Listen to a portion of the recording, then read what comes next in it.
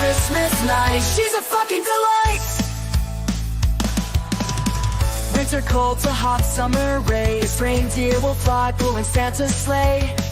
Two countries a world away, the same holiday.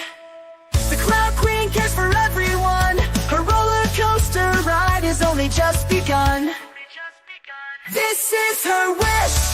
Debunk, demystify, destigmatize. Miss Shorties on the naughty list.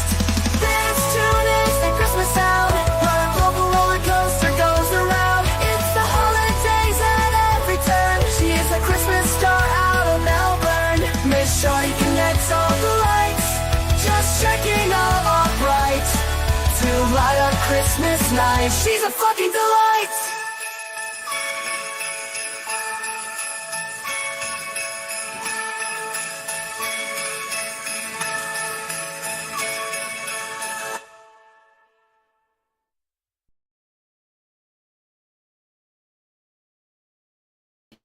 Hey Shorties, good to see you. Oh my gosh, straight off the bat, Joseph Kane coming in with the fucking making it rain. Making it rain. Thank you, Joseph. It's so good to see you. Couple of minutes late, totally worth it to have my keyboard, my mouse, and my earbuds working. Yikes. Hi, Poppy. Poppy says hi. I've got my best gypsy look on today. I figured I may as well fucking go all in with gypsy, right? Who's here? Laura B's here. Taryn, girlfriend, love you. Oh, yes, water. Thank you. Starting off hydrated, it's always important. Ruthie's here. Yes. Prince Lover. Mwah. Thank you so much, Joseph. Hello also. I can't see anything from here. Julie's here. Yes. Good to see you.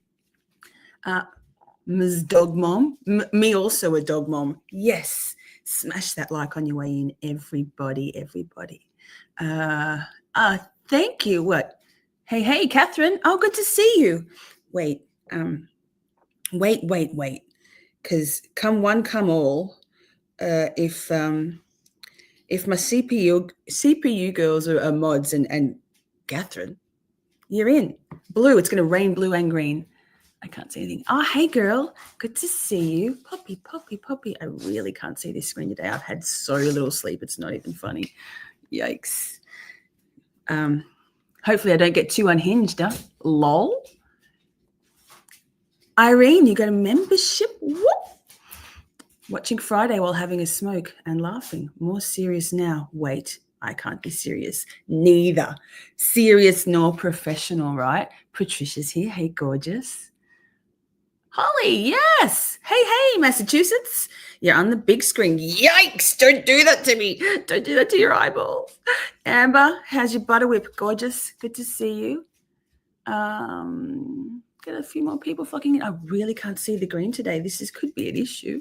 Maybe if I turn down these bad boys a little bit. How's your weekend going, everybody? Mine's going amazing. Sigrid, hi. Good to see you. Bradley's here from New Zealand. Am I right? Young ladies, stop it, you. I'm almost 50. Lol. Prince Lover got a wrench. Yes, you got a wrench. And I also, wait.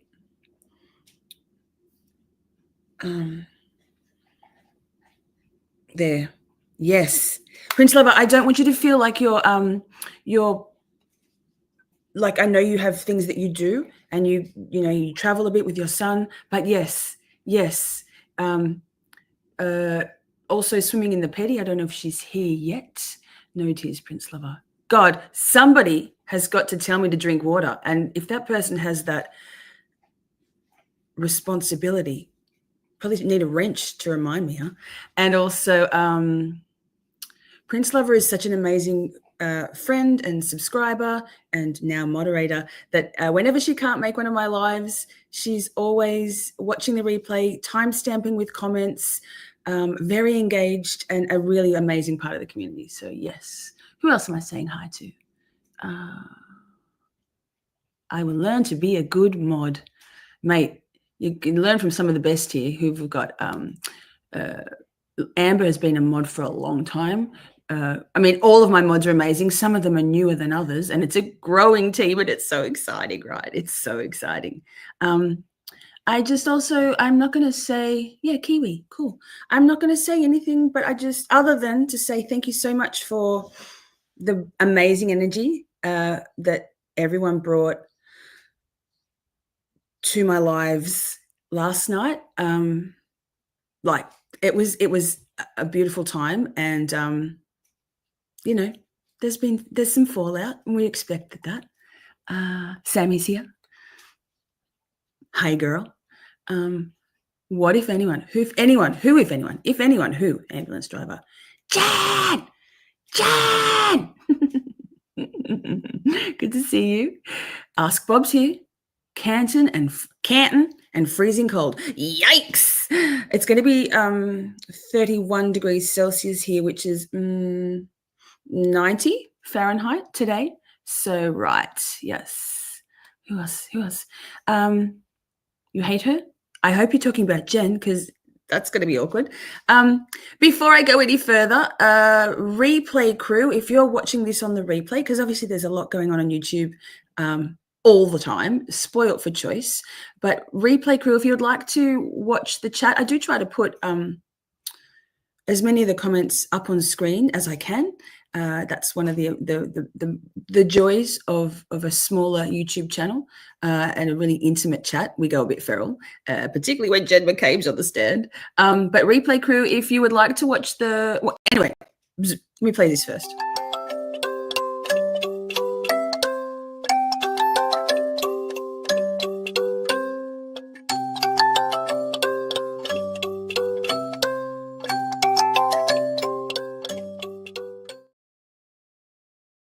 Thank you, Taryn. You're amazing. We work very much in sync, don't we, gorgeous?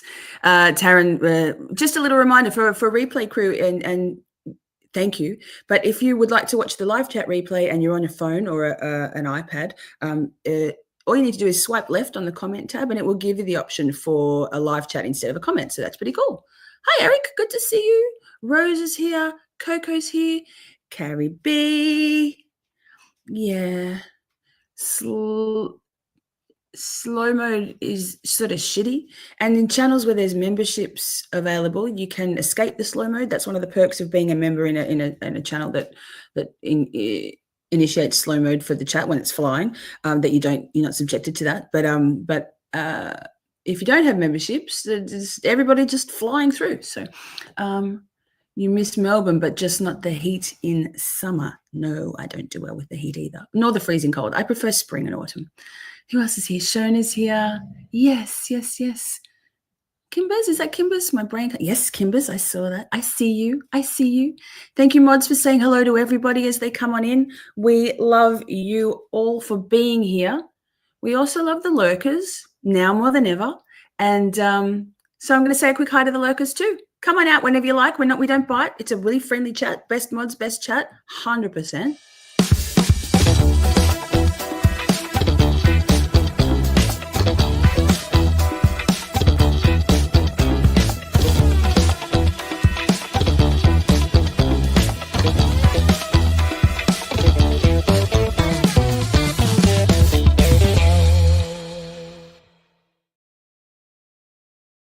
Yes, lurkers, we see you, we love you. It's amazing when a lurker comes in out of the shadows to say hi. Like Julie recently came out of the shadows. It's amazing. Nikki, hi. Debbie, hi. I forgot to say hello to my Steph. Hey, gorgeous. I can never say your last name. I'm just going to call you Steph. Maybe getting tongue-tied with your handle. Standard. Okay. So what are we doing today? I see Grandma Bell. Yes. Oh, and someone. Who? Let me see. Kelly just became a member late last night, my time. Kelly. So welcome, Kelly. Thank you so much. Let me do this one again because it's fun as fuck.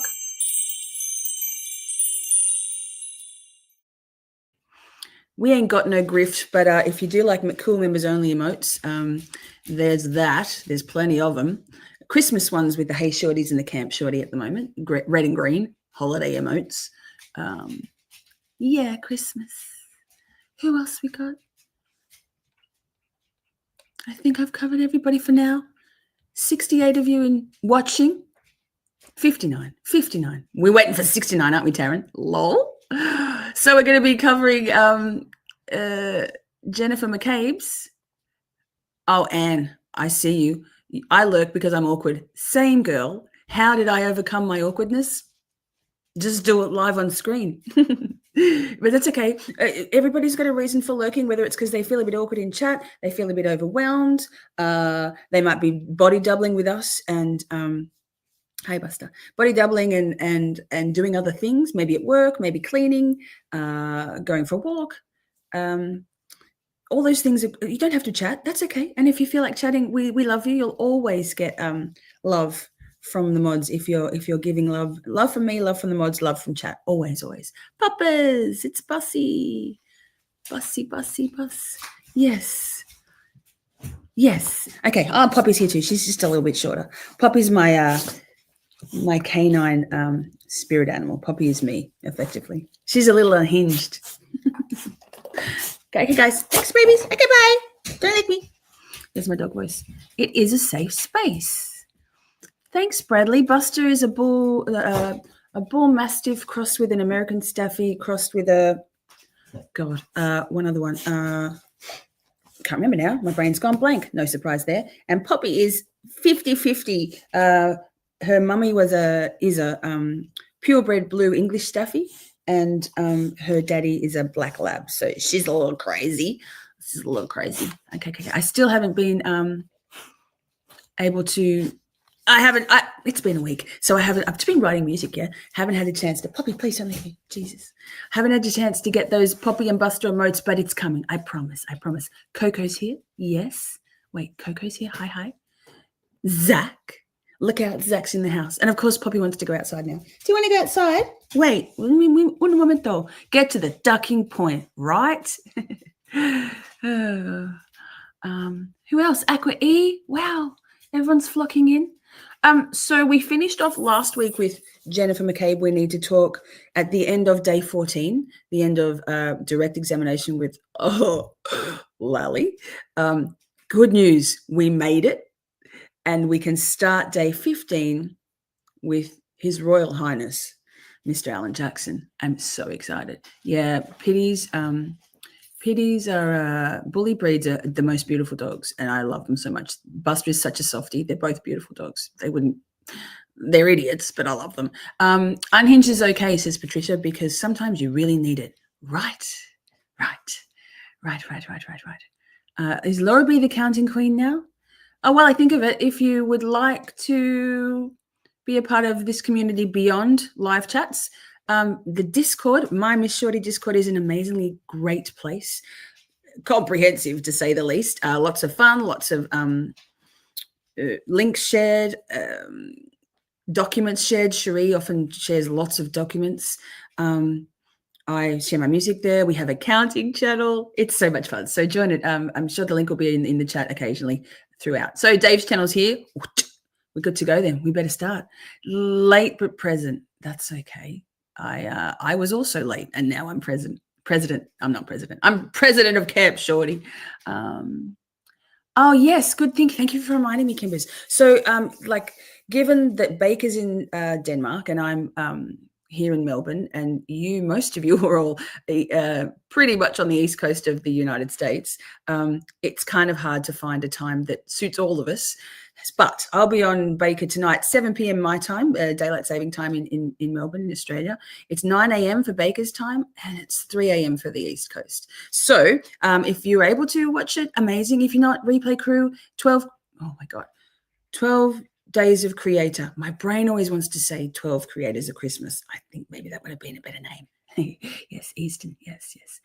Oh, thank you. Yeah, my Christmas tree. Wait, I'll move this way a bit. It's pink. I only do pink. Pink is the only color that I officially recognize. Oh, there it is. Baker must have heard his name. Be on Baker. I'll be on Baker. Giddy up, Bakes. I mean, you told me the ladies think you're underwhelming, and I'm looking forward to see whether that's the case. Oh. What? Sometimes my brain and my mouth says things that don't align with what I'm hoping to say. Oh, goodness. Okay. How many? Oh, my God, 15 minutes in. Someone's going to timestamp that shit. They're going to be like, fuck, Don't even bother until 15 minutes. 16. Okay, we've got OnlyFan all up in it. Oh, I even know how to do it. Like, I know how to share the screen and shit. I feel so proud of myself. Thank you for being here. Wait, let's fix this shit. The best part was I started the day with my mouse and my keyboard and my earbuds all working. It's wild that I really... Anyway, I'm going to try no cheese today too, chat, because I do think there's a correlation between me having government cheese and suddenly having to clear my throat every 14 seconds, and that's not pleasant for anybody. So, that's... Let's get ready to rumble! I even turned the loop off before I went live, so it didn't loop. See? It's worth me being a minute or two late to get those things ironed out before we start. Jesus fuck, there's Bev. Trigger warning? Do we trigger warning it? Tailgating with Baker sounds fun. Thank you, Amber, for sharing that live. Amazing. Yep, Baker tonight. Turtle Boy at 9. Okay, so yes, clearly, Ask Bob, everybody here definitely knows that Turtle Boy's on at 9. Love Turtle Boy. Stan Turtle Boy. Have had him on my show. Love everything he does. Love everything about him. I'll call him Daddy, right? But, you know, I start my lives at a certain time to try and get them out of the way before Aiden goes live so that people aren't conflicted. But, like, just like we know that Aiden's on at 9 and we'll portal you there or send you there if we're done in time. And if we're not, you can go over there. That's cool. Just, you know, late, but here. Seize the day. I like your handle. That's cool. Good to see you. Okay, we're muted. Is she? Are we? Let's see. We are, but let me pray this. You are unmuted. Hear ye, hear ye, hear ye. Hear ye, hear ye, I can play it. All parties having anything to do before the Honorable First Justice Beverly Canoni, now sitting in the Dedham Superior Court within and for the County of Norfolk. Draw near, give your attendance, you shall be heard. God save the Commonwealth in this good court. Thank you, may be seated. The best part is that's just me with my sound effects. It's not even started yet. We're still muted.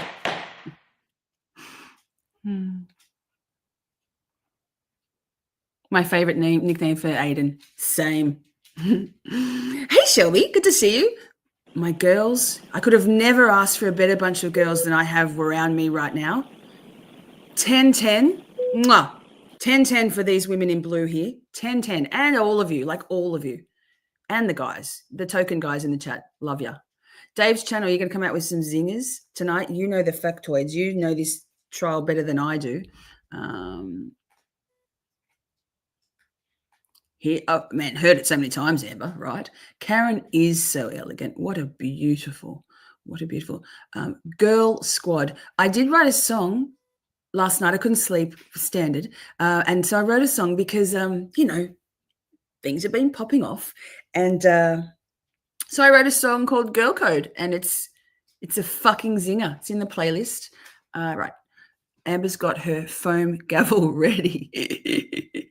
She's just a horrible person, isn't she? Not you, Amber. Jennifer McCabe. Yeah, how good are these recaps, Dave? Like, it's really quite a valuable exercise, whether it's to notice things. We noticed quite a lot of things, I think, in the Chris Albert testimony, Kerry Roberts, Coco. We've laughed along with Alan Jackson doing pirouettes in all the slow and fast motions. We've missed the Kill Me Now from Tripper Garino and then found it thanks to Mr. Turtle Boy, Dr. Turtle Boy, I should say. Apologies, sir. What else? But then we've also roasted the ever-loving Jesus out of this evil thing. Hi, Kelly Reed. Oh, she's so beautiful. Hi, Nathan. Hi, Mr. Reed. Hi, Mrs. Reed. What else? Yeah, poor John's dad. He does look so broken. Imagine. It's a great song, isn't it? Yes. So I wrote that song. So Amy Boston, amazing woman, amazing friend, amazing moderator, just an all-round top chick, is going through it at the moment. And so I wrote a song called Girl Code for Amy and for all of us Yesterday showed me a lot of amazing people and some other true colors. Hey, Lynn. I love you, girl. She's an OG. Lynn's an OG.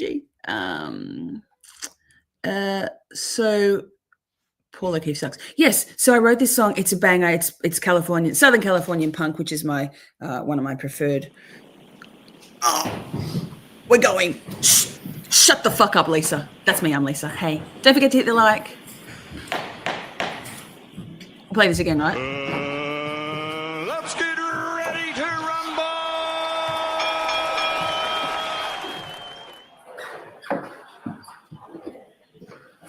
Absolutely, Anne. It worries all of us. I'm very concerned. Wait, I'm going to pause on that for a second. So I'm going to assume that everybody watched the Daubert hearing with Dr. Marie Russell and Hank Brennan. We'll see what Bev rules here.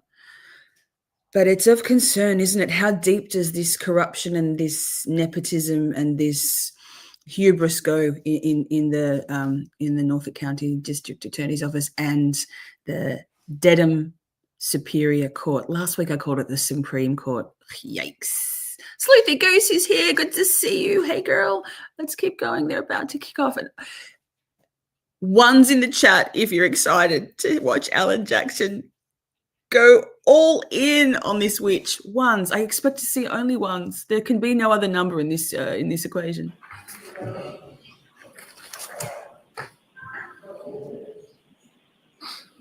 Ooh, 1 a million. I'm wait. 1. Steph says 1. Kimber says 1. Julie says 1. Hanky Pank was awful. You're here, voir dire. Wait. Great handle. Fucking love the handle. 1. Hey, Denise, good to see you. 3:14. You're an idiot, Zach. Aqua says 1. Hey, Amber says 1. All of the ones in the chat. I'm waiting for Taryn. Taryn's going to come in with the 69 zinger. There it is. You're so amazing. I live for the 69 in the chat. 1 times infinity, yes. Quadrillion. He has a beard now. What do we think about Alan Jackson with the beard?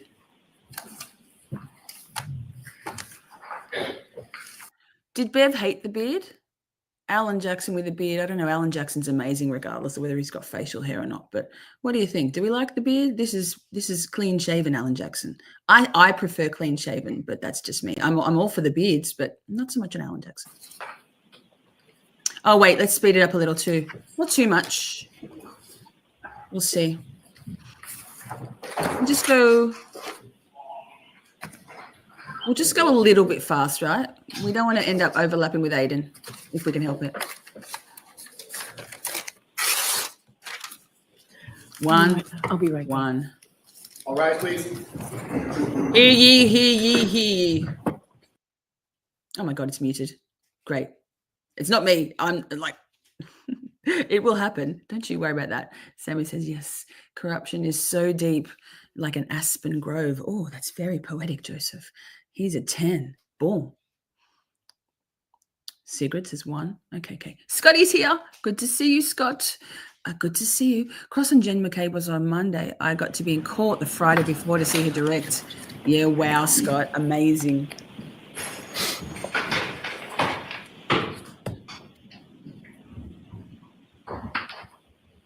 Okay. So SoCal Punk. Wait. We have to just address this because we never stay on topic. Irene. Okay. Lifeline Gen Xer for so Bad Religion, No Use for a Name, No Effects, Me First and the Gimme Gimmes, Lagwagon. Come on now. I used to have a radio show called Punk Music for Happy People back then. I've seen Bad Religion like 6 times, No Effects 6 times, Lagwagon twice. Like, wow. SoCal Punk is the best. And when it's chicks singing it with my lyrics, Hey. All persons having business before the Honorable Beverly Cannoni, Justice of the Norfolk Superior Court, and for the County of Norfolk. Draw near, give your attention, shall be heard. God save the Commonwealth of Massachusetts. Court is now open. You may be seated. 22-117, the Commonwealth versus Karen Reed. Hey, good morning again, Council. Good morning again, Ms. Reed. Good morning, jurors. Rancid was After good. those Is same good. 3 questions, were you all able to follow the instructions and refrain from discussing this case with anyone since we left here on Friday? Yes. Everyone said yes or nodded affirmatively. Were you also able to follow the instructions and refrain from doing any independent research or investigation? Everyone said Let's yes or get nodded ready affirmatively. to Did rumble. anyone happen to see, hear, or read anything about this case since we left here on Friday? No. Everyone Also, said yes. wait. Thank you very much. May we have Chat, I'm feeling festive today and I'm feeling very giving. So make sure you've got your allow gifts turned on because I will be gifting out some memberships over this stream. So we love to see it in green, even though I'm so blind I can't see the members' green names. But make sure you have allow gifts set in your settings for this channel. Ms. McCabe, please?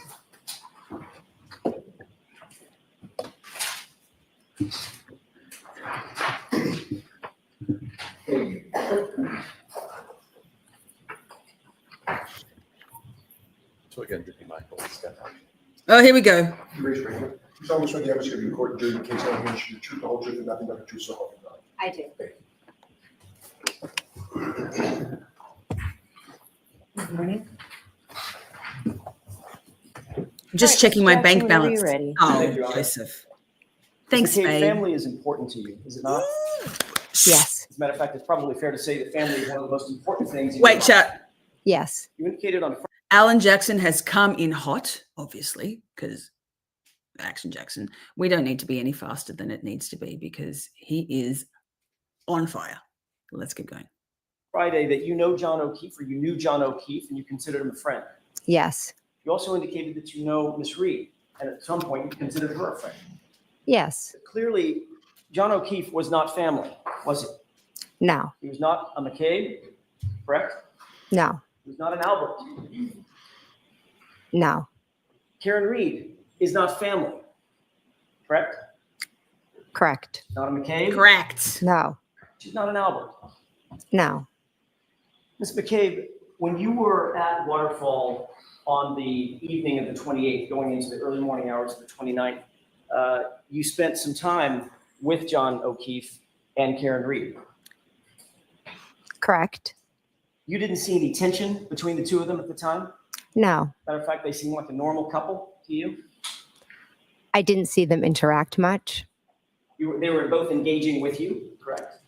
I had separate conversations with them. So John O'Keefe, we've seen from several videos, I'm not going to play the video, John O'Keefe was situated for the most part over in that corner as the camera is looking, the right corner of the bar, along with you, the Colakeithses. Colakeithses. I Okay. think Matt This is Kay. was over there as well. Classic correct? overthinker. I can't Decorated be sure, dude. Oh, but I wait. know I spoke to Karen Wait. in that corner. Decorated dude. That's a handle. Very impressed. Wait, I'm on the wrong screen now. Hang on. I'm just going to say decorative dude, devil doll, and Commonwealth missing bullet. Yes. Congratulations, new members. We have amazing members only emotes in the chat. I will do a couple more in sometime during the stream. I'll do another 5, maybe more. I'm feeling good today. And certainly you saw nothing to suggest that there was any tension or discord between and among those individuals. Hi, Tish. certainly Thank between you. Miss Reed I got to let the and dogs out. Mr. Hang on. O'Keefe, correct? Correct. When you left Fairview, were you among the first to leave or among the last to leave?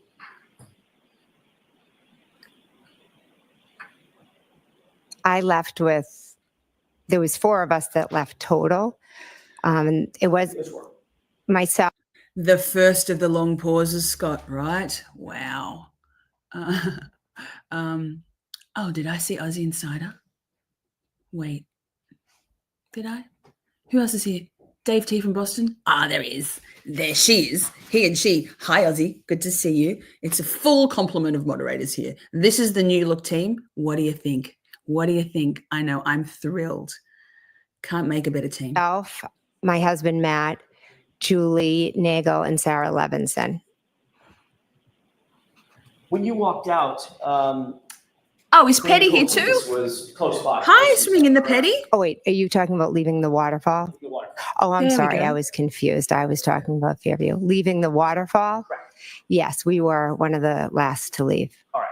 And Miss Karina Kolakithis was sort of in tow right with you as you were walking out, correct? Yes. Best My mods. client was also heading that direction as well, correct? Yes. You said something to Miss Reed, did you not? As you walked out. We were in a conversation. Yes. Did you say specifically, you're coming with me to Karen? No, You didn't say that. not exactly those words. What exactly were the words that you used? I said, why don't you come with me? And you even waited outside in what was. I missed it. Damn, I was going to record screech it. Foreman Street, correct? Yes. If you could. So she's going to fucking nitpick. We remember this. She's going to nitpick. She's going to kick and scream the entire way through this. Oh, do we need a trigger warning or something? Maybe. Anyway, it's like pulling teeth. Pulling a tooth. Take a look, Your Honor, with court's permission, Exhibit 53, I'd like to play about maybe a 15-second clip from that. Okay. Actually, it's a little bit longer than that. It may be a minute. Can we pause this, Mr. Biggs?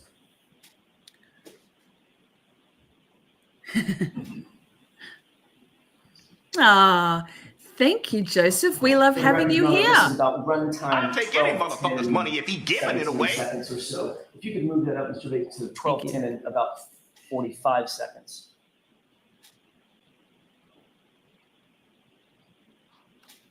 That's close enough. I'm looking a bit Wonder Woman today too, aren't I? Mr. Yes. McCabe, do you recognize what's depicted in this portion of the video? I see a car. It's kind of hard to see. I don't know what the thing on the white thing is. Okay, let's go ahead and play it. Let's see if you recognize any of this.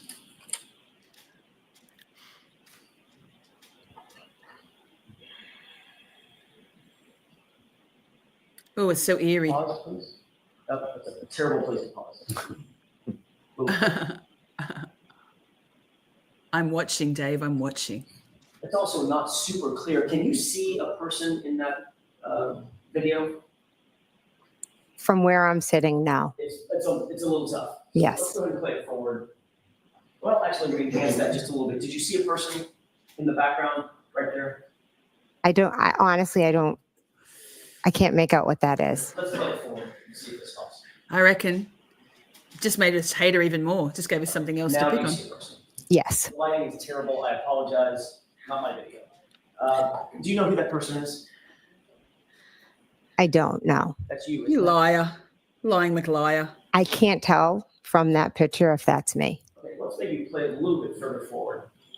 Just a reminder, we have an emoji for the name we're calling Jen McCabe. Trash bag of a human. We don't have that. I'm going to make that one. It's wild, isn't it, Carrie? Why would they? Awesome. I'm feeling with the amazing. Flag out of the way. Do you recognize anybody in the foreground down at the bottom right? Hi, Cambry. That looks to be John. Mr. O'Keefe? Yes, Do you see someone to his right? I do. Yes. And who is that person? I cannot make it out in the Look, photo. it looks like a ghosted Mr. Higgins. And pause. You see the person with the sort of white shoes just above the car. Yes. Does that appear to be you? I can't make that out that it's me, but I know I was there and I know I spoke with them. Okay, so you do recall walking outside and sort of waiting and hovering in about that area, correct? I was talking with them. Okay. Does it appear that you're talking? That's a great suggestion, Anne. Anne says, can we get someone to play loud music in the middle of the night and then time hosts long? It takes these liars to wake up and complain. I bet you they'd be up in a flash. They'd be out the front, shaking their fist at the Nevercracker. Yikes. That's a good one. And you're not awkward. You're amazing. With them in No. this frame. That looks like they've walked away. Right. As a matter of fact, it looked like they walked away without talking to you outside, correct? Well, do you have video of moments before that when I was standing talking to them?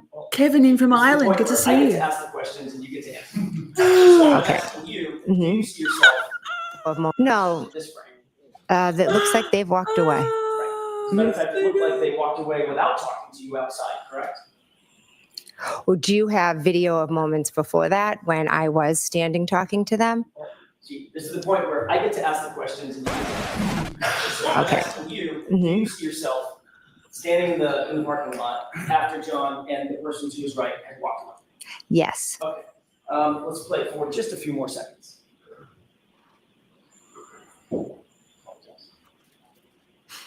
Or actually snowing, dog's mom.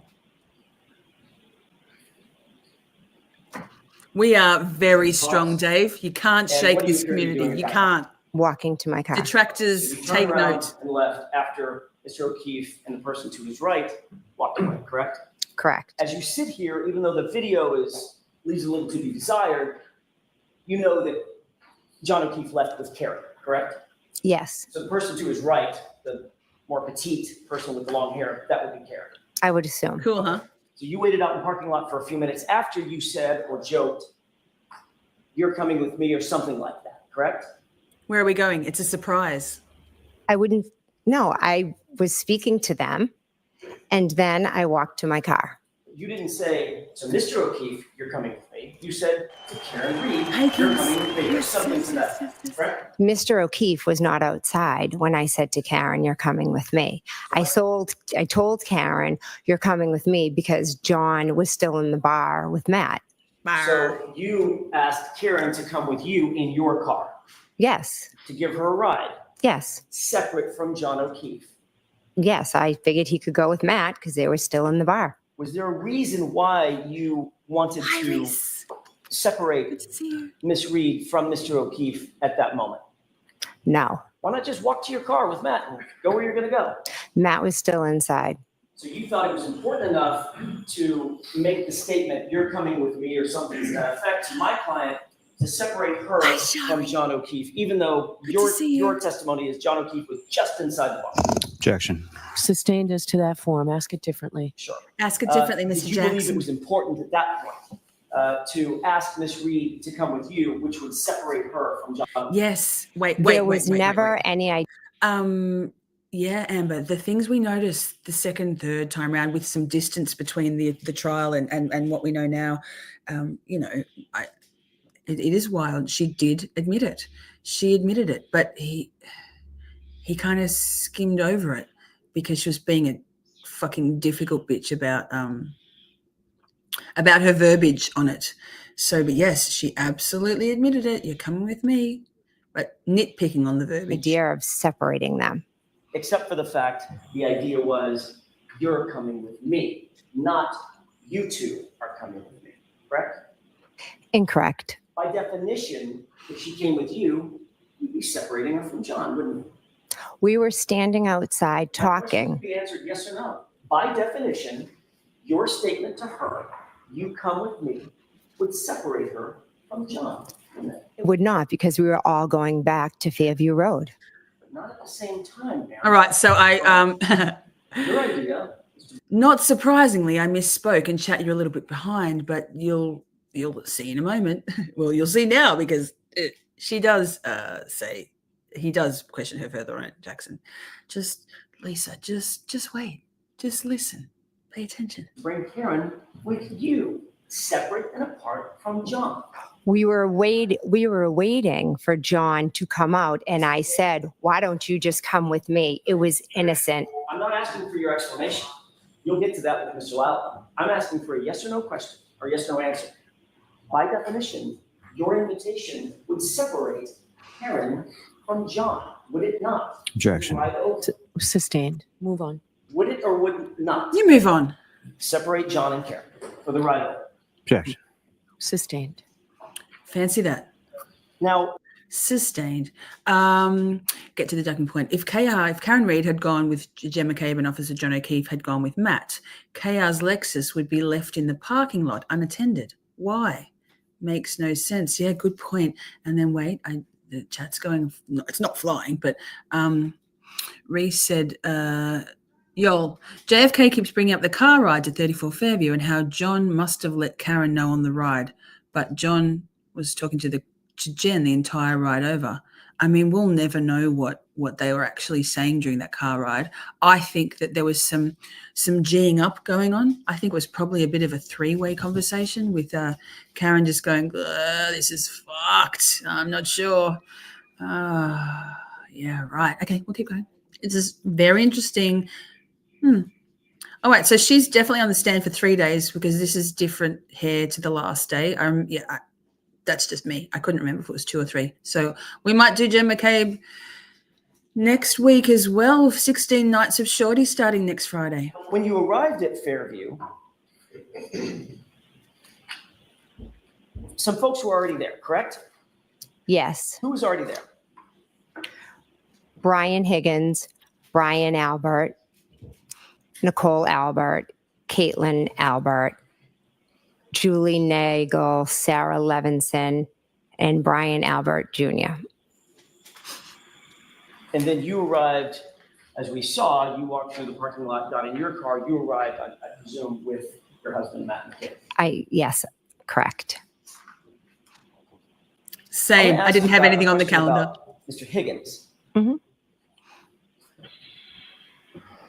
You said on Friday that you saw his vehicle when you got to the scene, correct? Yes. And you said that it was pulled up a little bit in front of the mailbox, correct? Bang, bang. Yes. Can we have exhibit 66 with the court's permission, please? Okay. So, Irene, correct me if I'm wrong. You're a little bit, just a dark screen there. You didn't watch the trial because if I recall correctly, Irene, you said that you were feeling like there was a whole lot of shenanigans going on and it just made you uncomfortable or thereabouts. So Irene hasn't seen a lot of this testimony or really any of it, I don't think. So this is first glance reactions, not only to what she looks like, but also her demeanor and her credibility. 0.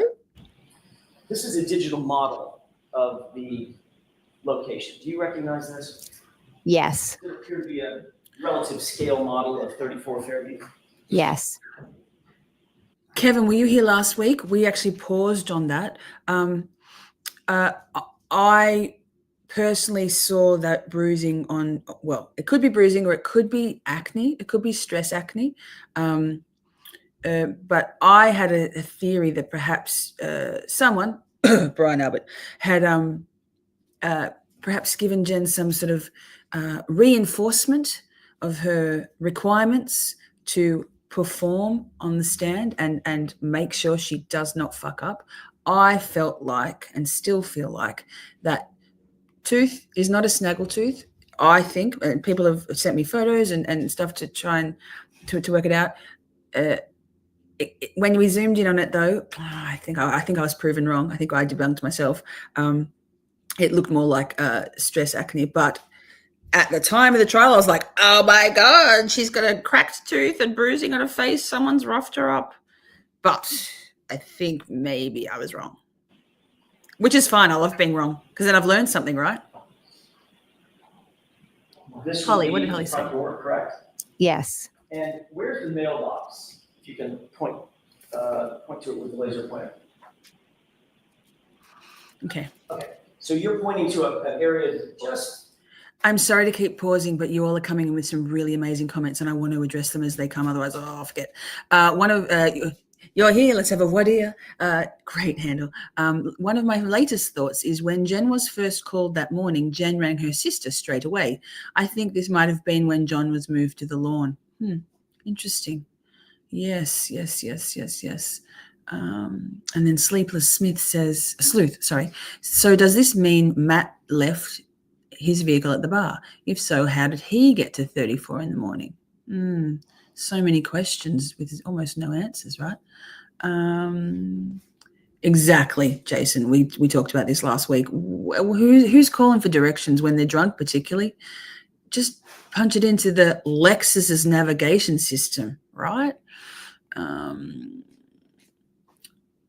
Reese says, Jen is an expert narrative pusher. How many lives has this woman ruined? There's some people out there, right? There are some people who get enjoyment from being manipulative and agitators, and that's just their go-to. That's their default setting, right? So many people focused on eye movements. Ally McCabe and Jen look straight at her aunts and sisters, not Lally. I'm going to do Ally McCabe and probably another witness as a grouping in the 16 nights of Shorty. Anyway, carry on. Good comments, everyone. Keep them coming. In front of a car that's in the driveway, correct? Yes. And then the driveway is to the right, Yes. and then along this line is the front Interesting, lawn Ozzy. area and property line of 34 Fairview, correct? Yes. You Thanks, indicated Mary. that Jeep was just a little bit in front of the mailbox, meaning about there, correct? Yes. Oh, And the rear end of that Jeep would be, yes. That is what it looks like, a strong jaw grab. So he had Jen's attention. I honestly, this hive mind, so good, you guys, amazing. Okay. I'm so far behind in chat. I'm going to scroll through. Sorry if I've missed anything. There's our Miss Shorty. That's me. Hey, Melinda, good to see you. Yes, don't ever interrupt. Sorry, Ozzy, I'll try. I can't. We stay on topic. We stay on track. We're very focused. Zero commentary. butting up against the driveway, Yes. or at least the line of the driveway, correct? Yes. That's quite a bit of detail about where that Jeep was. Would you agree? No, because I drove down the street and I took a left into the driveway and there was a Jeep there. Okay. What Jeep I'm asking there. you is, you didn't just say, your memory was not just somewhere in front of a house. It's literally right in front of the mailbox, the front end of it, adjoining the line of the driveway, correct? Yes, That detail It's so obviously good. stuck out in your mind. it did because I was wondering whose Jeep it was. Did you discuss that detail with your husband at any point? Not sure. You're not sure? You might have. I'm not sure if I said whose Jeep is that. Oh, No, I don't mean then. I mean between then. chat, did you see that little glance over the jury? She's so calculated. I mean, she does it the whole time, but wait. Any point? Not sure. You're not sure? You might have. I'm not sure if I said whose Jeep is that. No, I don't mean then. I mean between then and now. Have you and Mr. McCabe ever discussed where that Jeep was, or your memories of where that Jeep was? Possibly. You're aware that he put the So many zingers, chat. We need a second stream. Maddie McChin. Betty says Maddie McChin was wearing a blue puffy jacket. EMT said he cut a puffy jacket off Officer John O'Keefe. Matt or Jen said Matt went back inside to get his jacket. Or did they dress Officer John O'Keefe in it in error? Wow. Yeah, wow. The thing is, though, I don't know whether they actually cut it off. I think it was Melanie Little. It might have been EDB. I was watching both through the trial every day with both of those law tubers, amazing women.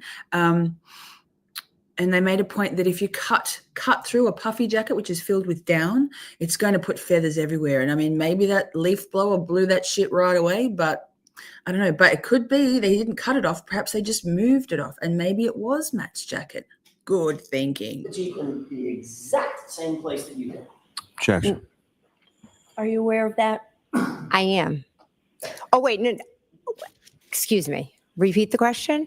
You're aware that he puts the Jeep. I wasn't paying in the attention. exact Wait. same memories of where that Jeep was. Wait. Whose Jeep is that? Discuss that detail with your husband at any point? Not sure. You're not sure? You might have. I'm not sure if I said whose Jeep is that. No, I don't mean then. I mean between then and now. Have you and Mr. McCabe ever discussed where that Jeep was, or your memories of where that Jeep was?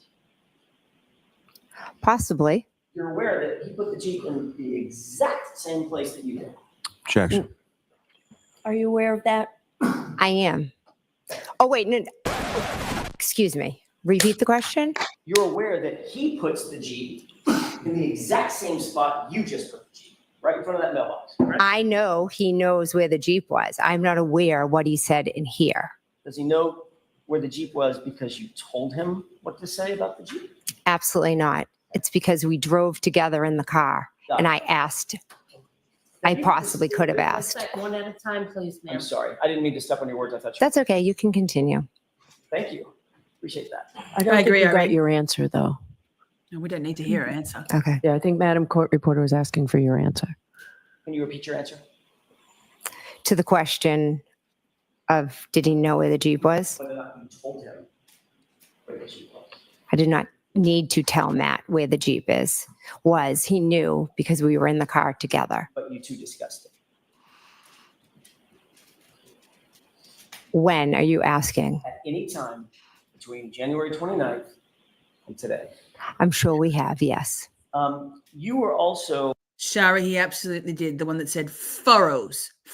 It was a great moment. I have a short featuring that moment when Alan Jackson didn't know what the fuck he was saying. Yes, he absolutely did say that. But then I think it was, if I recall, it was actually he was kind of impeached on that, or it was called into question, if I recall. Also, 151 of you either in chat or watching. Hi, lurkers. Good to see you. Everybody, whether you're lurking or in chat, PS chat is Bay. Don't forget to hit that like button. And Aussie, right? All this fussing over the Jeep, they're all liars. I personally think the Jeep is part of the story. Otherwise, it wouldn't be in the story. I think that it was just the timing of when the Jeep plowed the driveway, etc., was later. But it's in the story, and they didn't get their stories properly straight, did they? What do you think, chat? interviewed by Trooper Proctor on January 29th, 2022, correct? Yes. And you were asked a series of open-ended questions. What did you see and where did you see it, correct? Yes. Have we put any words in your mouth? No. They told you what to say at that time. No. And you told Trooper Proctor that when you arrived at the scene, after you got there, you, quote, first observed the vehicle, meaning Miss Reed's SUV, parked on the street by the driveway facing the direction of Chapman, correct? Do you have something I can look at to refresh my memory? Fuck off, Jen McCabe. Reese, good point. A good question. Why are women like Jen so revered in society? Too many afraid to be in her line of fire. I feel like it would not pay to cross Jen McCabe, right?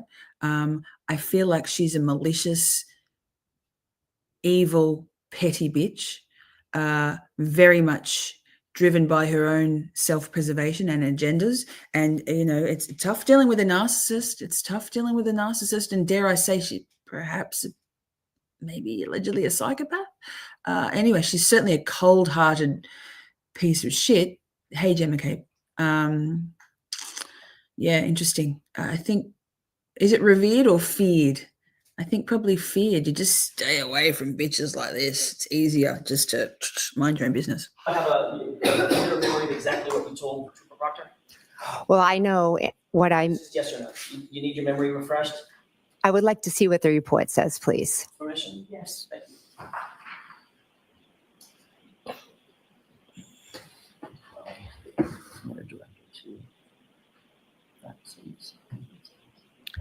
Hi to Vermont, Lee. Good to see you. Mm-hmm.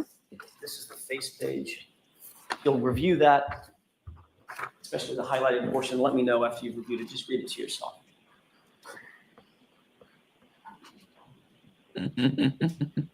Right on, Patricia.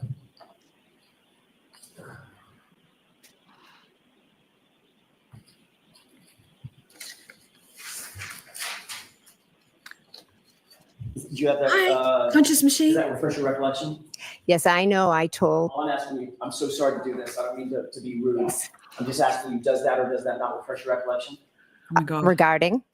This reminds me, I've been saying it every week. If you're not already someone who watches Crime Weekly or listens to their podcast, Stephanie Harlow and Derek Lavassa, they're doing a series. It's up to part 3. Part 4 will be released overnight my time, so in the next 24 hours. It's so good. It's so in-depth. Stephanie Harlow is all over these fucking, the whole thing. She's so good. It's so good, but they cover this little section of testimony quite a bit. So I've heard it a lot. Look at that smirk, says Jason Smith. Yes, duper's delight, right? People often, if you ever watch the behavior panel or know anything about body language and stuff, I mean, it's a soft science, but often when people are lying and they think they're getting away with it, they'll give a little smirk like they're pleased with themselves. What you said to Trooper Proctor on the 29th.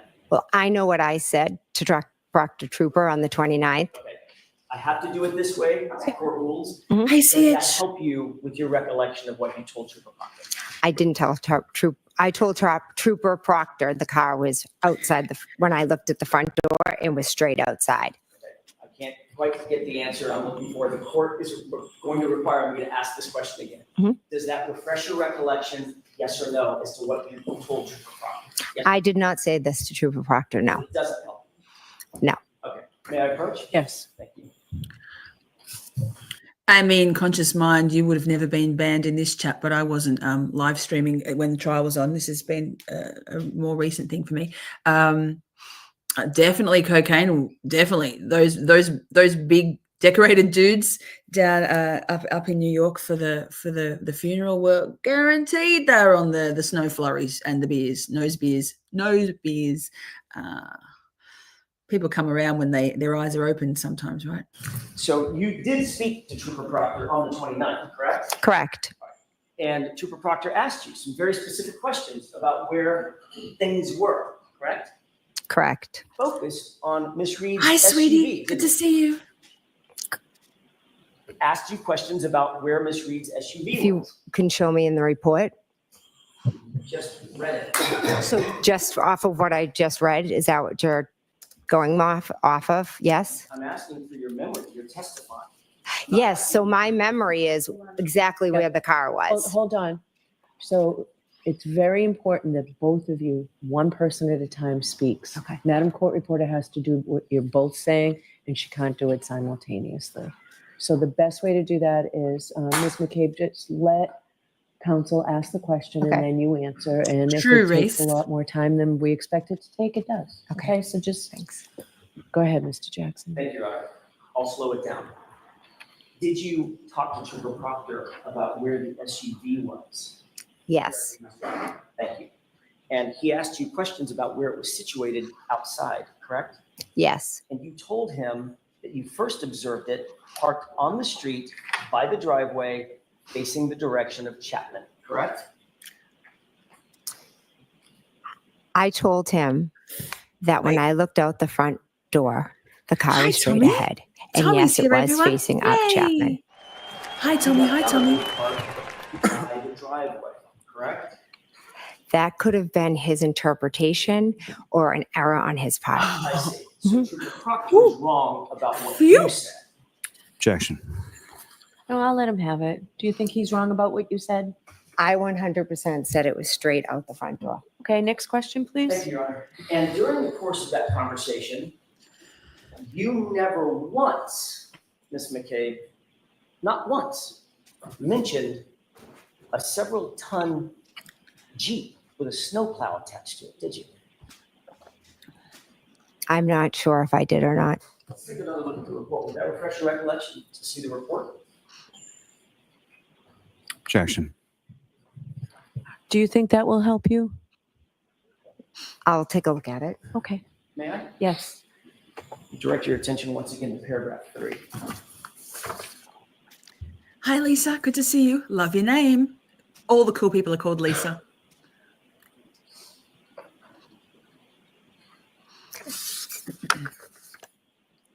You had an opportunity. Thanks, Amber. I have, yeah. May I approach, Your Honor? Yes. That looks like a report from Trooper Proctor of your interview, correct? Correct. That interview was taken on January 29th, correct? Correct. That interview was taken just a few hours, not days or weeks, hours after the events in question, correct? Correct. And you were asked what you saw, what you observed in front of 34. Hi, Kai. Good to see you. Correct? I'm sorry, the night before, correct? He asked specific questions about Miss Reed's vehicle. Okay. And when you said where you remember Miss Reed's vehicle being, you placed it in the exact spot where you're now saying there was a Jeep with a snowplow on it, correct? Incorrect. I never placed Miss Reed's car in the spot where Agreed, Heather. Mr. Higgins' vehicle was. So as Trooper Proctor was taking notes about what you were saying, he just got it wrong. You'd have to ask Trooper Proctor.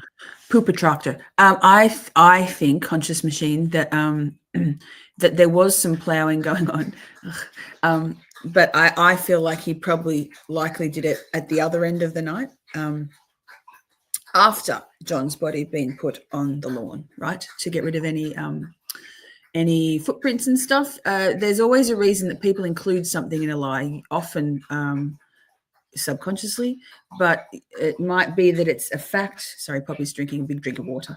It might be a fact that I believe that the driveway was plowed, just not at the time that he said it wasn't, when before anyone else got there. That did not happen. Like, that's stupid. I will. Stupid of Higgins to suggest that was the truth. And you never mentioned, according to that report, not one word about a Jeep, right? I may never have been asked about a Jeep. So if you weren't asked about a Jeep, you also weren't asked about a Nissan Altima. Mention that? No. Right. Oh no, Tommy, you're Because what he sick. asked you was, Feel better? What did you observe in front of the house? I would if I could, That's what he Tommy. asked you, wasn't it?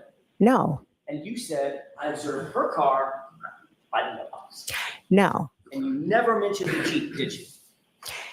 You are not portraying what the conversation was. Did you or did you not mention a Jeep sitting on that, right by that driveway to Trooper Proctor? Yes or no?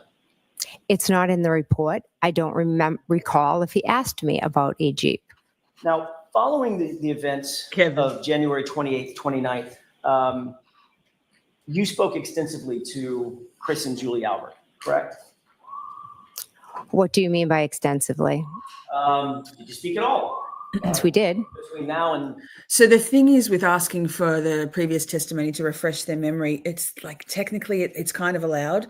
In fact, the attorney is supposed to offer that testimony to refresh their memory. And there's a particular way to go about impeaching a witness. Jen McCabe just takes it to the extreme. No surprise there. Normally, witnesses, if they're not hostile witnesses and not, murdering, hostile to dying cold witnesses, they don't have anything to hide, so they don't need to do it. It doesn't really matter what her answers were.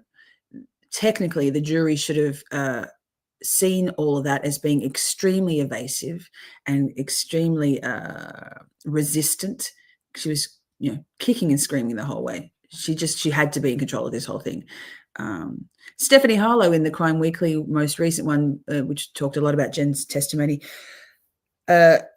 reckons that she actually didn't remember a lot of this stuff that she'd said. And you know why? Because when you're not, the only thing that doesn't change is the truth, right? But if you're making up things along the way, of course you're going to forget what you've said along the way. And she's sort of always, I feel like she's winging it, which is probably why she got the old 1-2 from Dunkel Brian Albert.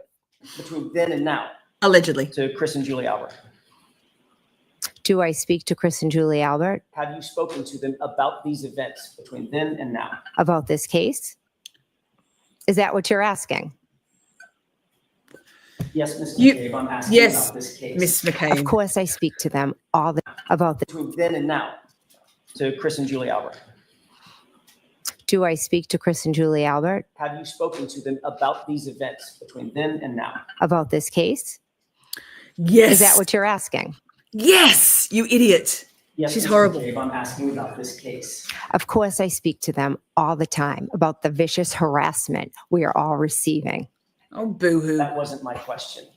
My question was, did you talk to them about this case, Ms. McCabe? Yes. I realize you want to give additional answers in the editorial. I'm asking you very specific questions. Objection. Okay, so objection as to the form. We've talked about this at sidebar, Mr. Jackson. You've talked to them about the details of that night, correct? The 28th going into the morning of the 29th? Yes. You've talked Into to them the about concrete, what man. happened at the bar, correct? We've spoke about how we were all at the bar and Karen and John came in. Is that yes or no? Yes. Okay. You've spoken to Yes. them about your memory of what happened at the house at 34 Fairview that night, correct? Yes. You've spoken to them about who was at the bar, not just what happened, but who was there, correct? Correct. You talked to them about the timing of the night. Wait, Shari, really? Shari says Chris and Julie Albert stated early in the in that they were at 34 Fairview Road. Julie stated Jen called at 4:53 to say John was deceased. Really? Officer John O'Keefe. Gosh. And then Dave knows this like the back of his hand, mate. No, you can. Everybody, we're here to hive minds. Some of the most amazing zingers that have come out have been because someone suggested something, and we've kind of talked it through. That can't hurt. Brainstorming can't hurt, right? We've got all. What else are we going to do? These McLie faces aren't going to do anything but lie. And then Dave's channel says, as we will see, Jen cannot let anyone, especially a man, try and maneuver her in what the man is asking. She has to have control always. I don't think it's necessarily a man thing. It just so happens that she's coming up against men. I guarantee you she's like that with everybody. But yeah, it's the battle of the wills for sure. She's used to getting her way, this woman, except with Brian. Correct? Having her way with Brian. Specifically, no. When people came to the bar, when they left, when people got to Fairview, when they left Fairview, things of that nature. Well, they were at the bar, so they know who was there and when they left. And ask if you know what they know. I'm asking if you've ever spoken to them about these issues. Yes or no? I can't be sure if we've spoken about the timeline. And you've talked to them about when they got there and when they left. I have no idea when they arrived at the waterfall. Once again, Ms. McCabe, that's not what my question was. Do you understand my question? Okay, thank you, sorry. Have you spoken to them about their memory of that night and when they came and left? Jason, the long pause. She's like, I can't remember. They have not shared with me when they got there or when they left. Spoken to them. I have no idea when they arrived at the waterfall. Once again, Ms. McCabe, that's not what my question was. Do you understand my question? Have you spoken to them Thank you, Shari. about their memory of that night and when they came and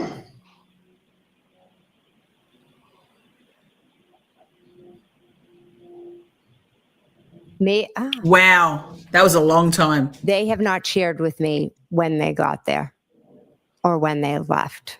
In the 2 years or 2.5 years since this event, you've had extensive conversations with your friends and family about this circumstance, correct? Correct. Yes. You've told them your observations, your story, correct? Correct. Your observations of the night. Correct. And they told you their observations of the night, correct? Hi, Rich. Correct. You all have compared and contrasted your perspectives of what happened that night, correct? We've tried to figure out what happened to John, our friend. And you've talked to them extensively about your observations and what your story or your version is. Is that right? To be honest, not extensively. Speaking about it is very painful and difficult. Wild, huh? What does extensively mean? More than twice? Well, you tell me. I'm asking the questions, Ms. McCabe. That's how this works. I understand, but extensively would mean almost every day. So good. Do you talk to them almost every day? I do, but not about the case. Subjects Liar. of this case come up every Liar. day? The harassment of the case does, yes.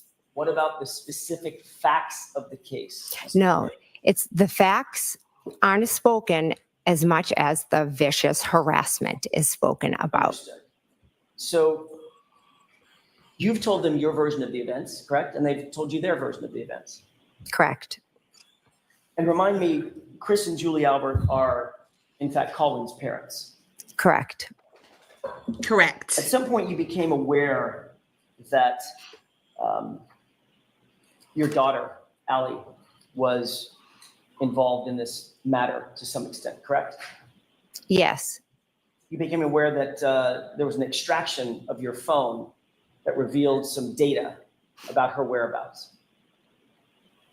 Congratulations to the new members. I just gifted out another 5 just because I'm feeling good today. Yes, yes, yes. Tommy, you are not going to die. I mean, we're all dying, but you will be okay. Rest up. You work very hard, sir.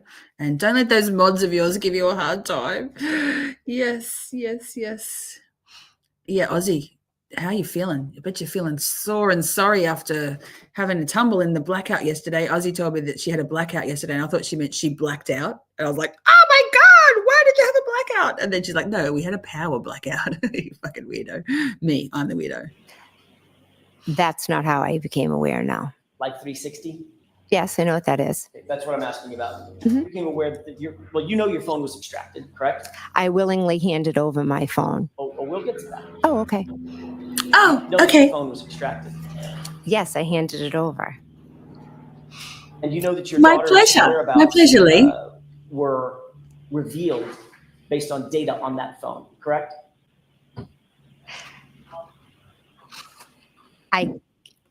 That is not how I became aware of my daughter's whereabouts. You testified at the state grand jury, questioning by Mr. Lally, correct? Yes. You were asked about the Life 360. Yes. You answered those questions very fluidly. Yes. Yes, I know what Life 360 is. I use it all the time. It's an app, etc. Absolutely. Okay, let's go over that for a second. You admitted that it works as a, quote, GPS as far as where people go. Dave, you're and everywhere silly. that you go, correct? Correct. You indicated that it works as a reliable, quote unquote, tracking device, was your testimony. Correct. You She's indicated such a that you rely on, smartass quote, bitch. so you know where your kids are at all times. Is that right?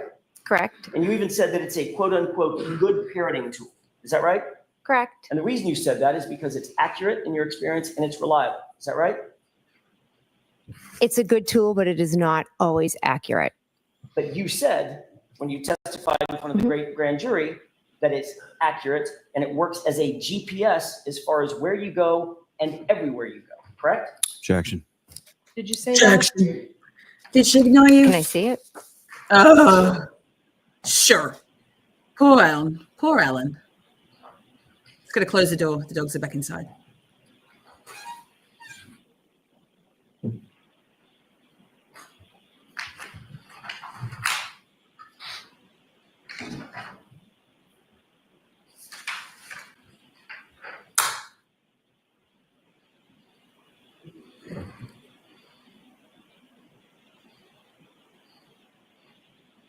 Hi, Cynthia. Good to see you.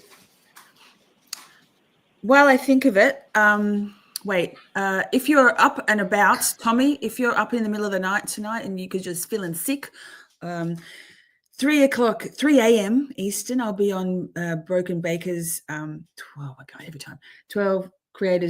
Days of Creator. It'll be 7 p.m. Eastern Daylight Saving Time, my time later today, and I think 9 a.m. for Baker. But come along and say hi. I'll watch the replay. And I was going to say something else that I forgot. It's gone. It'll come to me as soon as I press play. Anyway, yay, that. Thanks for being here. Don't forget to hit the like. May I approach you on it? Yes.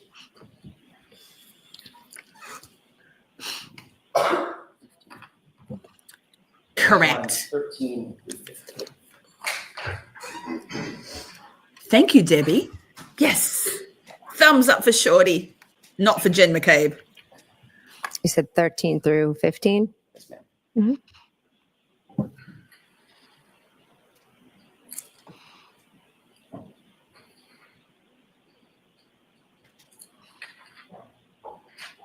Thank you, Tommy, for everything you do. Absolutely. It's lovely to have you in chat, even if it's because you're sick and sad and sorry with the man flu. Okay. May I, Your Honor? Yes. 3 a.m., baby. Does that refresh your recollection? It does, yes. Question and answer? Well, I just don't see the word accurate on there. I don't know if I missed it. Ms. McCabe, does that refresh your recollection as to the question and answer about whether you said it works as sort of a GPS as far as where you go and everywhere that you go? Correct. And your answer was, yeah. Correct? Yes. Okay.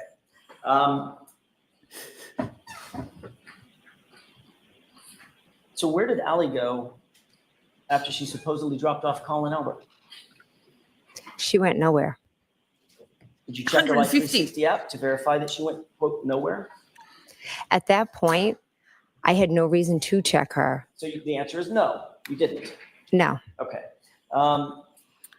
While I think of it, Holly, thank you so much for the coffees. Holly just sent me some coffee and said, love your face. Keep it up. Free Karen Reid. Free Karen Reid, baby.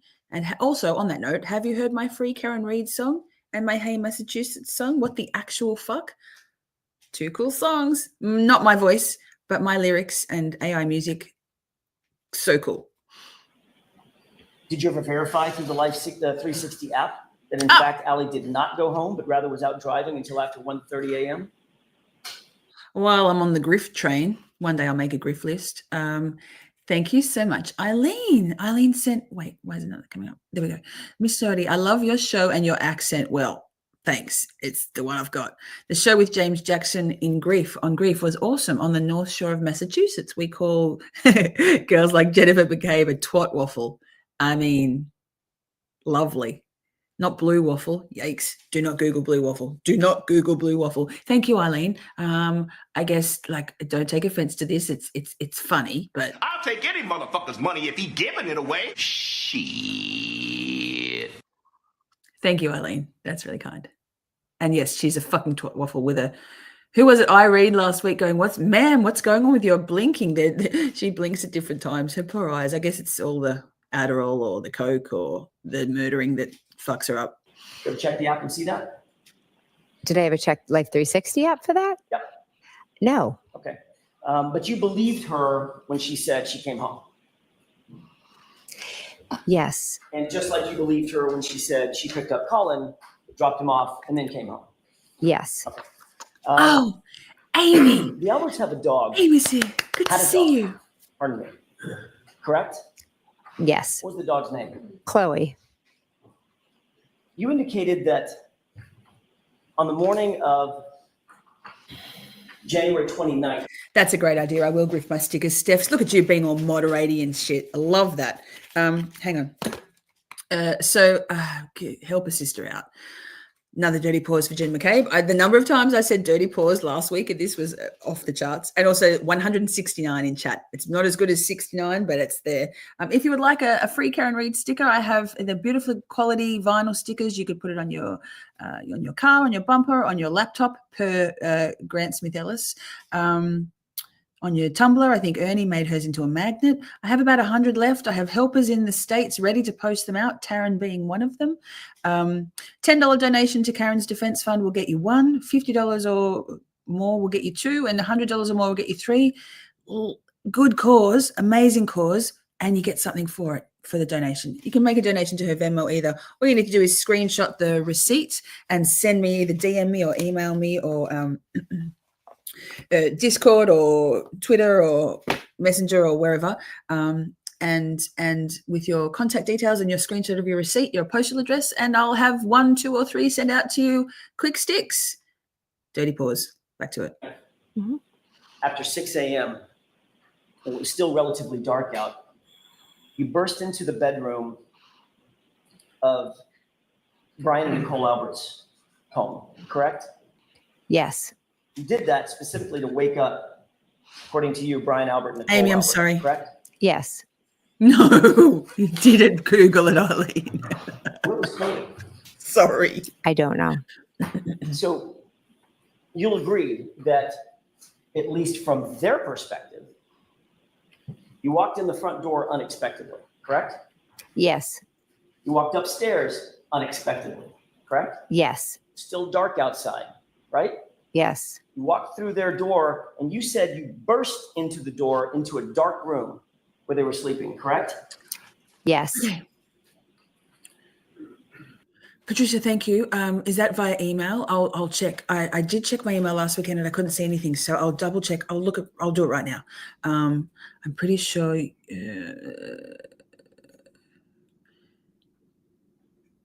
No. So you donate one.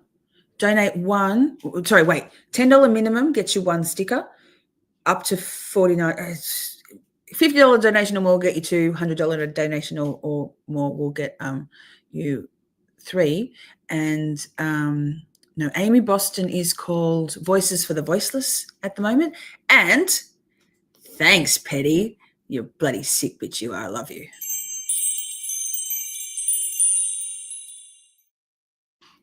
Congratulations, new members. We have cool members only emotes in the chat, and you get to be green. Mr. Albert said that you were somewhat hysterical. Would you agree with that? Yes. You were loud, right? I was trying to wake them up. You were somewhat chaotic. Chaotic. Same girl. Yes.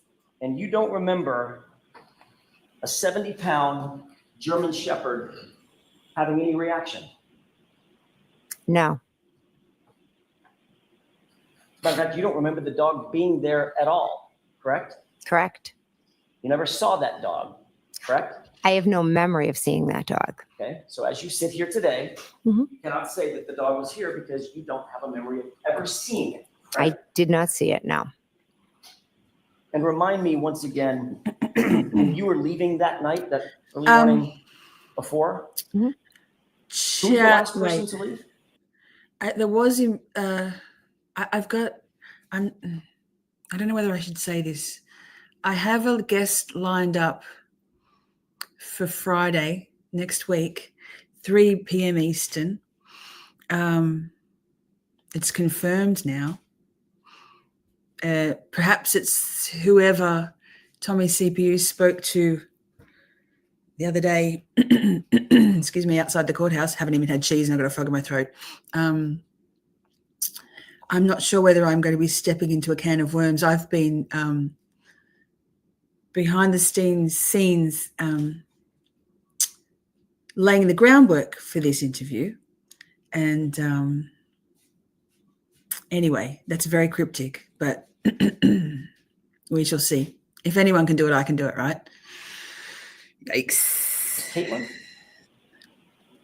I believe she left after us.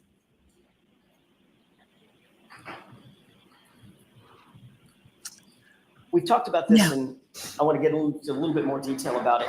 You indicated that at some point you looked outside and you saw Karen Reed's SUV in front of the house. Safe to say, Maybe a correct? towel. Correct. Correct. What time was Maybe a towel. Maybe someone who refers to themselves as towel. You don't have to dare me. I cannot keep secrets. I've been saying to the people I've told it's a fucking secret, right? Tell nobody. But it's locked in. Good to see some new people in the chat. Paddle and Loon.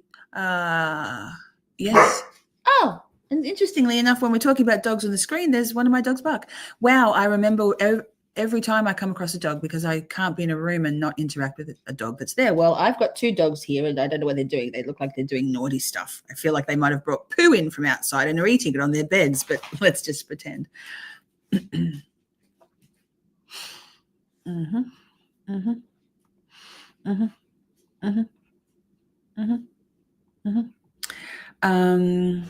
Yeah, we got this. Now you can say it, lol. It's locked in. It's confirmed. I got it's just as we went live. He DM'd me. So 3 Eastern. Yep. Oh yeah, I don't mind if they bark, Mary. Thank you for being here. Let's keep going. Okay, so there's that bruising. She has got hair. You can't see my cursor. Oh, can you? My cursor here, but it's in behind there. By the 3rd day, when her hair is no longer blown out, I think it was who told us that she had the salon to herself the day before trial, before she testified, so she could have her hair properly blown out. And then there was one moment on that first day on the stand where she tucked her hair behind her ears, and I happened to pause it, and you could see very distinctly these. Anyway, wait, carrying on. Was that you first saw it?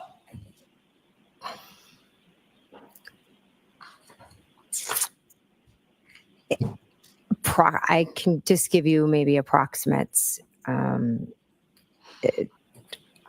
know I texted when I saw them, so whatever time that was.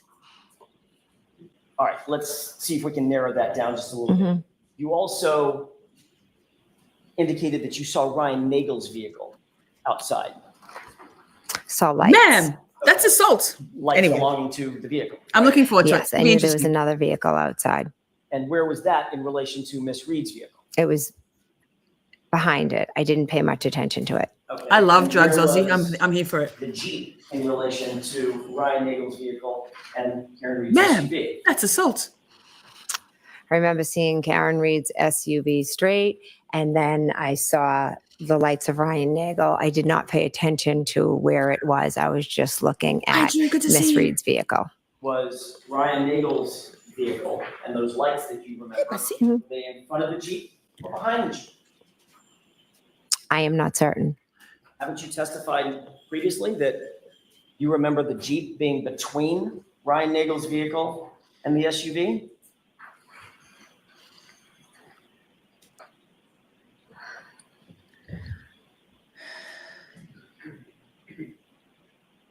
I am not certain where Ryan Nagel's vehicle was. So as you But sit what you here look- now, you don't know if it was in front of the Jeep as you placed it by the mailbox. It would be, Let me finish my Mhm. question. Yeah, let him Behind the finish. Jeep Or somewhere in between. it definitely was not in front of the Jeep. Definitely was not in front of the Jeep. No. So it was definitely. I'm going to just on that. I am taking suggestions because I don't spend a lot of time on Twitter scrolling. I don't see a lot of things, but I have been in communications with Grant since the end of August. Literally, 20th of August was when I first contacted Grant to see if he was interested in coming on. It was when there was a lot of shit going down, furor over Grant and his conduct in things. So if anybody does have questions that they would like for me to pose to Grant, I'm going to be obviously going to need to tread very carefully. I don't want to offend him or incense him to lunacy, but at the same time, I'm not going to be going soft on him. I'm just going to have to ease into it. So I'm certainly not, I'm going to, I plan to, if I can rein him in, I plan to ask him some serious questions and hopefully get some serious answers. And we'll see. I certainly don't, it's not going to be me agreeing with anything he has to say, but I'm interested. I think it will be quite an interesting conversation, to say the least. I'm brave, right? Behind the Jeep. Behind or to the side, I'm not sure. Well, if it's parked on the street in front of the house, it's not going to be beside the Jeep, right? That's going to be in the middle of the It road. would have been in the middle of the road, correct? Hey, So Taryn. if it's pulled over, it's behind the Jeep. Okay, so now we've narrowed that down. It's Karen This was Reed's day SUV. 2. As we're looking at the property, Karen Reed's SUV. To the right of that, as we're looking at from the street, at the property, to the right of that Jeep, behind that Ryan Nagel's vehicle, correct? Correct. You sure about that? If my memory serves right, yes. Yes, I think so. Okay. So It's not a mean thing at all. There are many, another dirty pause for Jen Padlin. I'm autistic. I'm neurodivergent and ADHD. Many of my community are also neurodivergent on the spectrum. It's a compliment and it's a superpower. It's also a disability, and living as a neurodivergent in the neurotypical world causes quite some challenges. But yes, no, I think it'll be. Yeah, it's definitely not mean. you were asked about the arrival of Mr. Nagel's car at the state grand jury. Do you recall that? You got this, Amy. You I got believe this. so. That was in April 26th, 2022. Mhm. Just Okay. remember. Okay. Does that sound about right? I Yep. don't expect you to Yes. surprise that date. Yes. You were asked, what time did you see Ryan Nagel's vehicle arrive at the location? And you indicated that it was 12:23. You remember that? Do you have it? I do. Ugh. Jesus fuck, Jen McCabe. Yeah. Yes.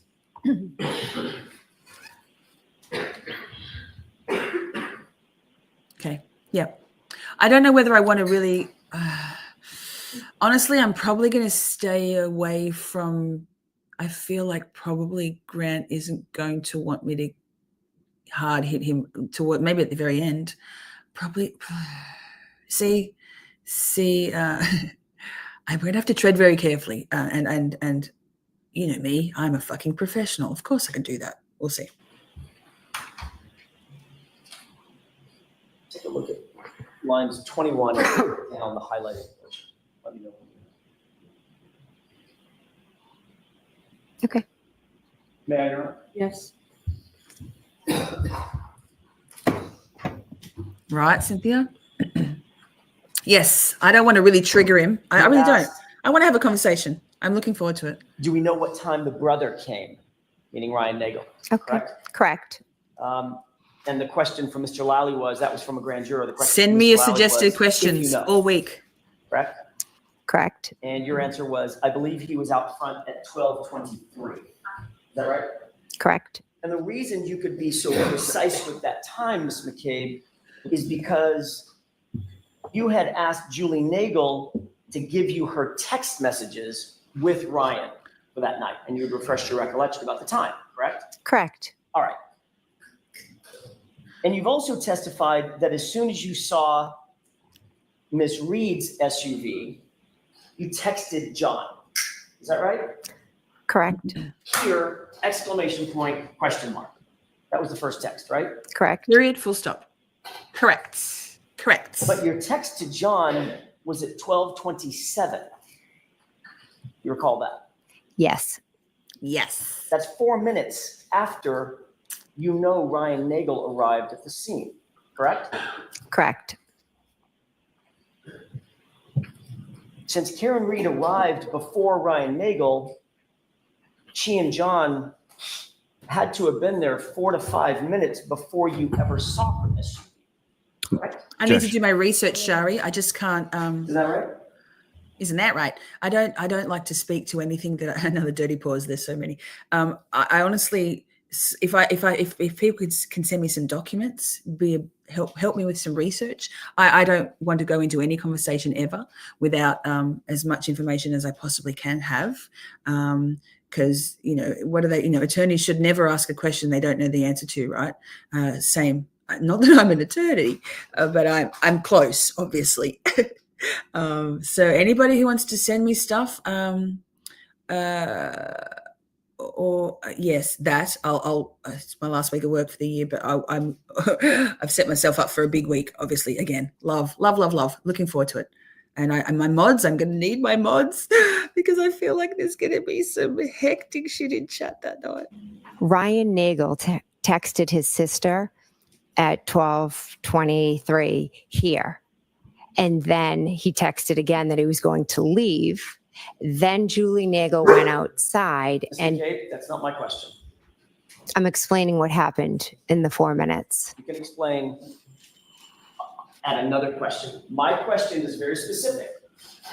As they all Given are. the fact that Karen Reed, by definition, arrived at the location before Ryan Nagel. And Ryan Nagel arrived at 12:23. That means, and you didn't notice the SUV until 12:27. That means her car was there for at least 4 minutes before you. I got a lot of ever mods, noticed. Sammy. Correct. Objection. I'm so happy with my Is mod that squad. correct? Can you answer Love. that question? Correct. Correct.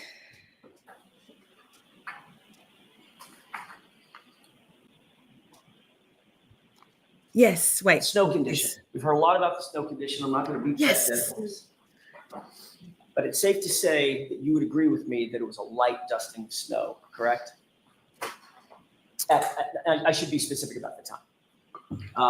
It was a light dusting of snow at or around 12 to 12:30, 12:45, something like that. It was starting to accumulate. Best mods. And Best mods. accumulate means stick to the ground, not just fall and melt, right? Best Yes. mods. So it was Big starting love, to best like mods. a very thin blanket of white. Yes. Show my love some mod. We have You indicate circled the that- wagons. Or you indicated on Friday. Wait, pause. Just a quick shout out to the mods. New squad, enlarged squad. That sounds painful. An enlarged squad. My girls all came to my rescue, and I couldn't be happier with the friendship circle we have.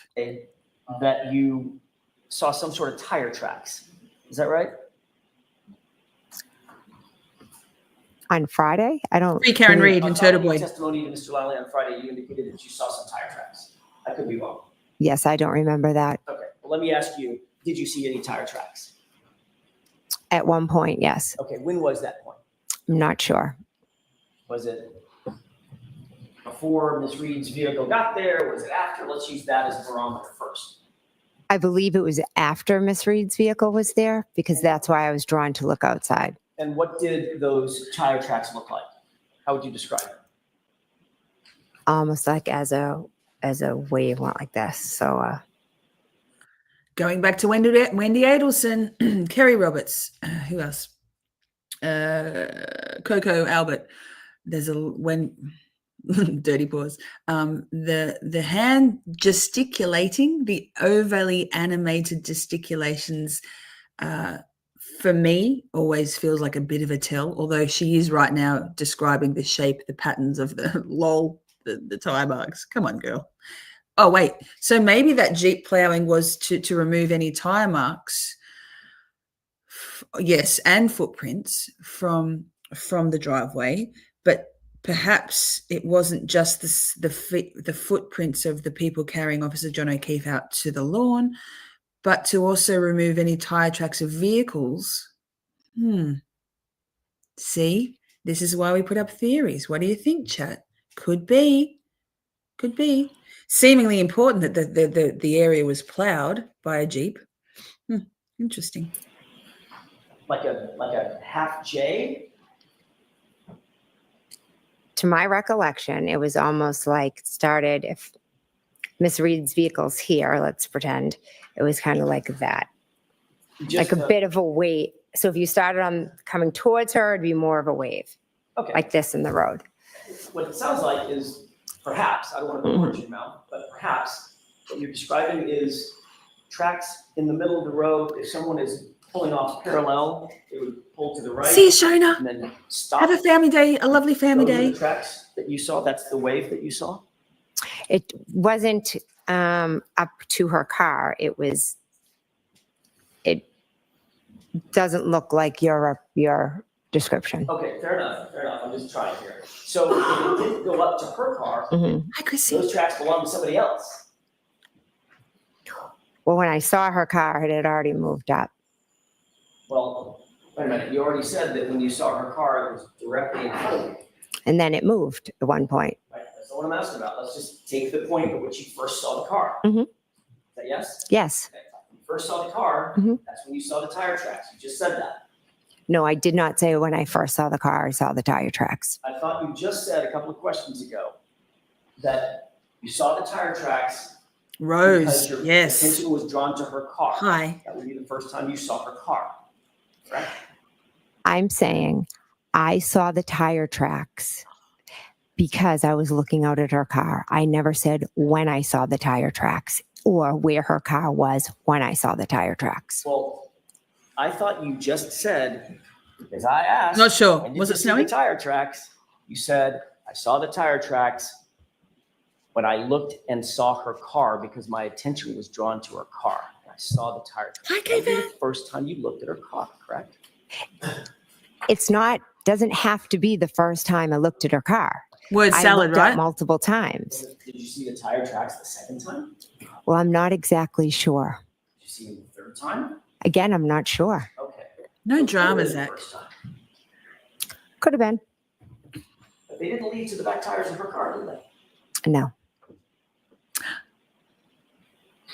Welcome, Cynthia. Thank you for joining. Little Oh, shorty, yeah, big just shorty, one yay. Yes.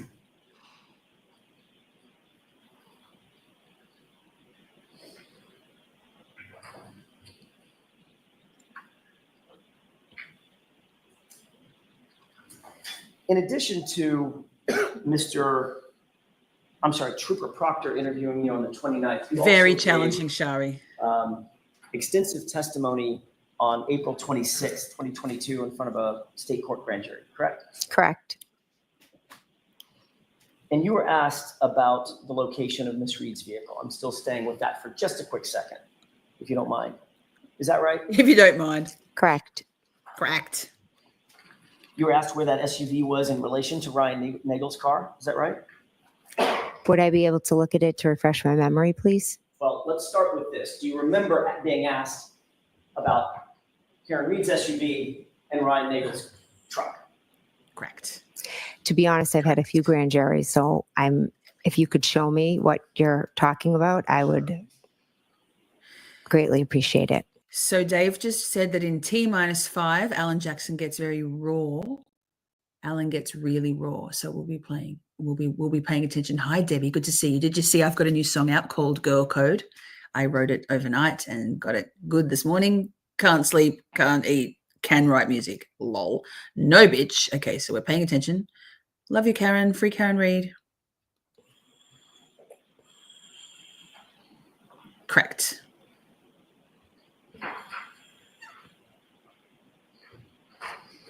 Dave, you silly. You got to take your wallet to the market.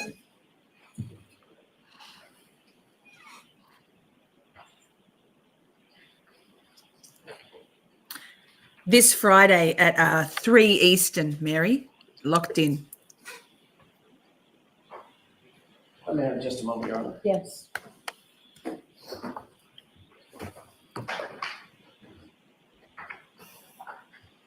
You're going to love it, Debbie. It's a good one. Very positive. May I approach? Yes. It really should be the same. Hi, Danny. Good to see you. Good to see you. Yeah, no, I knew. Okay, take your time. Drive safely, Dave.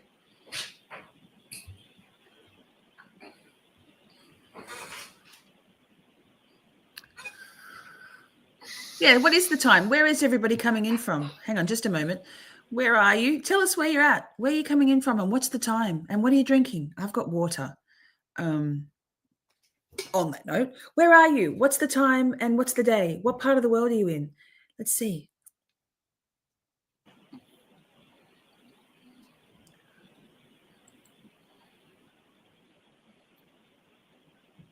Cape Cod. SoCal, Southern California for Chrissy. The entire grand jury, direct your attention to 182 to 187. May I approach? Thank you. Dave. Thank you. That's the entirety of your state And court everyone. grand jury. Okay. Sorry. I'm going to direct your attention. We'll be going until this, it's a 4-hour day. We've got another 3 hours left. I will still be live when Aidan goes live. So that's cool. I just didn't want to speed this up. Otherwise we would have probably finished about on time. I can probably speed it up a little bit. Alan did come out of the gates absolutely champing at the bit. Let me see if I can get this speed up a little and just to see I don't want to overlap with Aidan. I don't want people to feel conflicted. To pages With 182 who they to watch, 187. because obviously they're going to choose Aidan. Probably scan those pretty quickly and just let me know after you scan those. Oh, it's on 1.1. Those pages, I should say.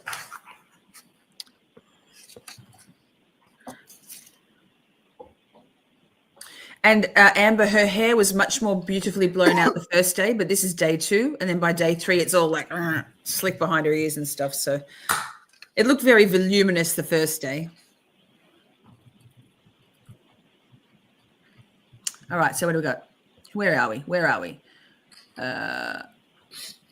Montana, Massachusetts, Florence, Kentucky, 11:15 a.m. Yes, same here, Ozzy. Near Canton, Mass, CMGA, the Public's Watchdog. Hi, good to see a new name in chat. Florida for Hockey Boy, good to see you. Water and cannabis, boom. So this is something you would like to, I don't know how you're taking your cannabis, but Massachusetts. Oh, I can't even, that sounds like a lot of work, Kevin, but it's a good idea. Massachusetts, Central Vermont, Plymouth. Yes. Ireland. Just after midnight. Massachusetts for K-Fan. Melbourne. Represent. Same. Don't speed up. Oh, Dave. Okay. I'll go back to 1.1. Yeah, you're right. Yes. Just a little bit faster. Thank you. Did you have an opportunity to glance at those pages? I did, yes. As you glance at Iowa. those pages, my Nice. relatively simple one. I wondered if you have an opportunity.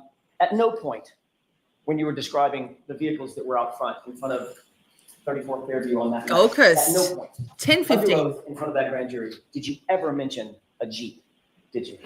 I was not asked about any other vehicles out front. So when you were I love talking about words. the vehicles that you saw in front in some painstaking detail, talking about the black SUV and Ryan Nagel's truck, you just left out the Jeep because nobody asked you about it.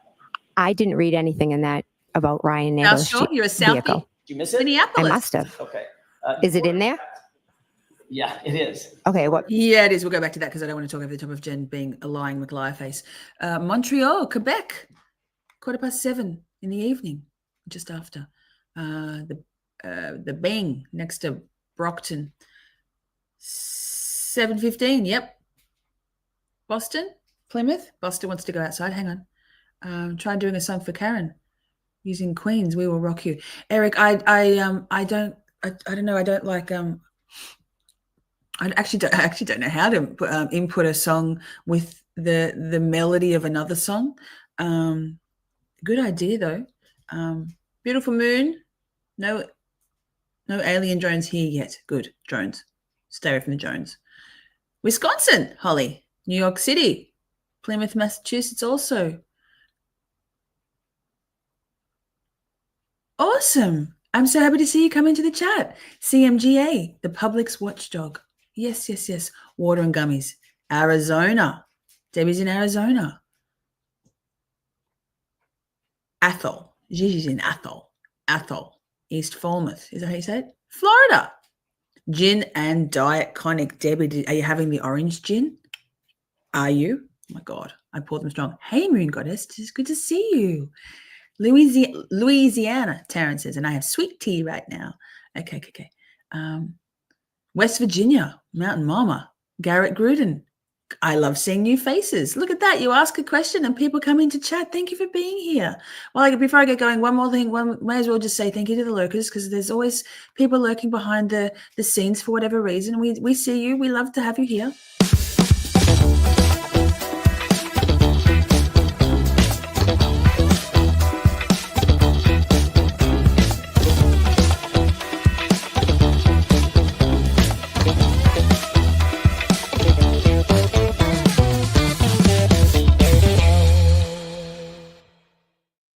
Yes, we'll keep going. Lovely. Thank you all for telling us where you're coming in from and what you're drinking or smoking or chewing.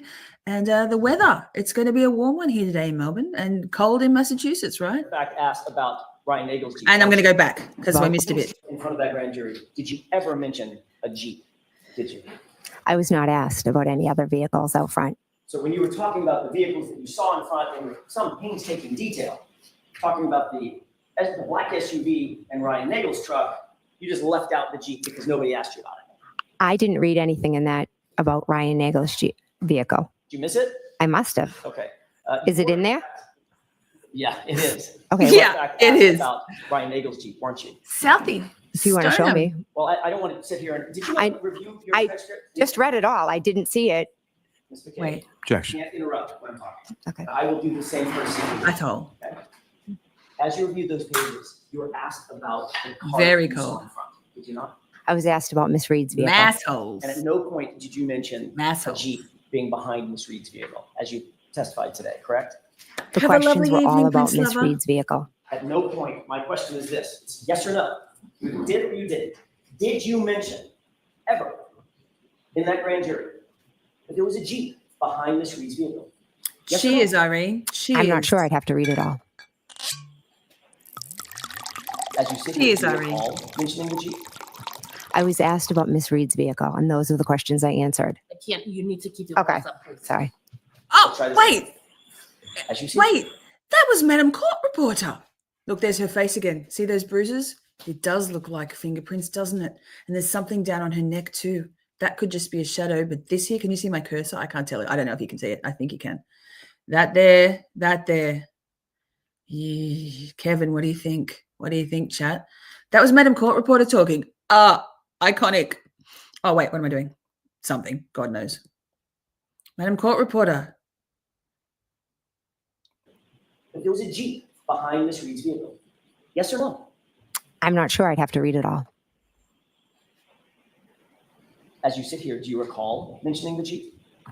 I was asked about Miss Reed's vehicle, and those are the questions I answered. I can't. You need to keep your Okay. voice up, please. Sorry. Let's try this again.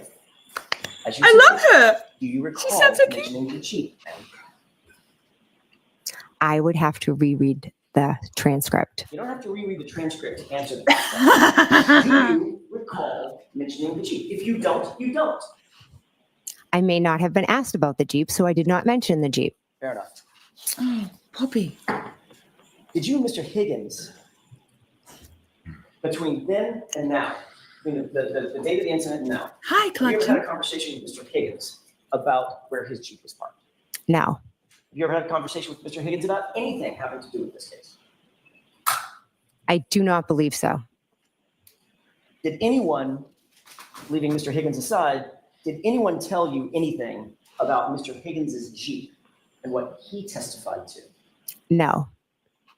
Were you ever asked by anybody to mention a Jeep being behind Ms. Reed's SUV in this trial? Can you repeat the question, please? Were you ever asked by anybody to make sure you mention a Jeep being parked behind? I have 2 dogs. Buster is the big tall one who comes up here, and he's big. His paws come up to my shoulders. I'm only short, but and Poppy's a little black one who's very enthusiastic with licking and stuff. So that's my dogs, Poppy and Buster. Behind Ms. Reed's SUV in this trial? Not that I recall, no. After you arrived and you noticed this SUV Boston. outside, Boston. you started paying somewhat close attention to it, did you not? I went to the front door and looked out the window at the vehicle, yes. As a matter of fact, you texted as soon as you saw the vehicle, that 1227 here, correct? Correct. And then a few minutes later, at 1231, you texted, pull behind me to John. Is that right? Correct. And then at 1240, you texted hello, correct? Correct. Correct. And at 1242, you texted, where are you? Correct. And at 1245, you texted hello, correct? Correct. So that's 5 text messages. And each time you texted him, you were walking to the door and looking out at the vehicle as you're texting, correct? I know for the first 2 I was. Slow blinks. Are you noticing the slow testified at blinks? Another hearing. Whoa, dirty pause. She's doing some slow blinking. Her brain is just trying to get through this. Very interesting. And apparently here comes some rawness from Alan. Thanks, Dave. Thanks. Who else said Another proceeding on June 8th, 2023, correct? I think Amy. Correct. Counting? In that other proceeding, did you testify that you got up and sat down and got up and sat down every time you were texting? Possibly. Okay. So if you got up and walked over to the door and you see the SUV and you text, and then you walk away from the door and sit down for a second, that would be one text and one view of the SUV, correct? Yes. So if you did that at 1227, 1231, 1240, 1242, and 1245, you'd agree that's 5 times that you were up and down looking at the SUV, correct? I'm not sure if I did it 5 times. How many times do you think you did do it? I know I definitely did it the first when I said here. I know I definitely did it when I said pull behind me, because that's when the vehicle had moved up a little bit. And then did you see the vehicle move up again a second time? Yes, that's when I told him to pull behind me. Okay, so that's the first time. So just so we're clear, when you first saw the SUV, it was stationary, correct? When I first saw the vehicle, it was straight ahead out the front door, stationary. And you texted here. Correct. Then you walked back over to the window, or I'm sorry, to the door, to the storm door, and you said, pull behind me, correct? At 1231. Correct. All right. At that point, you saw that it had moved up a little bit. Is that right? Yes. Okay. So if you saw it move up a second time, which you just said you did, then that would be a third time that you had to have seen it and texted, correct? Why would that be third time? Because it only moved once so far. You saw it move twice. So the first time I saw it, it was here. And I said here. And then the next time I texted, I said, pull behind me. So that was 1 time, 2 times. Keep going. You said you saw it pull up again a second time. So you saw it move twice. From one place to the flagpole to further up. Right. So that's 3 times that you're up to the door. Okay. Is that yes? I'm telling you, my memory is twice to the door. Mr. McCabe, it's not a trick question. You just testified that you saw the car move twice. By definition, that has to be, you looked at it 3 times. Stationary, move once, move twice. Maybe I used the wrong wording. Maybe.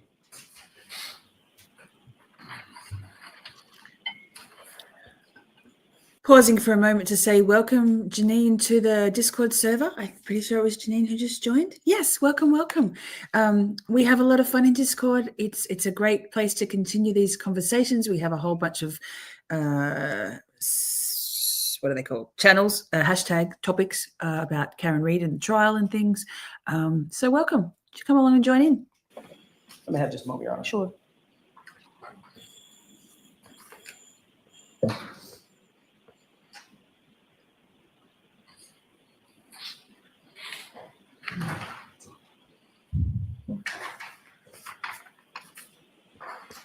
Oof, it really does. So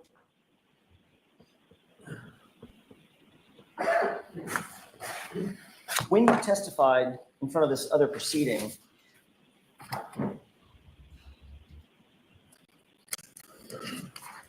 didn't you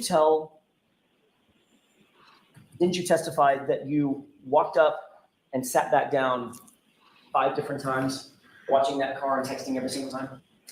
Would you be able to show me that? It's gonna take a minute. Hi, Danny. Gonna take a minute.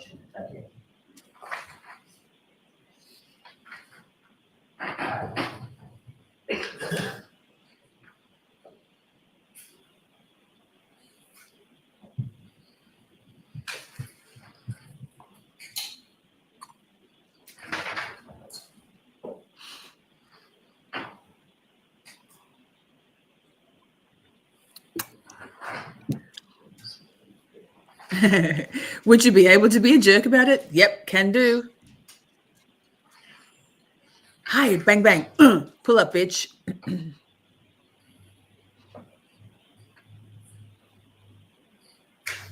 But will she? Will she change her story? Bang, bang. Oh, Jen just had a big gulp of water. Another big gulp of water. She'd be thirsty with all this lying, McLion. The diabetes has got her thirsty.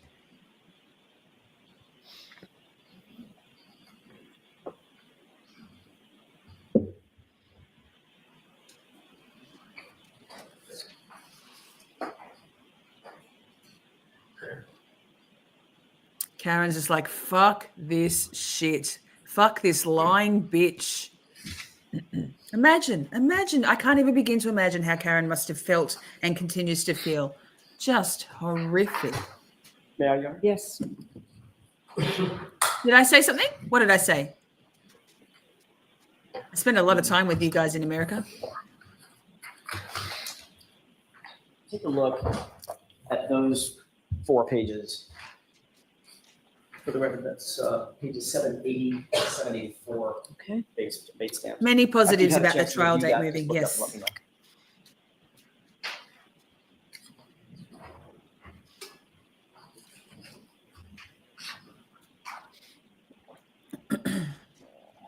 Oh my, I'm gurgling.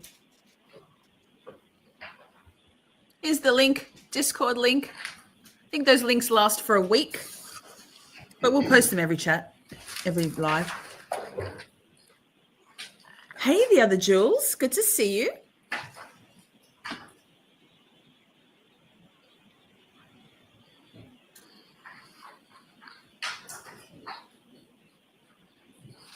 Oh, did I say pull up, bitch? Well, I will beat your ass. I can say some words. Park the car. Hello, Rachel. Good to see you. Oh, goodness. Hey, Chaos. Good to see you, Mrs. Chaos. Hey, Bussy. This is Buster. You're very warm. Have you been in the sun, Bussy? Good boy. Good big boy. By the way, they did bring poo inside before. Fantastic. It's on their bed. I love that for us. Hey, Poppy. Don't lick me. Motherfucker, have you been eating poo? I don't want you to lick me if you've been eating poo. That's disgusting. Jesus fuck, Poppy.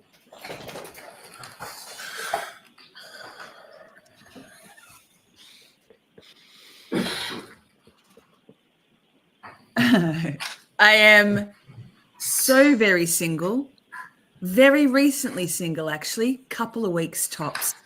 It's a whole thing. But sure. Why? Jokes.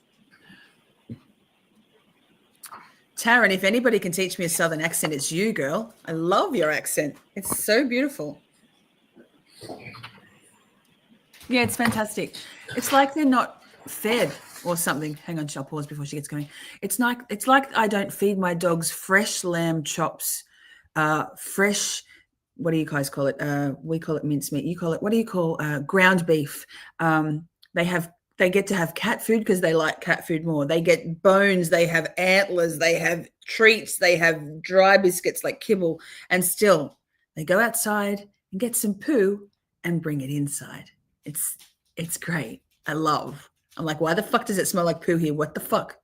Guys, why? Why are we eating poo? Nobody eats poo. Dirty paws. May I? Yes. You had an opportunity, Ms. McCabe, to review those few pages from your testimony. Shoot your shot. June, You miss 100% of the shots you don't take, right? Yes. Did you talk about, you were asked about getting up and Thanks, sitting down Eric. and looking at the SUV several different times and texting? Yes. In fact, you indicated that you got up and looked outside through that storm door several times, correct? Yes. And as a matter of fact, you looked every single time that you texted, you indicated that you looked out at the SUV and saw something that prompted you to text something, correct? Correct. And then Not that it's date night, another dirty pause. Definitely not date night. I have to say, conscious mind machine. Right now, it would be the hardest rebounds of all the hard rebounds. But you know, jokes. after the last time, which would be 5 times, 5 texts, 5 looks, after the last time you texted, you got back up, which would be a 6th time, and the SUV was gone. Just chronological. Correct. My husband and I were both getting up and looking. So I didn't ask you about your husband. okay. Just about you. The answer's correct. Yes. She's like, okay. Just me, you're saying, just me. So you're indicating that you were trying to communicate with the occupant of the SUV that was sitting, what would you say, 30 feet outside the front door? I'm not good with distance. It's further than you and I are from each other, correct? Correct. At least double that, right? Correct. Okay, so could you give me, maybe yards are easier, like 10 yards, 15 yards? Again, I'm not good with measurements. Okay. Just right outside the front door, though. Within, Straight outside, yes. Mhm. well, straight outside until it moves. To the front door of the front. Pausing again, dog chat. If my giant buster is a how do you say it? Sausage dog, then I am like the most midget. I am the most shorty of Miss Shorties that ever you did come across, because Buster's paws come up to my shoulders when I'm standing up and he's standing up. He's a big boy. I'm like 5 feet 3, just almost. Front door. I'm a is where it shorty. was. Ms. McCabe, straight outside until it moved, according to you, correct? Yes, and then it moved. Correct. And then moved a second time, correct? Correct. It moved to the flagpole and then it moved up again. Okay. Then you indicated that you had an absolutely clear view of the SUV. You were asked those questions, correct? If I had a clear view, Clear view. Cheese, yum. I could see the car out front. Yes. You were asked, you were looking out the front door of the house. Your answer was, uh-huh. You were asked, and there's a window in that door, right? We've all got trauma, man. It was opened. Yeah. Question, so you had a clear view outside. Answer, a clear view outside. Yes. Remember that? Yes. And is that your memory? You had a clear view? Size. I had a clear view of Karen's vehicle outside. Correct. And then you reiterated that with the following exchange. Question, was the amount of snow coming Objection, down Your Honor. sufficient? So let's hear the question. Was the amount of snow coming down sufficient to obstruct your view of the vehicle, or did you have a clear view of it? Answer, I had a good view of it. Objection. The objection is as to the form of the question and the reading. No, that's okay. I'm going to allow the question. Was that your testimony? Yes. So not only did you have a clear view, you indicated in your words you had a good view of it, right? Correct. Then you noticed that the SUV was gone after the 12:45 text, right? Correct. So you're looking at that SUV over the course of between the beginning text and the end text. It's about 19 minutes, right? 12:27 or so to 12:45, 18, 19 minutes, something like that, correct? Correct. You maybe add a minute because you got back up and didn't text, the SUV was gone, right? Correct. So you would agree, we just do some basic math. You're looking at that SUV on average about every 3.5 minutes.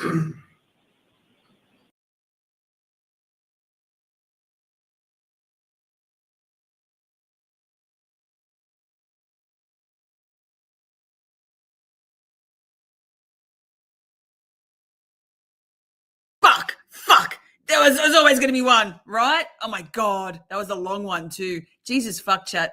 God.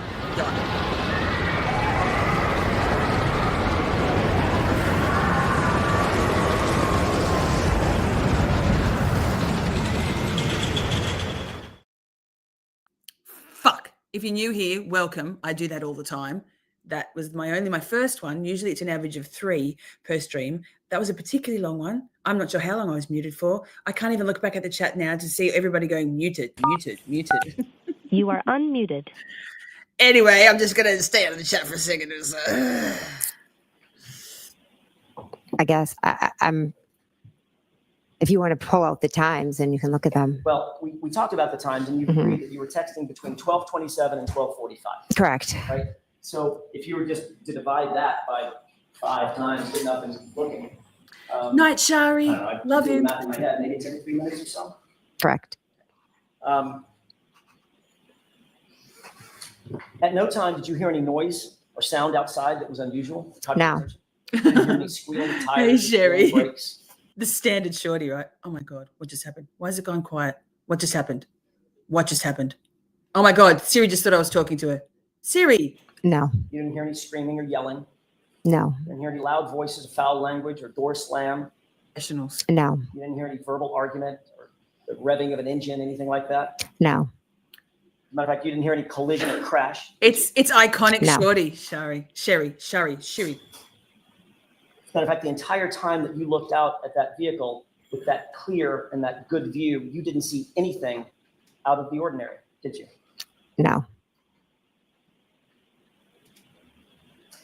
And you would agree with me, as you looked at the SUV, you're looking over the lawn to the SUV out at the street, correct? Correct. There was no obstruction between you and the SUV. You've already testified to that. Is that right? Correct. And you could see everything in Correct. your field of view. Correct.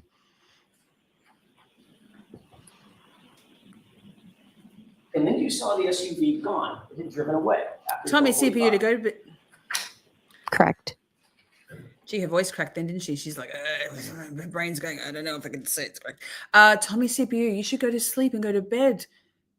Although I've heard you're in bed already. So rest up, sir. Your mods are giving you direction?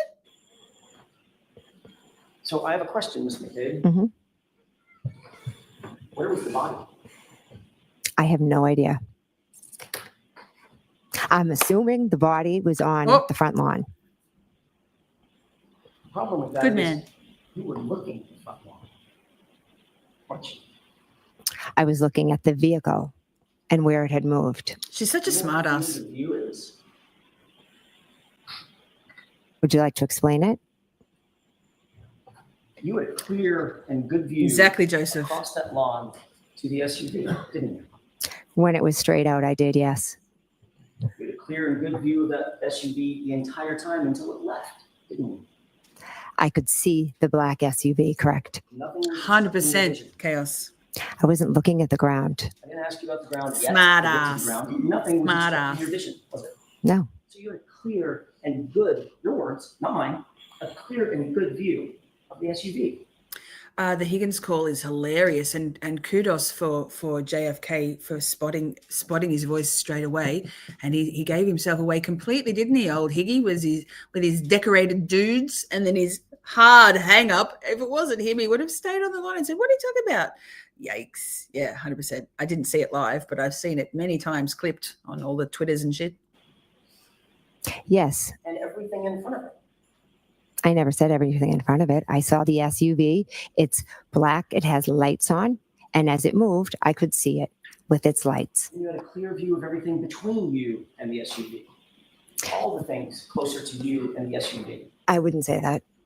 So your view was obstructed on what was between you and the SUV, but not obstructed on the SUV? That's not what I was saying. No, of course not. Because if you had a clear field of view to the SUV, you could see everything in front of it as well, meaning between you and the SUV as well. If I'm looking straight out at an SUV, I'm not looking down at the ground. Let me ask you a question about that. Come on, ma'am. You're focusing right now on my Ma'am, face please. Yes. as you're answering these questions. Mhm.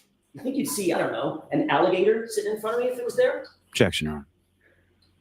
I mean, I think you would see something. Can you clearly see that there is nothing between you and me except the podium?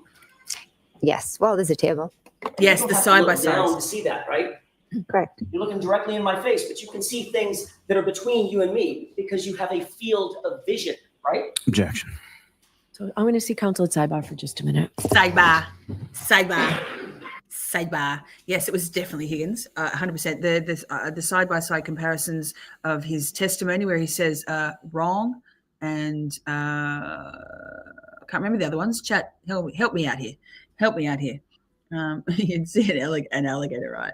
It's just so ludicrous. Imagine saying no, all I can see when I'm looking at anything is this. Only where my head's looking. What is she doing? It's called tunnel vision, like literal tunnel vision. No fucking doubt it was him, right? Exactly. I just had a paranoia freak out that I was muted again. Oh my God. I swear one day I'm going to have a nightmare about being muted. But it'll be reality because, oh my God, so many times. Usually it's when I have cheese. I don't even know. I love that, chat. You didn't even really tell me. Like, you literally didn't even tell me. You're just so used to me being muted. You're like, I shall work it. Oh, I love you guys so much. Chat. Petty says, I'm a little sus on the Higgy call. The repeated "you're wrong" out of place, and JFK hadn't has another caller a few times, which is definitely BS. I don't know what that means. Kevin, there, Boston, and wrong, I think were the words. Think about this, says Tommy. All of us analysing that call. There's no way Karen did anything. I'm more than convinced she was framed. 100%, Tommy. There's no doubt in my mind. Framed. Sidebar. Ms. McCabe, as you looked over that flat lawn with that good and I had view MS. of the SUV, And I had you could see MS. the SUV and everything between you and the SUV. You're my correct? typo sister. When I looked out the front window, I could see the SUV clearly, like I'm looking at you right now, and it was further away than you are. Sidebar. Not once, not twice, not 3 times. You did it 5 times, and then a 6th after it was gone, correct? Correct. After Rest that yourself, SUV was gone, Ozzy. and you looked out that window with that clear and good view. There was no body, was there? I never saw a body. Thank you. I wish I had. Sounds like that's a little rehearsed. Not at all. It's not at all. It's so I'll good. let the answer Alan stand. Jackson, love you, sir. We'll listen to that again. It sounds like that's a little bit rehearsed. I mean, what, compared to the rest of it, Mr. Jackson? Esquire? And you looked out that window with that clear and good view. There was no body, was there? I never saw a body. Thank you. I wish I had. Sounds like that's a little rehearsed. Not at all. It's not at all. Objection. I'll let the answer stand.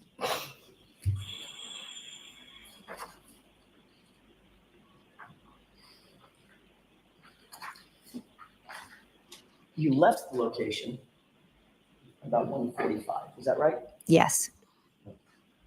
Interesting, You didn't Petty. see anything out of the ordinary as you got in. Was it your car or Mr. McCabe's car? It was my car. When you got in that SUV of yours, you didn't see anything out of the ordinary outside, correct? I wasn't looking outside. Okay.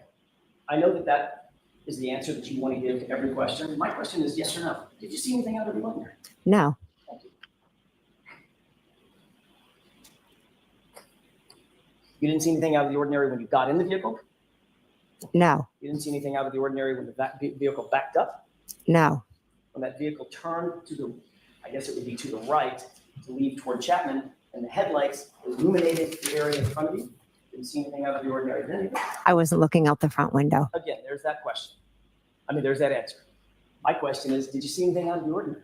Well, you were asking about the headlights out the front. That's why I said I didn't see anything out there front. Oh, you didn't see the There's headlights hand turn on? movements again. I was turned to the back. Right.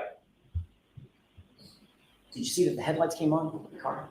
Yes, in the driveway, the headlights came on. Right. And you're seated in the front passenger seat, correct? Correct. So according to you, you got in the car and immediately twisted yourself, looking direct to Oh. the rear, and never turned back around and never. Wait, Petty, are you suggesting that perhaps that's actually a pre-recorded call speculating that maybe that's some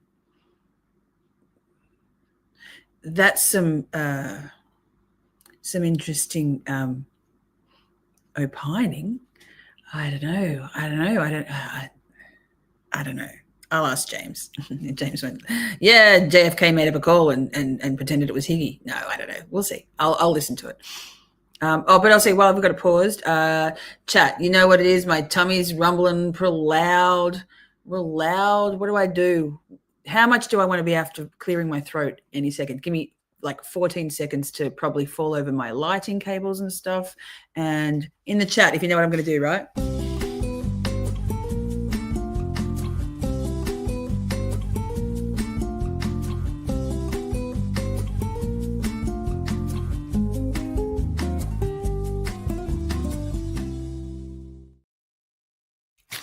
Jeez, back to it. Now I'll be through it, clearing my throat every 14 seconds. Fuck. Never looked outside the windows. Correct. Got it. Is that normal for you? Yeah, I'm a very chatty person, so I turned to talk to the girls. So you made sure that you didn't look out the window. Nope, that's not it at all.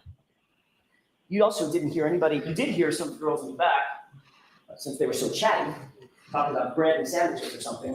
That isn't a bad theory, conscious machine. Jen was telling the girls to look downward and look for PB&Js. Yum. So they wouldn't see John laying there all beat up. Possibly. But he was inside the house still then, right? We speculate. But interesting. Maybe just anything to... I mean, they were just drunk bitches anyway, right? They were still off their heads. Juliana Bagel. So anyway, just if you're new here, I will mute myself to eat the cheese. And thoughts and prayers that I remember that I'm muted and that. Right? Correct. But you never heard anybody say anything about noticing anything out of the ordinary, correct? Correct. You didn't hear Julie Nagel say that she saw a black object in the yard. Never heard that. But you were turned around looking right at it, according to you, correct? Correct. Indeed, engaging them in conversation, according to you. Correct. So that you can make sure that you weren't looking out the front or right windows. Objection. Can you answer that? Is that why you did it? No, that's not why I did it. I was talking to the two girls. When you got home, what did you do? I went up to bed. What time do you think you got home? Somewhere after approximately between 2 and 2:15. Took you a few minutes to drop the girls off? Correct.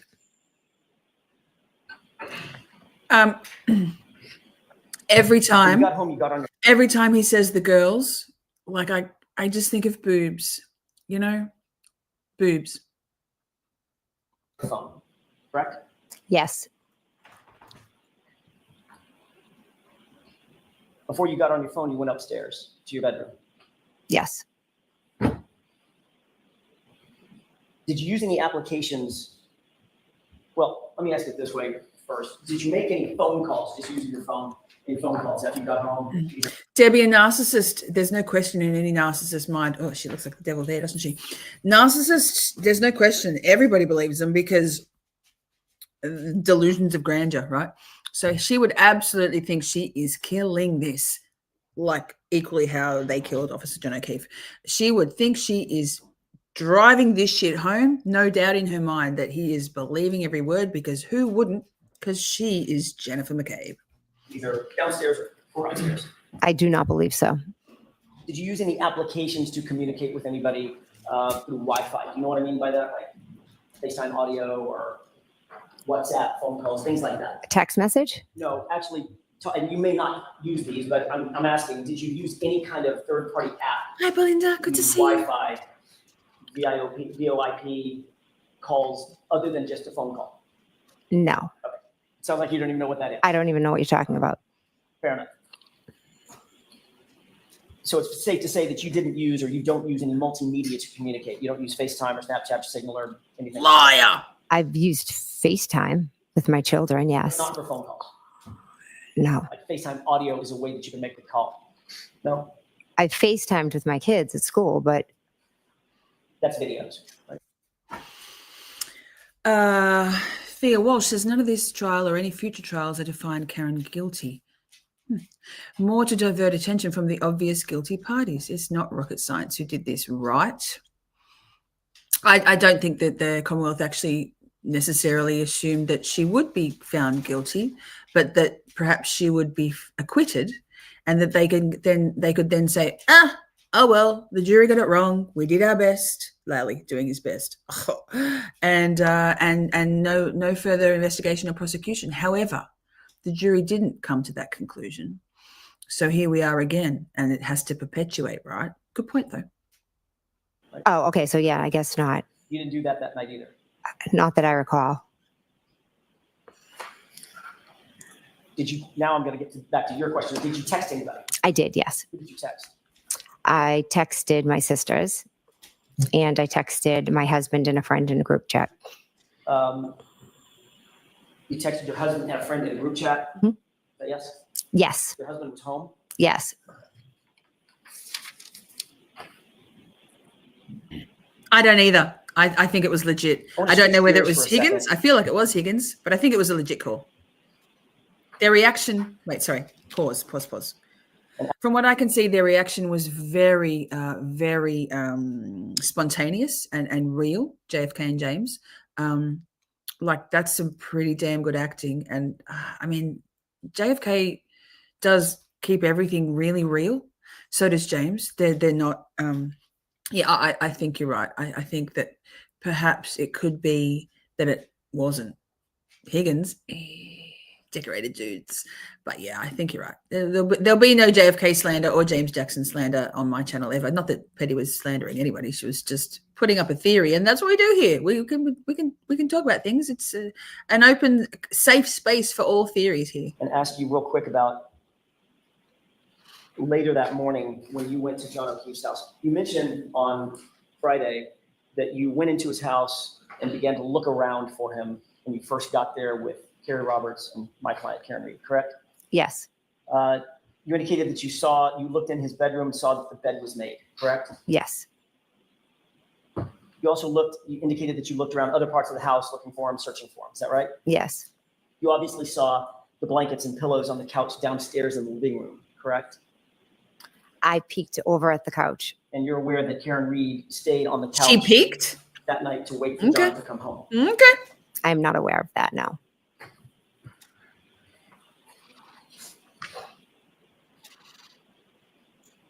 You testified on Friday that my client said at the scene, when you got back to the scene, 34 Fairview, just after 6 a.m., that she said, I hit him 3 times. She declared it, correct? Correct. Not once, not twice, 3 times. I hit him, I hit him, I hit him, correct? Correct.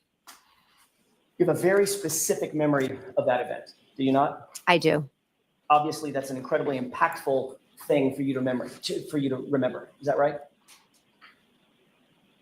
It was an impactful statement, yes. And you remember it today as well as you remembered it the day she did it? Yes.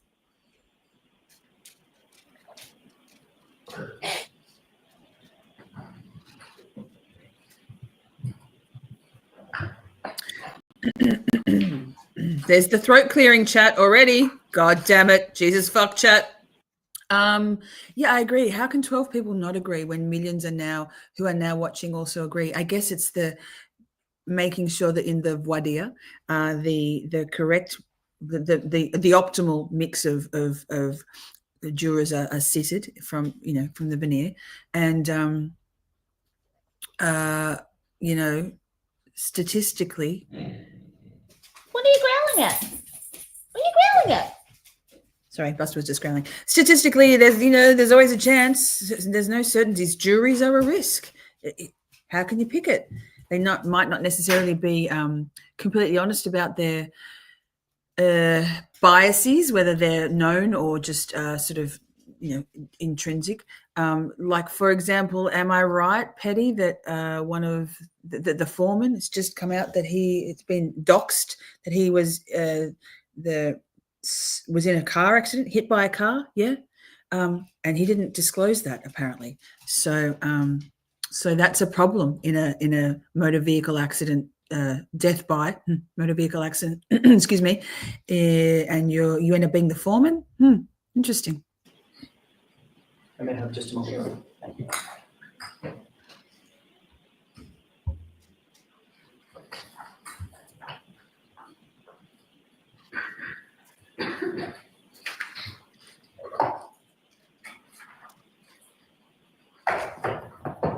Yes. Yes. Oh, excuse me. God, this was the entirety. I told you it's the cheese, goddammit. Good document.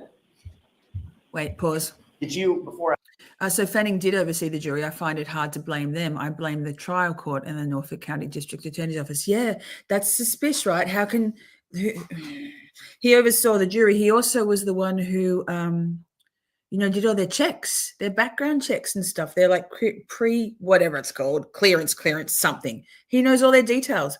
When Fanning is also, we know all the links with Sandra Birchman, all of that, is in charge of looking over the jury. They know that he knows their contact details and he's watching them as they go from the courthouse to the bus. Come on now. It's not proper. It's highly improper. Sure, that's the role of the MSP. One of their roles is to oversee the juries, but did it have to be that particular officer? Before I ask you about that specific document, did you review anything before you testified in preparation for your testimony today or Friday? Yes, Did you review your grand jury testimony? I did. Yes.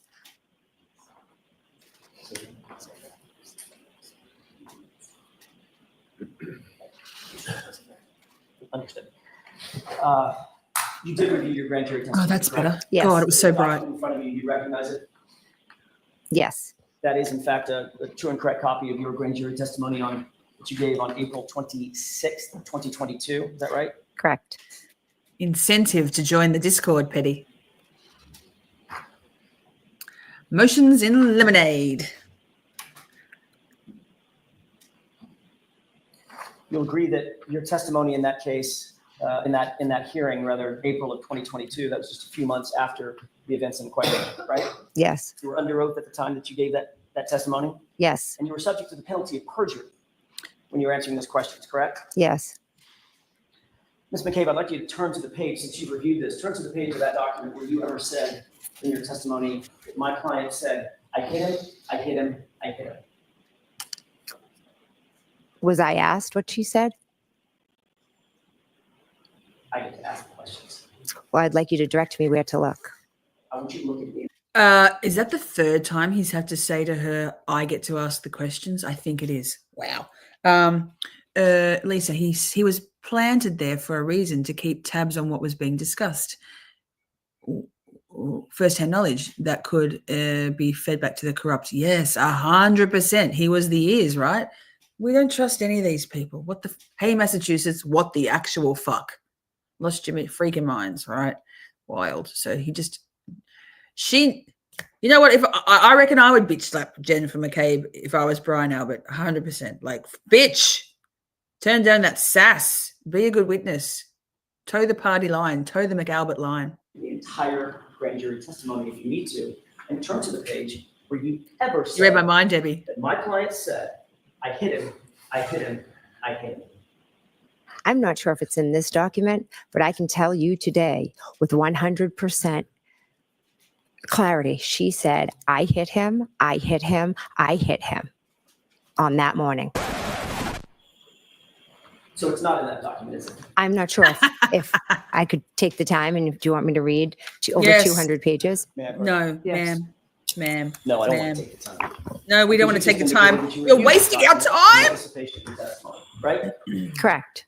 Correct. You've gone over it recently, A few weeks back. so we don't need to read it. You know that you never testified to that in the grand jury in April of 2022, don't you? I don't know that as a fact. Zach, you're never going to get booted from Discord. I mean, you might, but you'd have to be pretty bad. Don't manifest the success of being in the Discord. You crazy? I would have to reread 222 pages or however Jennifer long it McCabe. is. You think you might have missed it when you reviewed your testimony in anticipation for, I'm sorry, when you reviewed your transcript in anticipation for your testimony? Objection. Hello. I read it a few weeks ago. probably the most powerful part of your testimony, ma'am. And I will never forget it. Objection. Okay, so that's stricken. Would you agree? Do you think that's a powerful part of your testimony? Objection. I'll allow that. It is, yes. Did you see it in the transcript? I cannot recall. It's over 200 Never ever pages. behave, Zach. Yeah, approach on. Yes. Fuck off 222 pages, Dave. I feel like that's me talking. Are you channeling Shorty with your verbiage there? Oof. Shelby. Hey, while I think of it, Chad, if you're new here, Shelby makes a great point, and it's nothing to do with the words she's used, but the all caps. Here at Camp Shorty, if you want to type in all caps anytime you want, we let all caps free here. Doesn't distract me, doesn't annoy me, doesn't trigger me. We don't have Nightbot that says no all caps. The mods know. Here in Camp Shorty, let your all caps be free. It is so liberating. And also, Shelby said, anyone find Jen's missing tooth? Did they look in John's arm? Yikes.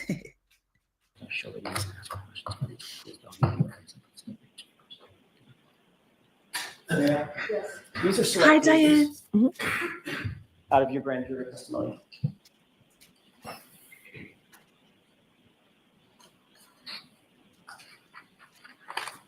Isn't it true, Ms. McCabe, that you were asked when you testified no fewer than 12 I'll take any motherfucker's times money if he giving it away.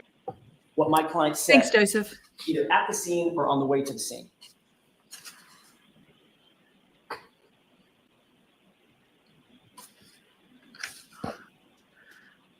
Right, Kelly. We're reviewing the Amber Heard and Johnny Depp trial on Friday nights on Camp Shorty.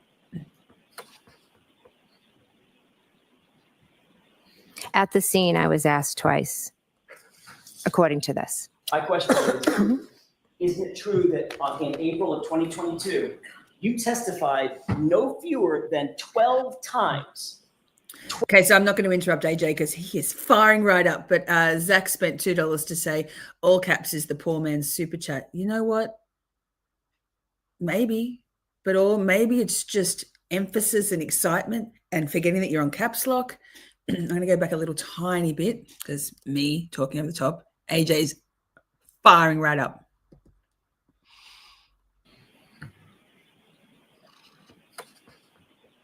Thank you, Zach, by the way. At the scene, I was asked twice, according to this. My question is, isn't it true that in April of 2022, you testified no fewer than 12 times, 12 separate statements you gave about what my client's statements were, either at the scene or in the car ride on the leading up to go into the scene? You remember that? I do. Okay. So on page 190 of what you're looking at, these should all be highlighted. It is. You testified that my client said to you over the phone at 4:53 a.m., she asked the question, did I hit him? You see that? I do. Number two, on page 192, talking about when y'all were in the car on the way to the scene, Karen asked the question, could I have hit him? Pausing for a moment just because Clerk Jim Clown, that's a mouthful. This case is a peephole. We get to see the pervasive normalized corruption involving the courts, most public institutions in MA, the governor, the attorney general, and who knows how much higher up the chain, right? And I think it's an important peephole because people don't want to know these things. People, you know, in the beginning I was like, no, surely not. That's ridiculous. People don't want to believe. But corruption starts from a very, very early age and a very grassroots level in society with, you know, kids being chosen for sports teams because so-and-so's father is the coach and, you know, then favoritism and people doing dodgy shit under the table in jobs and stuff. It's not a leap at all to think that kind of culture of sort of nepotism and poor moral judgments can eventually lead to this bullshit all the way up the ladder. Absolutely, 100%. You see that? Yes. Page 193, lines 1 through 2. You testified that in the car. Type in all caps, then she dog asked wrong. the question, could she have hit him? You were relaying that, meaning could I have hit him, correct? Correct. Page 193, line 23. In John's driveway, she asked the question, quote, and she's asking if she could have hit him. Yes. Page 201, driving to Fairview. She asked the question, what if I hit him? And could I have hit him? Correct? Correct. Correct. Page 202, lines 1 through 2. While driving to Fairview, she asked the question, could I have hit him? Correct. Page 208, lines 24 through 25, outside at Fairview, she asked the question, did I hit him? And went on to ask, could I have hit him? Correct? Correct. And your testimony was also on page 208 that Karen was yelling nonstop Kulik. in front of the female EMT. Did I hit him? Could I have hit him? Is he dead? You're good, Chaos. Correct. It's all good. Correct. May I approach? Yes. Just being here is enough, Chaos. Thank you for being here. Nobody needs to send me That's money. I'm the 12 worst. times Wait. that you reiterate. I won't even talk over the top. It's very annoying. I'm the worst grifter ever. Nobody needs to pay me for anything. Just like go with the all caps poor man's super chat. I'll pull up most of your comments on screen anyway. Obviously, I love when we rain green and I love super chats and stuff, but I'm not here for that. I'm here for you guys and for just this.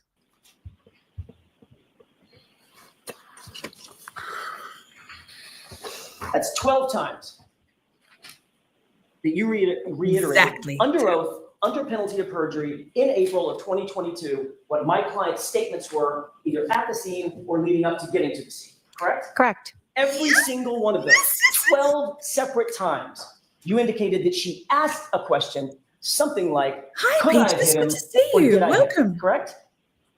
Correct. Not one time in that testimony did you say she declared, I hit him, I hit him, I hit him. Did you? The questions that were asked, when she said, I hit him, I hit him, I hit him, that was at the scene in response to an officer asking questions. No. What I just read was us when she first called me, or when we were driving in the car, or when we were at John's Car. She is, dirty paws. She is floundering. She's like, wow.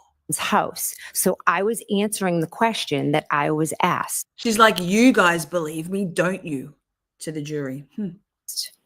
So you believe that you weren't asked the question, did she say to an officer, I hit him, I hit him, I hit him? And if you're not asked the question, did she say to an officer, I hit him, I hit him, I hit him? You're not going to volunteer that she said, I hit him, I hit him, I hit him. That's your testimony. No, that's not.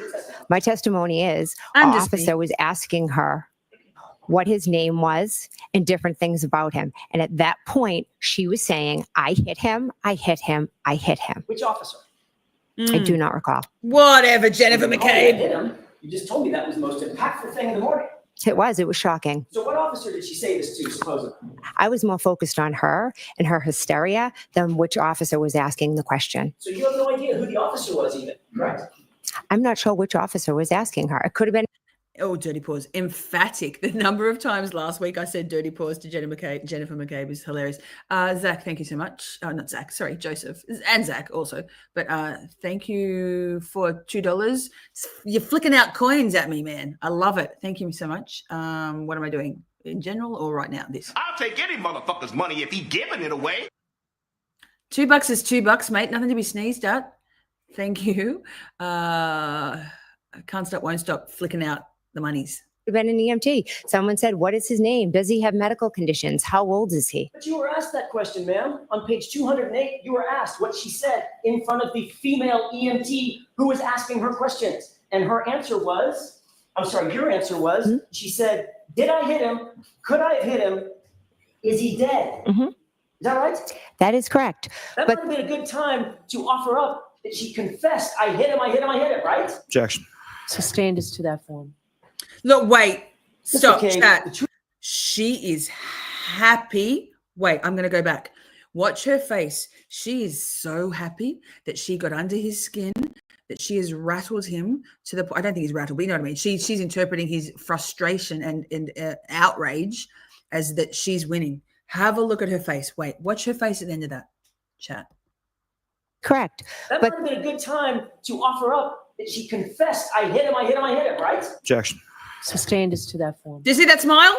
You fucking cow. Did you see that little smile? Jupiter's delight. She's like, yeah, objection sustained. I win. Wow. Is that right? that is correct. That But- might have been a good time to offer up that she confessed, I hit him, right? Objection. Sustained as to that form.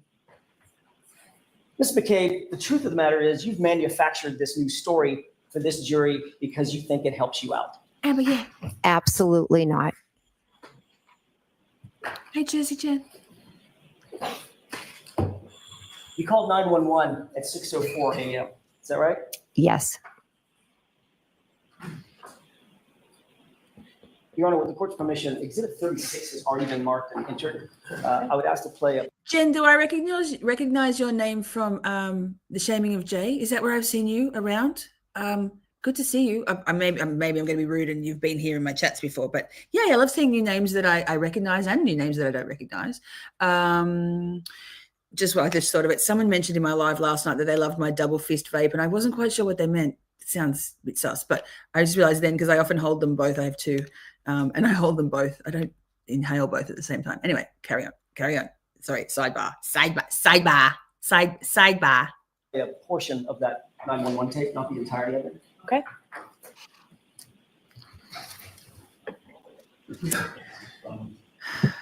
Dave, I need to work out how to add sound effects in. My production assistant is no longer with the channel, unfortunately.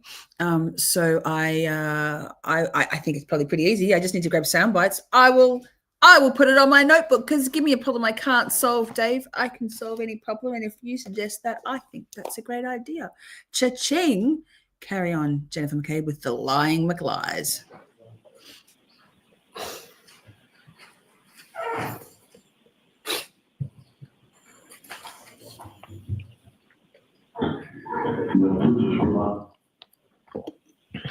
With the court's permission, I'd ask to play about runtime 130 to. So that was a big gulp, Jen. Yikes. Thank you, Chaos. You don't have to do that, but thank you so much. And I mean this with the greatest of respect to anybody, but this. I'll take any motherfucker's money if he giving it away. Shit. I will be there if I can be there, girl. Things have changed recently, but we will see what we can do. Okay. Too much gazella. To 145. No such thing. 2 seconds. Yes. Do you recognize the voice on that tape? Yes, that's mine. Appear to be a true and accurate, at least that portion, a true and accurate recording of the 911 call that you made that morning. It was a very brief clip. I'd have to hear more. Go ahead and play, starting at runtime 1. Done, Dave. It's in the notebook.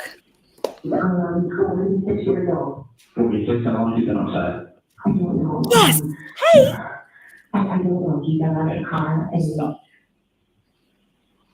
Was that you? Yes, that was. That the 911 call? Yes, it was. And what did you just say? I can I do said, it, I don't Debbie. know. He Thank got you. out of the car. He got out of the car, Mhm. is what you said, correct? Yes. And this was at 6:03 in the morning, correct? Correct. This is before you ever talked to Brian Albert, Correct. before you ever talked to your sister Nicole Albert, Correct. before you ever talked to Chris Albert, Correct. before you ever talked to Julie Albert. Correct. You hadn't talked to anybody at this point other than Carrie Roberts, correct? And Karen Reed. And my client. Correct. And in that 911 call, Hybrid. you said he got out of the car, didn't you? I did because Karen Reed had told me that she had left him there. Your words were, he got out of the car, correct? Correct. Right, Did Petty? you make any other calls other than to 911? I called my sister. What time was that? I know. I believe it can't was wait. after the 911, but I'm not sure. You claim that your sister didn't answer, is that right? She Going. did not answer. But you do know that your phone extraction shows that that was an answered call at 6:07. if that's what it chose, but I can tell you she did not answer the phone. I'll be there. Are as sure about that as you are, my client said, I hit him 3 times, right? I certainly am, yes. Perfect. You also called her. Emphatic. I certainly am. I might have called her twice, yes. Your Honor, I have an exhibit. This may be as good a time as any to take a break. If you wish, I just have to cue it up. It's up to you. I don't mind. Folks, we'll take morning. All righty. Uno momento. Jury out. What an evil shrew is right. Oh, thank you, Get to the Ducking Point. I'd love to do that. I've got so much money saved, I probably could. Yeah, Taryn, nobody's going to mass in winter right now. Smoke them if you've got them, says Dave. What do you want, a joint or a bong, Dave? Here, we'll do a joint. May be seated. So, Mr. Jackson, when you said it's an exhibit, is it in evidence? It's not.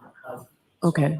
Hi, Mark, Mello. it's a Good to see digital recording of a 4-minute voicemail on John O'Keefe's phone. It does include the 911 call. I don't want to play the entirety of the 911 call, but I do want to play the entirety of this particular 4-minute voicemail. Okay. Do you know what it is, Mr. Lally? I do. Okay. So is there an agreement that it's coming in? There's no objection to it. Okay. I just needed to know if it makes sense for me to review it if there was an objection. All rise for the court, please. Yes, good. Wait, I'm just going to pause that for a second. I'm going to stop sharing for a second and we'll just do a couple of things. We'll obviously scoot through that, this and that. Thank you.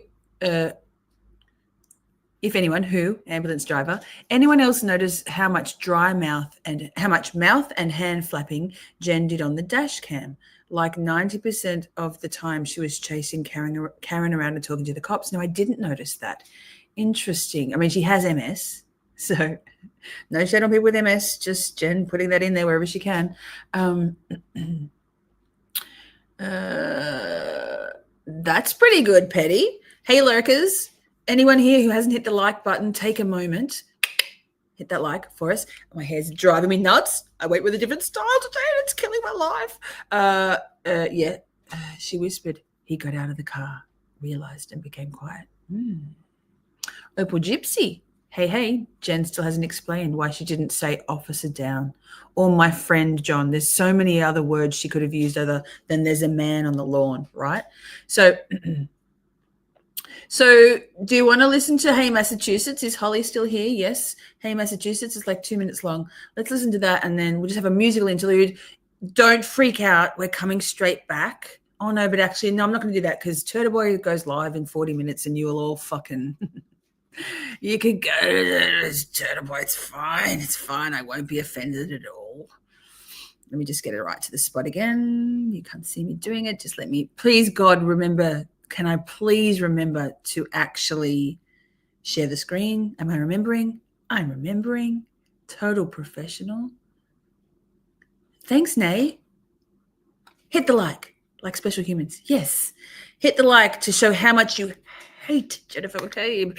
Okay, we're going. The lunch break is over. We just zoom through it. We defluffed. I'll play music at the end. I'll play the Massachusetts song when there's just a scared handful of us left. What do we got? You are thank you. I am a professional. Thank you. So, Mr. Jackson, is it all queued up or do we need the witness, but were there any questions first or are we just going to the video? Okay. All right, let's bring Ms. McCabe in. Thank you, Dave. Oh, Nay, thank you. Yay, congratulations to whoever got that one. Okay, whenever you're ready, Mr. Jackson. Thank you, Your Honor. Ms. McCabe, I want to go back very briefly to Kelly got it. Yay, congratulations, Kelly. That was in respect of the statements that you attribute to my client out of the scene. You said, well, there was an officer possibly asking questions, or it could have been a female EMT, and I wasn't answering questions about that, correct? Hence, you didn't say, I hit him, I hit him, I hit him. We're back in court. Court is now in session. Can you be clear on your question? No, he said it very Before we clearly. broke a few minutes ago, you had said, the reason I didn't say, I hit him is because I was never asked. And the subject never came up about what an officer asked her when she declared that. So I just didn't offer it. And then you said, or it could have been an EMT. Yes, I'm unclear who was there. Isn't it true that at the grand jury, the question that was posed to you, and this is counsel page 208, grand jury. The question that was posed to you is, quote, so what happens next with yourself, Ms. Roberts, and Ms. Reed? And your answer was, so there are different, police officers getting statements from us. At one point, I'm standing with Ms. Reed, and she's saying, did I hit him? Could I have hit him?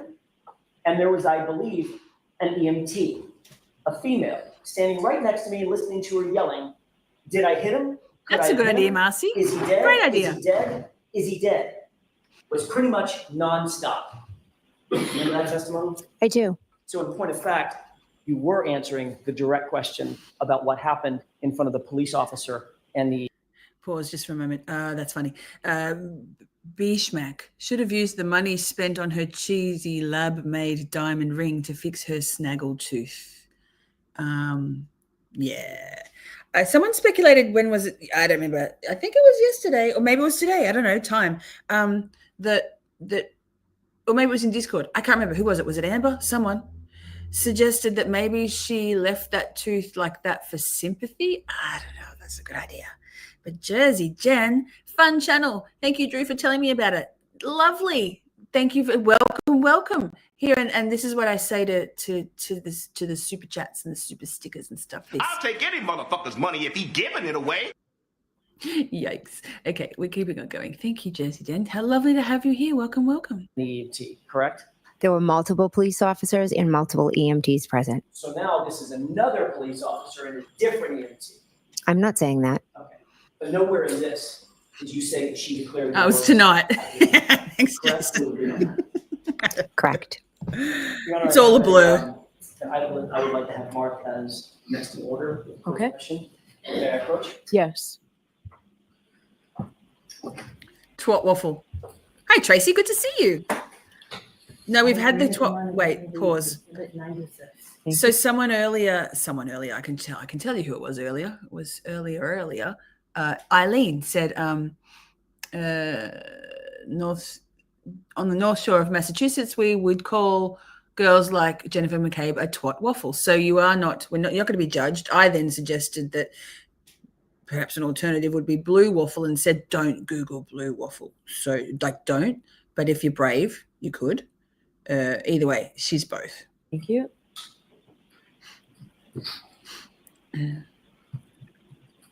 With court permission, I would like to play a portion of this and then stop it. Okay. Yes, Amber. Jersey Jen. Yes. It's audio only. I will. Oh. Okay, wait. I'm going to play a trigger warning for this because this is awful. I know you all know, but just obviously this is one of this audio chilled me to the bone during trial. I think it was a handful of times that I cried hard because it was so raw, right? So just trigger warning.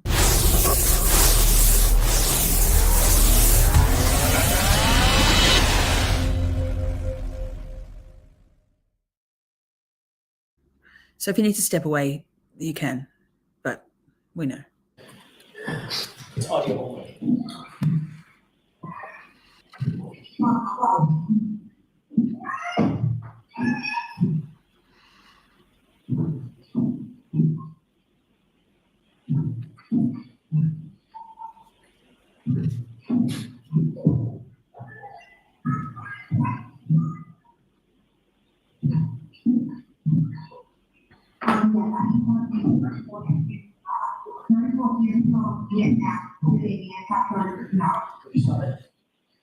Ms. McCabe, I've paused the audio tape just to ask you a couple of foundational questions. Do you recognize what's on that audio tape? Yes, that is my voice. Okay. You recognize you starting a 911 call? correct? Correct. Similar to the call we just listened to a few minutes ago, which was the actual 911 call, correct? What's the difference between the two of them? I'm about to explain it. It's a confusing question, and I apologize. This appears to be a open voicemail overhearing your 911 call. Do you recognize that? Now that you Zero explain guilt. it, okay. You hear a rhythmic boom, boom, boom, boom. The windshield wipers. Okay, so that was my next question. That would have been an open voicemail that was recorded inside the cab of the SUV that you were seated in, correct? Correct. Overhearing you call 911 and overhearing whatever else was going on, ambient noise at the scene, correct? Correct. Does that sound like a true and correct copy of at least a portion of the 911 call that you heard? I have to listen to it again, but Well, why don't we continue listening to it and see if you recognize it? okay. With one's permission? Yes. It's about, by the way, it's about 4 minutes in total, Your Honor. Okay.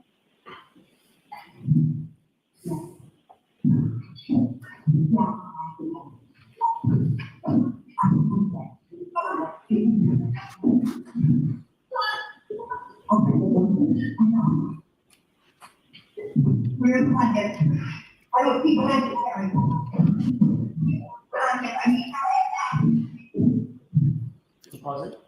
Do you hear a person in the background screaming? Yes. Who is that? Miss Reed.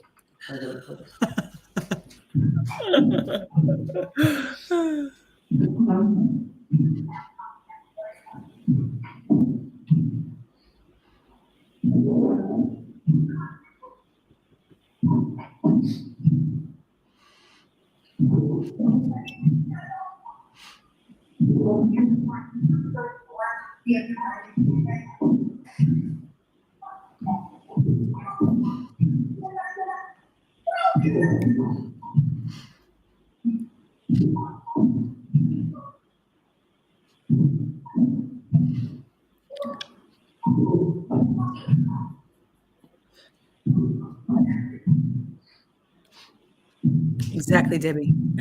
Exactly.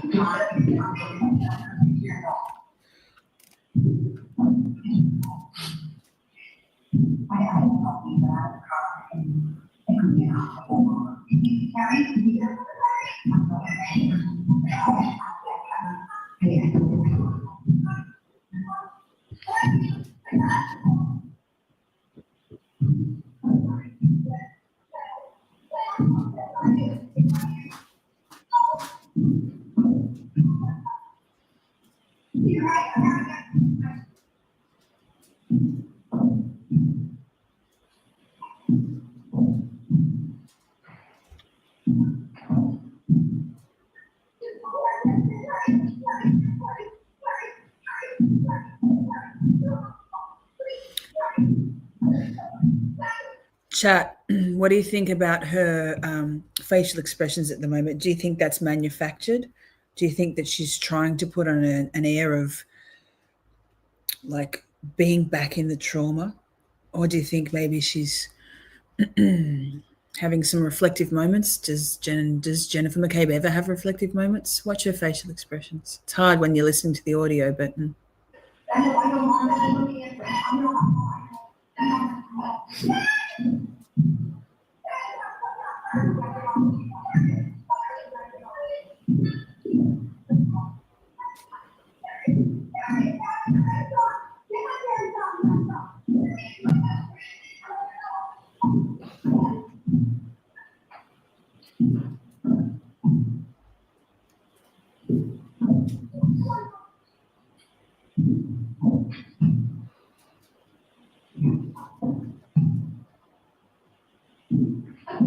I don't think Jennifer McCabe has any regret, only for herself.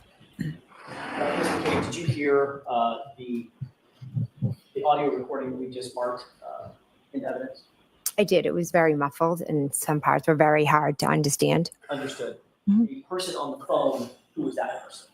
I called 911. And the person that was, for the most part, Could be. the person's voice was Jules. weird, screaming, sounding sort of hysterical. Who was that?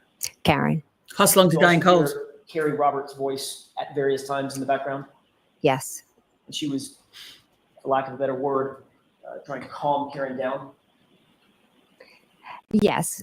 And I, at some point, telling her to just shut up, you're not helping, Yes, exactly. because she was so hysterical and so upset. Erratic. I want to play the rest of this. It appears that this recording is longer than your 911 call. You would agree with that? Well, I'd have to see. Well, the 911 call is already ended, correct? I'm not sure how long was the 911 call. Okay, this is about 3.5 minutes into a 4-minute recording. My only question is, would you agree that the 911 call is subsumed within this full 4-minute recording? Dave, I would go so far as to suggest that probably AI has more emotions and more of a moral compass and more of a heart than Jennifer McCabe. But I digress. I couldn't make that from that muffled. You couldn't tell? I couldn't tell. So if you have my phone record, you could, I'm assuming, tell when the 911 call ended, because I know the 911 call was long because there were multiple, they had transferred me multiple times. Right. Hey, My Mom. question to you is, I'd like you to listen Hi, very, Mom. very closely. And Shelly, I know that it is a muffled recording. Good to see you. From this point forward, I want you to pay very close attention. I want to ask you if you hear a voice, very muffled, toward the end of this recording. We can play it with explanation. Yes.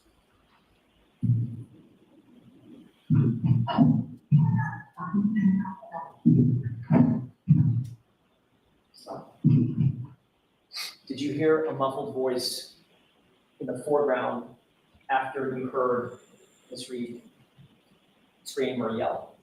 I heard two people talking.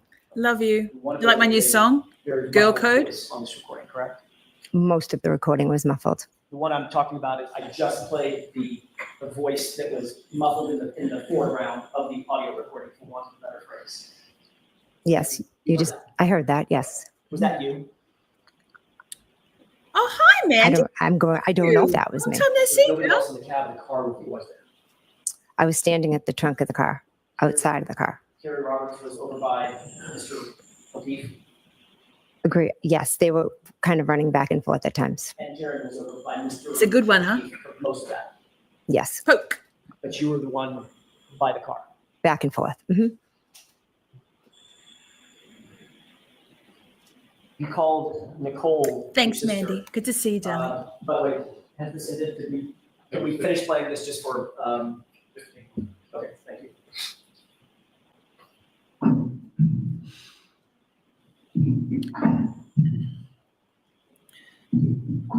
Just pausing to say, chat, I turned it's getting quite warm here in Melbourne, and I turned my fan on before. So I'm sorry if you can hear the noise of the fan blowing, but it's either that or me sweating my ass off, to use an Australian term.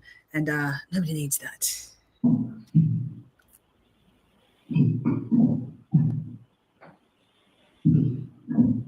It's a different Mandy, but our Mandy has been around, Jen, just not today. Okay. You called your sister at 6:07 and 42 seconds, correct? Hi, Bear. I don't have my phone record in front of me, Does that sound about right? approximately. And you've made a second phone call at 6:08 and 17 seconds. Does that sound about right? I did call her twice, yes. And both of those calls show in your extraction that they were answered phone calls, correct? I don't have my extraction in front of me. Well, you've been asked this question. She's got a tooth extraction. Right? You were asked this question at the other proceeding, is that right? Yes. And You're showing phone records. well, if you have them, I could see them here. Oh, fuck off, Jennifer McCabe. Yes. And at that time, you were confronted with the fact that the phone records show a 7-second call for 6:07, correct? Objection. I'm going to strike the word confronted. Go ahead and ask. I'll pick another Go word. ahead and ask the You question. were shown evidence that the 6:07 call lasted 7 seconds. My sister never answered the phone. Okay. I know you want to answer your own questions. Yeah. I'd like if you to answer my question. Were you shown records that showed the call lasted 7 seconds? I cannot recall the exact record I was shown, but I was shown a phone record. Okay. And you were shown that the same phone record showed that the 6:08 call lasted 8 seconds, right?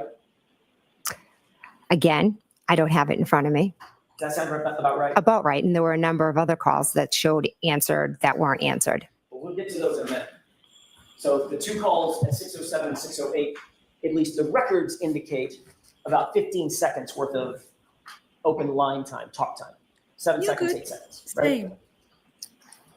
You have the record in front of you. I don't. I'm just asking if you were confronted, there's that word again, if you were shown records that established that based on your. I'm going to pause for a second. What is all this drone talk? You folks hearing about the US drone invasion? There's been jokes about it. What's happening? What's happening over there in America? Like, what the actual fuck? What the actual fuck? And Laurie Marie just coming home from work right now, and so glad to find Miss Shorty live. I need a dose of solid, sassy, smart human being right now. Maybe the literal opposite of Jen McCabe, and I'm grateful for you. Thank you so much. Good to have you in chat. Yay, yay, yay, yay. Nonna Robbins here too. I'm glad I paused. Chloe Albert's just joined, or maybe you guys have been lurking. Lovely to see you all. Told ya, alien drones. It really is frightening. Wait, what? Bus-sized drones on the coast. Okay, interesting. What the actual fuck? Okay. Well, that's wild. It's everywhere online, man. All I do is write music and vape and live stream. I'll have to get myself out from under this rock from whence I've come. I'll have to re-enter the world at some point. But here we are. I'm living in dream world. Your phone extraction, your phone records, that the 607 call, 7-second call, the 608 call was an 8-second call, right? I was shown records, but I don't know exactly what they were, how long the call said. Wow. Because she never answered the phone regardless. Wow. You also made another phone call at 6:23, did you not? To Brian Albert? If you could share my phone record, it would be very helpful. Do you recall it? I know I called my sister and I called my brother-in-law in the house. I do not know the exact times. That's all I'm asking. You made a phone call to Brian Albert as well, right? I believe so. That was around 6:23. It was a few minutes after you had called Nicole twice, right? Correct. And that call was not answered. None of them were answered. But the record showed that call was not answered. Interesting. As opposed to Nicole's 2 calls, right? Right.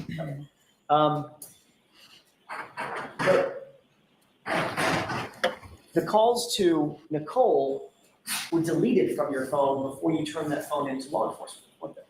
Not by me. By somebody else? I never deleted any calls when I willingly handed my phone over. And I had You MS. didn't delete calls, but you do know that your phone was forensically analyzed and those calls were in the deleted file folder, correct?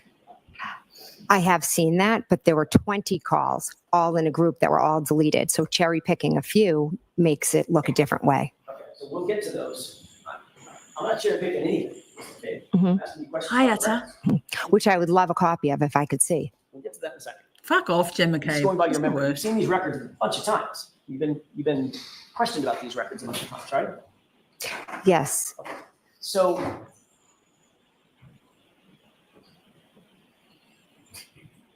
we know that you called at What? 6:07, 6:08, or That's thereabouts, wild. and about 6:23. 2 to Nicole, 1 to Brian, correct?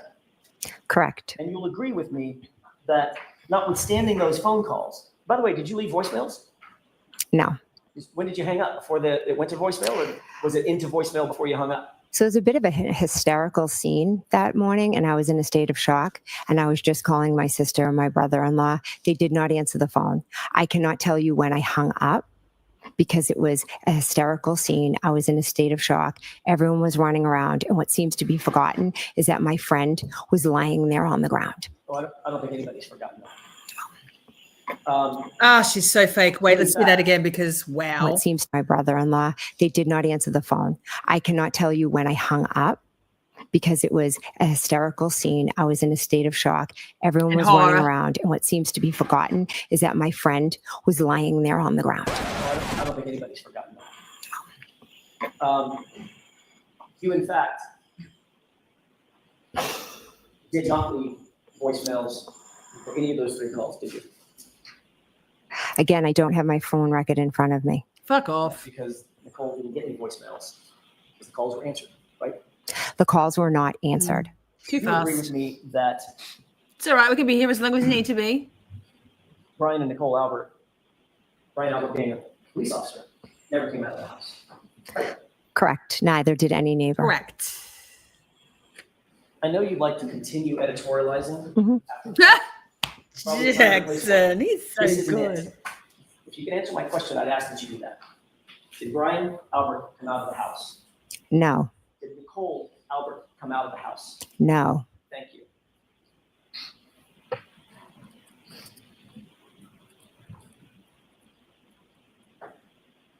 How many of the initial police officers from Canton Police Department who responded to the scene were you friends with? I would say I am friendly with Mike Lank. He was a few 5 years older than me. I knew him growing up. If I saw him around town, I would say, "Hey, how are you?" Pretty much that's the extent. Anybody else other than Mike Lank that you were friends with? Not that I am friends with. I knew of Officer Sean Good, but I wouldn't say I was friends with him. I just knew who he was. And you also knew that Officer Lank was very good friends with the Albert family. Good friends, yes. You knew that Mike Lank and Chris Albert had a long-standing friendship, correct? Correct. You just indicated you also knew Officer Good, is that right? Didn't know him. I said I knew of him. Okay. With regard to names like Seraph, Delaney, not so much.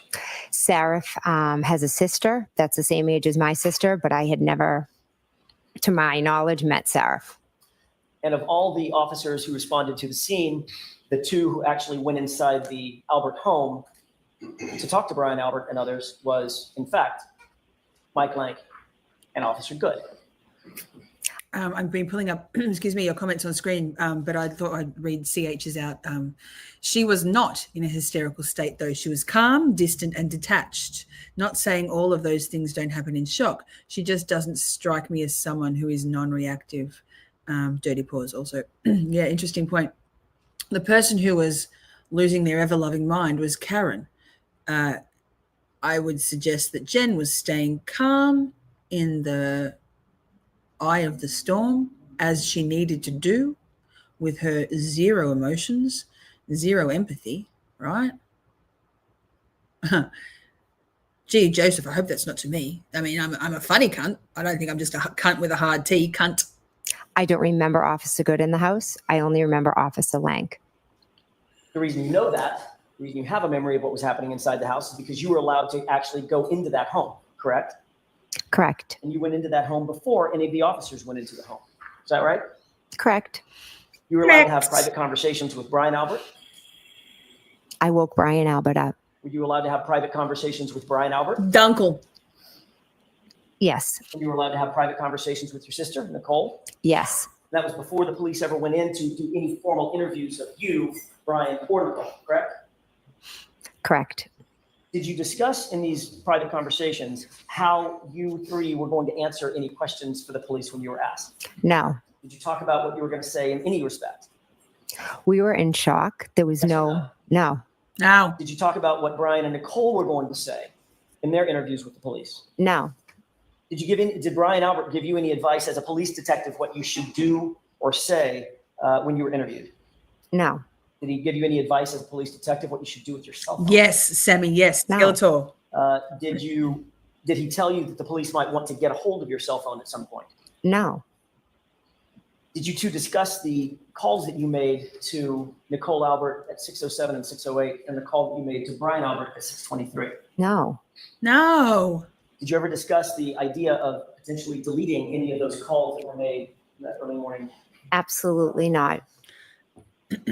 Absolutely not. Suspicious. Yes, because I'm an honest and truthful person. LOL. Did you tell him which officers were? Oh, Jennifer McCabe, girl. Jesus, fuck Jennifer McCabe. Brian Albert at 6:23. No. No. Did you ever discuss the idea of potentially deleting any of those calls that were made that early morning? Absolutely not. Would you tell us if you did? Yes, because I'm an honest and truthful person. Did you tell him which officers were outside? I don't recall. Did you tell him that Officer Lang, specifically, friend of the Alberts, was outside? I don't recall. And then your husband, Matt McCabe, arrived at the scene, correct? Correct. He was allowed to come in the house as well, right? I believe Officer Lank was in the house before Matt came into the house. Lank. And a little bit later that morning, Lanka. Julie Albert came over, correct? Correct. And by the way, Officer Lank, after just a few minutes, then left the house, correct? Correct. Leaving all the witnesses inside together.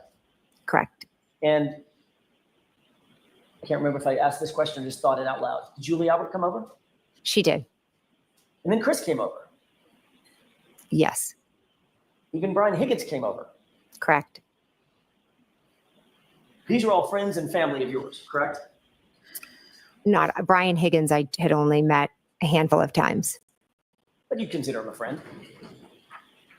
A friend of Brian Albert's is how I would reference him. Fair enough. So these are friends and family of Brian Albert. Correct. And everyone was permitted to discuss the. Hey, just for a moment, I just see there's 191 people watching at the moment, and definitely not 191 in chat. So if you're watching and you'd like to come on in, it's a 1 minute subscribe thing. You can always unsubscribe afterwards. It's a good chat, yeah. But if you're happy just to sit back and lurk, that's cool. We have something for you.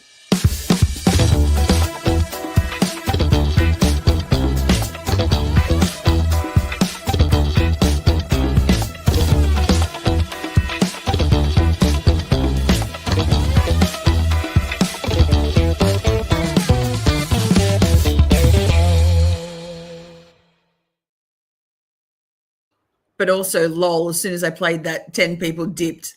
Yikes. They're like, fuck, she can see us.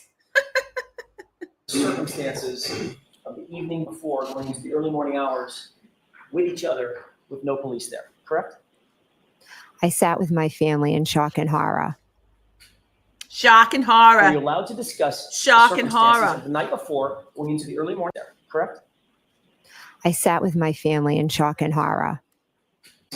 Of the evening before going into the early morning hours with each other with no police there, correct?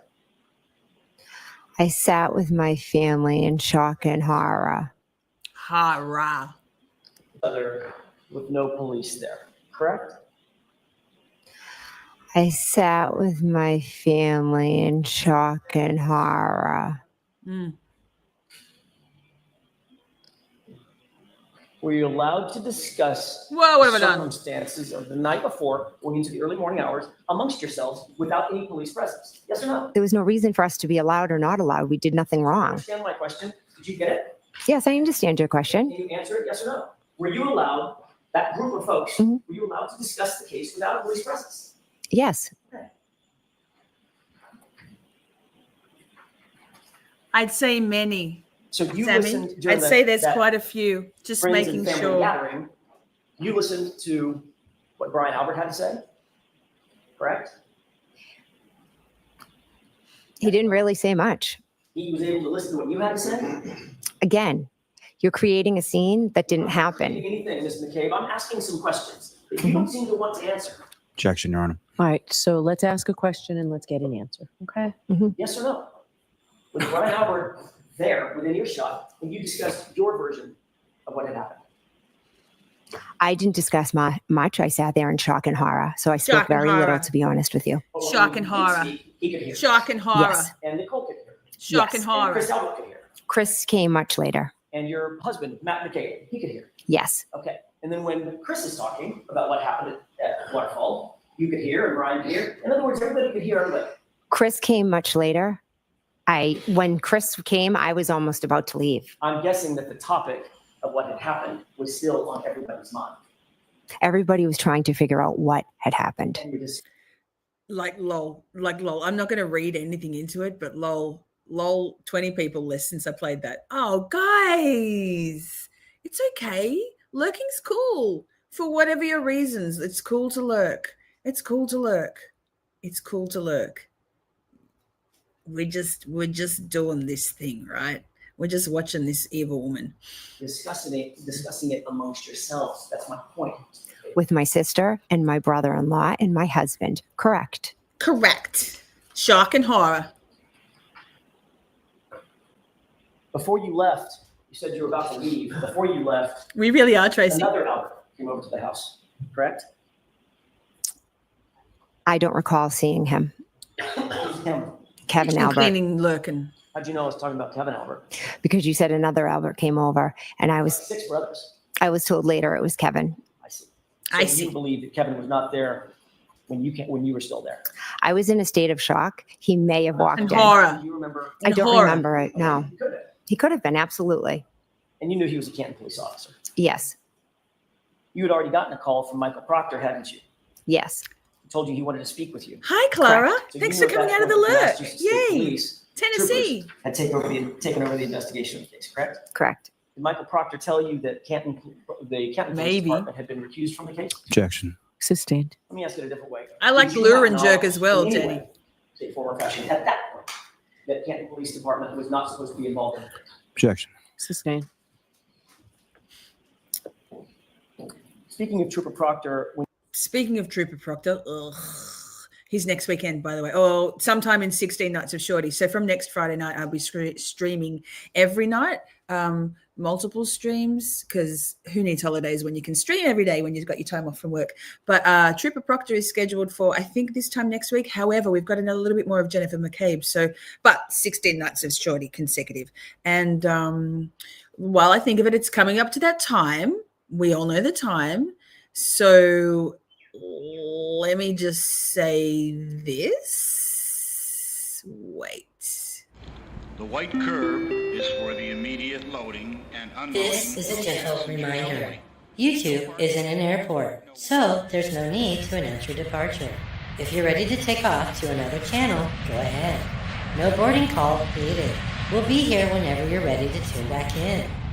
Just catch us on the replay.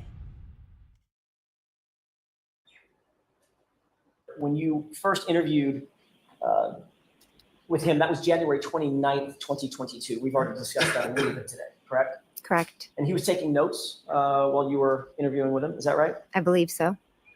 You mentioned on Friday your observations of the taillight that day. Is that right? Correct. Hi. You Lucky told from Mr. the UK. Lowry Yes, that yes, yes. you indicated that the taillight looked, and you saw it just like the photograph that he showed you, correct? I told him it was hard to make out and with the snow on it, but it looked, and the picture that he showed. He showed you a second photo, a close-up, Mhm. basically, of the SUV and Sally Port. Mhm. Is that right? Yes. And you said, yeah, that's the condition of the taillight, correct? Yes. That's awesome, Laura You Marie. also I'm so told glad. Trooper Proctor, about your observations of the taillight on that same day, the 29th, right? Correct. That's literally the same day that you saw the taillight, correct? Correct. Just a few hours later, is that right? Correct. And what you told Trooper Proctor that day was that you, quote, saw a crack in it, end quote, correct? I told him that the taillight was cracked. Like your fucking So that's the tooth, words that you used, bitch. or that you saw, and I'm not Styling, fighting yeah, on those hi. words.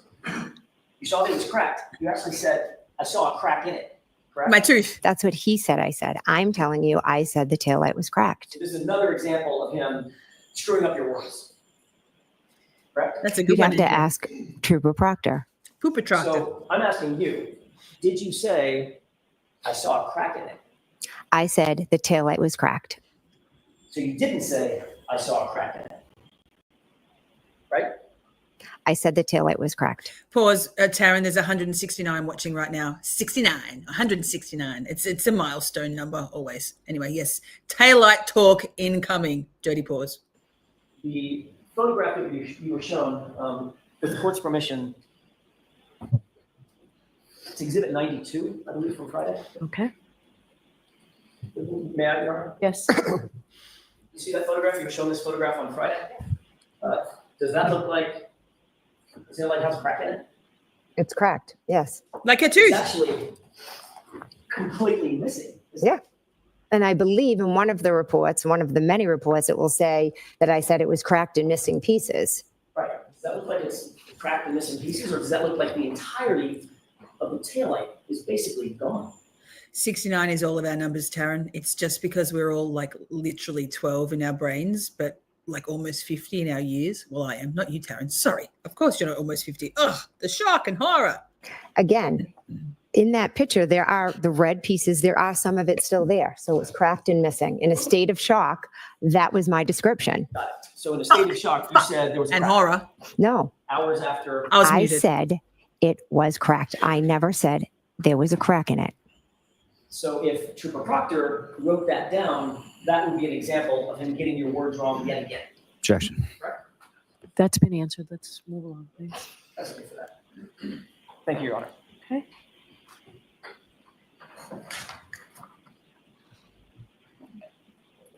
I want to get back to January 29th, that interview with Trooper Proctor.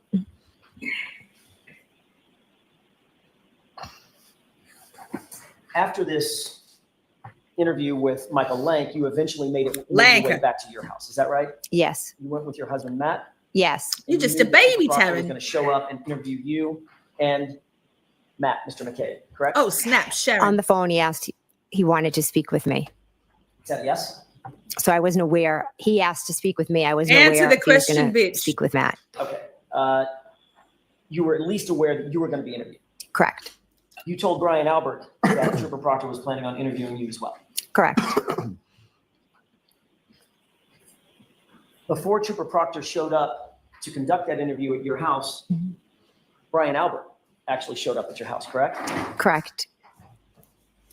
So Brian Albert made sure that he was in your home before Trooper Proctor made it to your house, correct? Objection. Objection. Kidney stone. Brian Albert was in your home before Trooper Proctor was in your home. Is that right? I am not sure who arrived first. But he was there when you were interviewed, wasn't he? He was upstairs, yes. And you believe, of course, with that statement, he didn't hear anything about what was going to happen, right? He didn't hear 100. anything about the interview. No, I don't think he could hear it from where he was. But you knew he was just a few feet away. I knew he was up in my bedroom. We've talked a little bit about your call records, and I want to pivot for a second and ask you about those call records. This is Exhibit 90.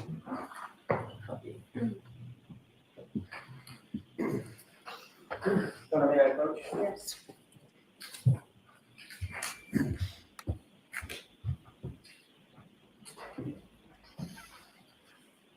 Thank you.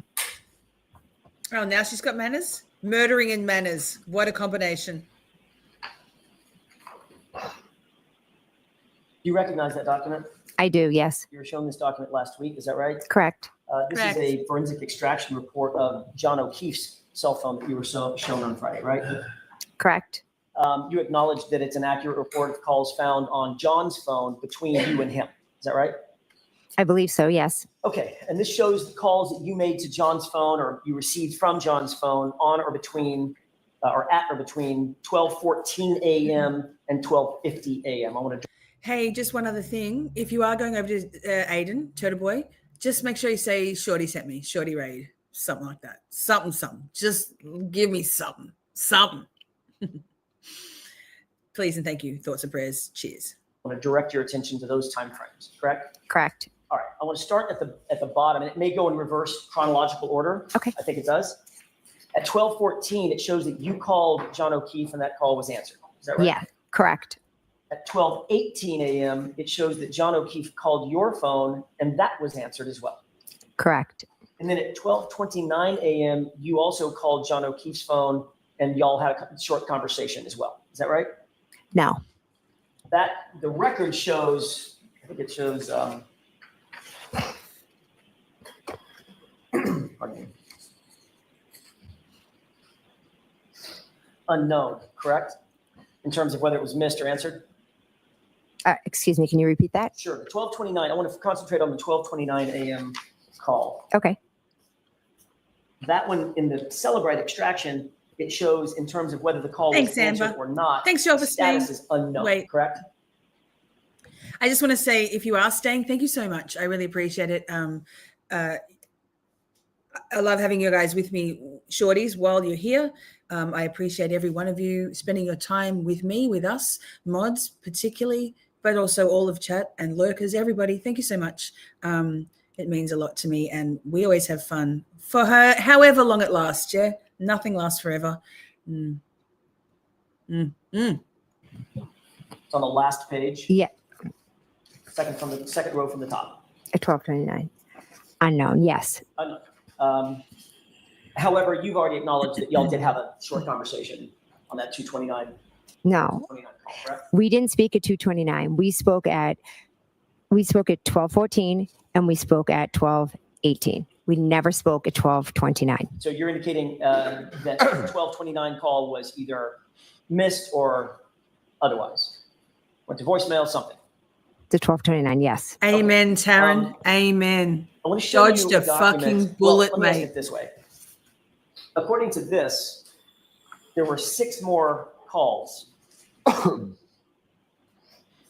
between your phone and John O'Keefe's phone. Correct. Count it, correct? 1, 2, 3, 4, 5, 6. And that's before. Or A that's lurk and a up stay. to Yay, Mello, 12:50 yay. a.m. Is that right? Correct. All right. I'd like to show you another document. John, if I could approach briefly.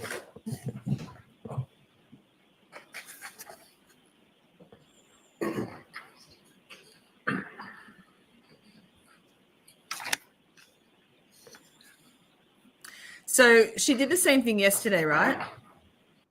Yesterday in trial, on day 14, she did the same thing. She puts her hair behind her ears eventually. I feel you, girl. I struggle to keep my hair from behind my ears also. There's that, can you see again here? Can you see my cursor? It's, I don't know. It doesn't look like it's raised like acne. It does look like bruising. It looks a lot like bruising to me. What do you think, chat? What do you think?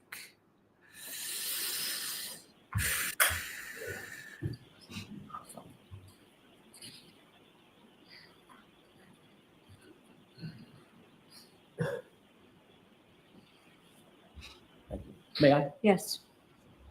Thank you. I'll take, so we don't get mixed up, I'll take exhibit 90 back. Okay. Thank you. Very interesting, chat. Very interesting. I want to show you one more document that you weren't shown on Friday.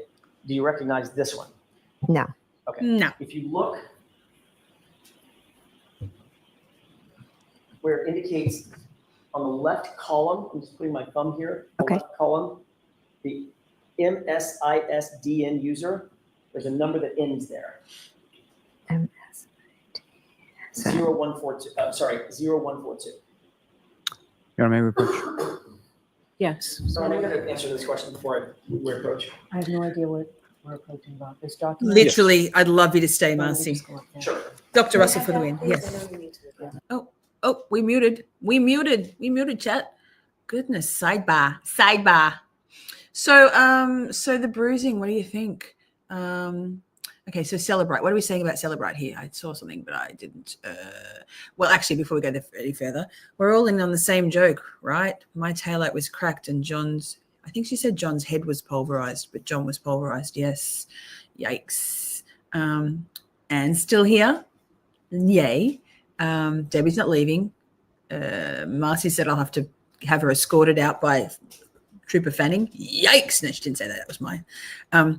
But the Celebrate guy testifying that Celebrate isn't always accurate. No, it is. It's the gold standard around the world. So was that Whiffen though, or Green? Because Whiffen was just mostly spruiking his wares, right? Spruiking his wares. Jen playing dumb.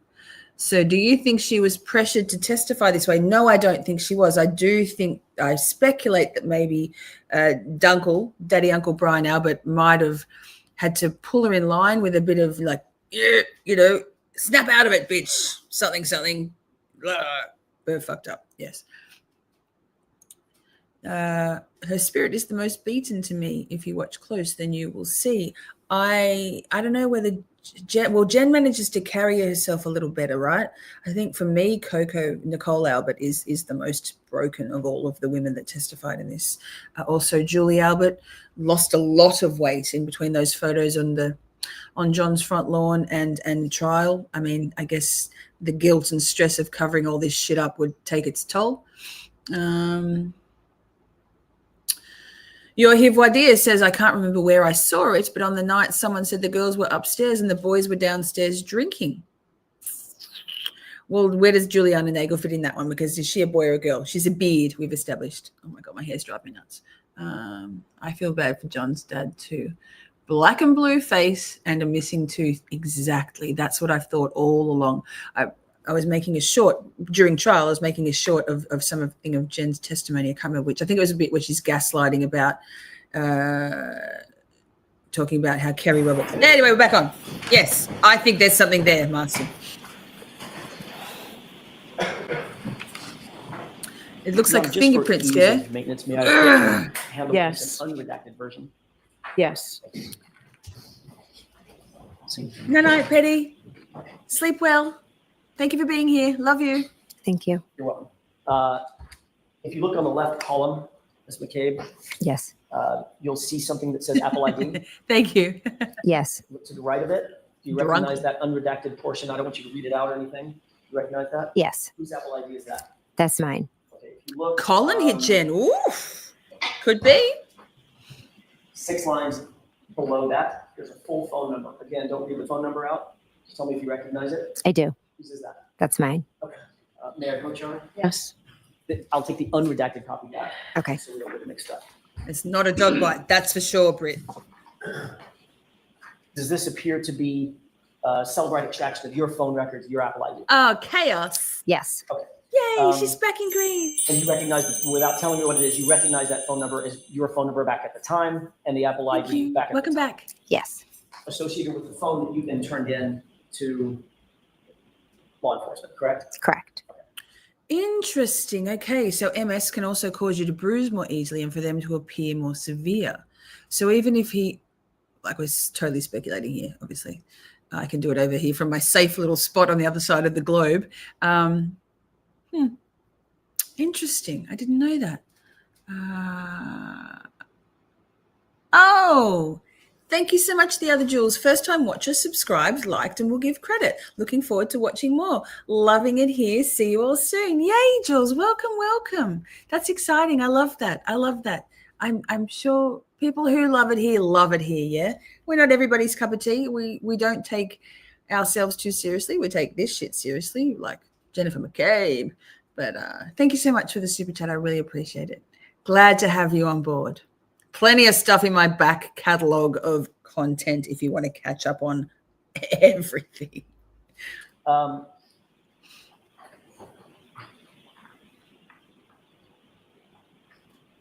You've just looked at the extraction report for John O'Keefe's phone, and you saw those calls between your phone and John O'Keefe's phone after going from 12:14, after that all the way up to 12:50, correct? Correct.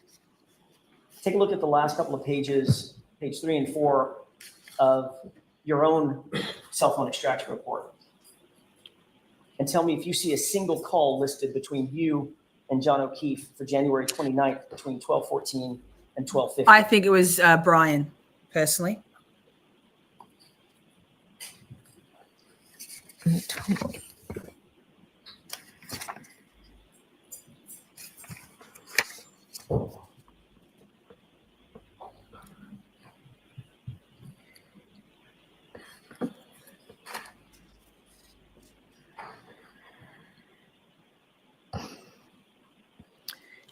Girl code, Nonna Robin, right?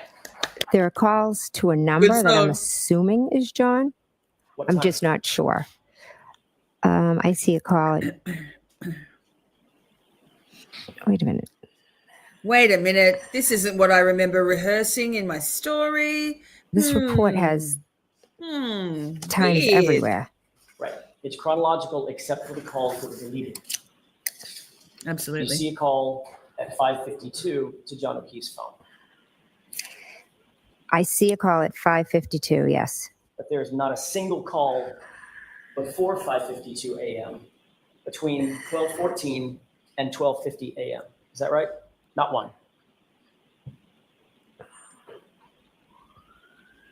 Or the sirens. Or the It's sirens. very hard to, this report Yes. trumps time-wise. Join the Discord. Yes, Every yes, single yes. time on the report, there's not that many. Mhm. I'm just trying to say that it goes from 7:21 to Wait, pause. Our relationship? Our relationship. I mean, they've been through the ruck and ringer with me lately. So I'm sure they'll support whatever I do. My friends support me no matter what. Girl code. Yikes. to 5:52 to 7:33 to 7:49. There's no order. They're out of order. I understand that, Mr. McCabe, but if you look at every one of the entries, there's not a single entry for 12:14, 12:18, or any of the subsequent 12:29. 100%. We are a thing. We're on. On John O'Keefe's phone extraction. We're Do you on. agree with that? Yeah, we're on. Correct. May I approach? Yes. Thank you. Yes, Nonna Robin. Yes. Your Honor, I would move for the admission of NN as an exhibit. Okay, is there an objection? No, no. No. Dave knows his shit, Taryn. Yeah. We have our 1 hour anniversary. May I inquire, Your Honor? Yes. The fact of the matter is, according to those Celebrite records and that extraction from your own phone, every one of the calls that you made to John O'Keefe's phone between 12:29 and, between 12:14 and 12:50 a.m. was deleted and unrecovered, correct? I didn't understand that report, and I'm not an expert. When you compare the two, you saw a bunch of calls on John O'Keefe's phone, right? You know, he couldn't have deleted them. He passed away, right? Correct. You saw your cell phone extraction, which is the handshake for John O'Keefe's phone. And all of your calls are missing, Neither. right? Objection. It's so romantic. Can you answer that question? I'm confused. That paper, I don't understand it. It was vague. There were numbers. There were calls everywhere. There was a Whatever. number of missing calls. Jennifer A bunch McCabe. of missing calls, right? You didn't see any of the calls that were reflected on John O'Keefe's phone. Is that right? Yes or no? They're not there. Look at that. A lot of calls are missing. I'm not really even sure what's there because the numbers are it's all redacted. So you were not seeing any redacted calls. The page you just had in front of me was redacted. Bag. It's now an exhibit. It's now your personal information. Decorated was redacted. dudes. None of the calls were redacted now. The numbers, I don't know people's phone numbers. I just have them as contacts. Ms. McCabe, you just said a second ago, and we can do this all day long, or we can just make it simple. The fact of the matter is that report did not show any of the calls that John O'Keefe's phone report showed, correct? From 12:14 to 12:50. I believe there was one on there. Fuck, she's such a smart The next ass. morning, ma'am. Jesus, fuck, Right? Jen. Were there other calls in that time period on the Celebrate? You just said there weren't. You just looked at them. I've told you that Celebrate report was extremely hard to read. Right. Mhm. Fact is, there are no calls on your own phone extraction between you and John O'Keefe between 12:14 and 12:50. Would you just agree with that, at least on that report? Objection, Your Honor. Sustained. The fact is that you deleted your call records before you turned your phone in, didn't you, Ms. McCabe? That's what that report shows. Absolutely not. You sanitized your phone because you didn't want the police to know who you had been calling or the fact that you had been calling Me? John O'Keefe's Or phone Higgy? incessantly, correct? Incorrect. I willingly turned over my phone. After you deleted your phone call log. Conscious machine. Brian Higgins is a complete loser. Yes. And a murderer. Just saying. I said what I said. Correct? Absolutely not. What date did you turn your phone over?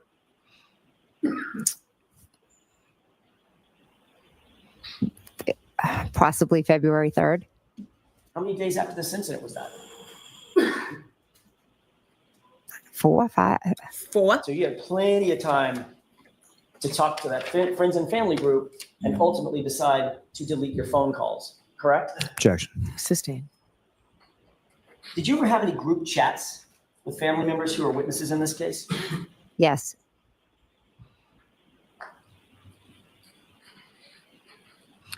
I mean, that's a wild allegation, corruption, but okay. Yikes. The views of the audience do not reflect the views of the host.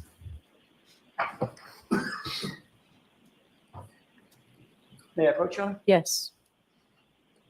Flip through those. Poor old Higgy. I think he thought he was going to avoid being called out as being a murderer, but not just being a douchebag. Yikes. While Mr. Lally is looking through that packet, Interesting. can I just ask to make sure the record is clear?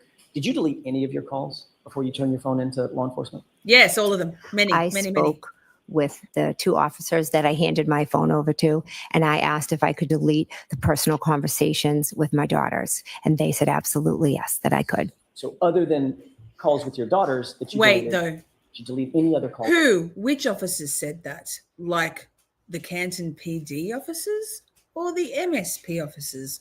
All of whom? All of whom?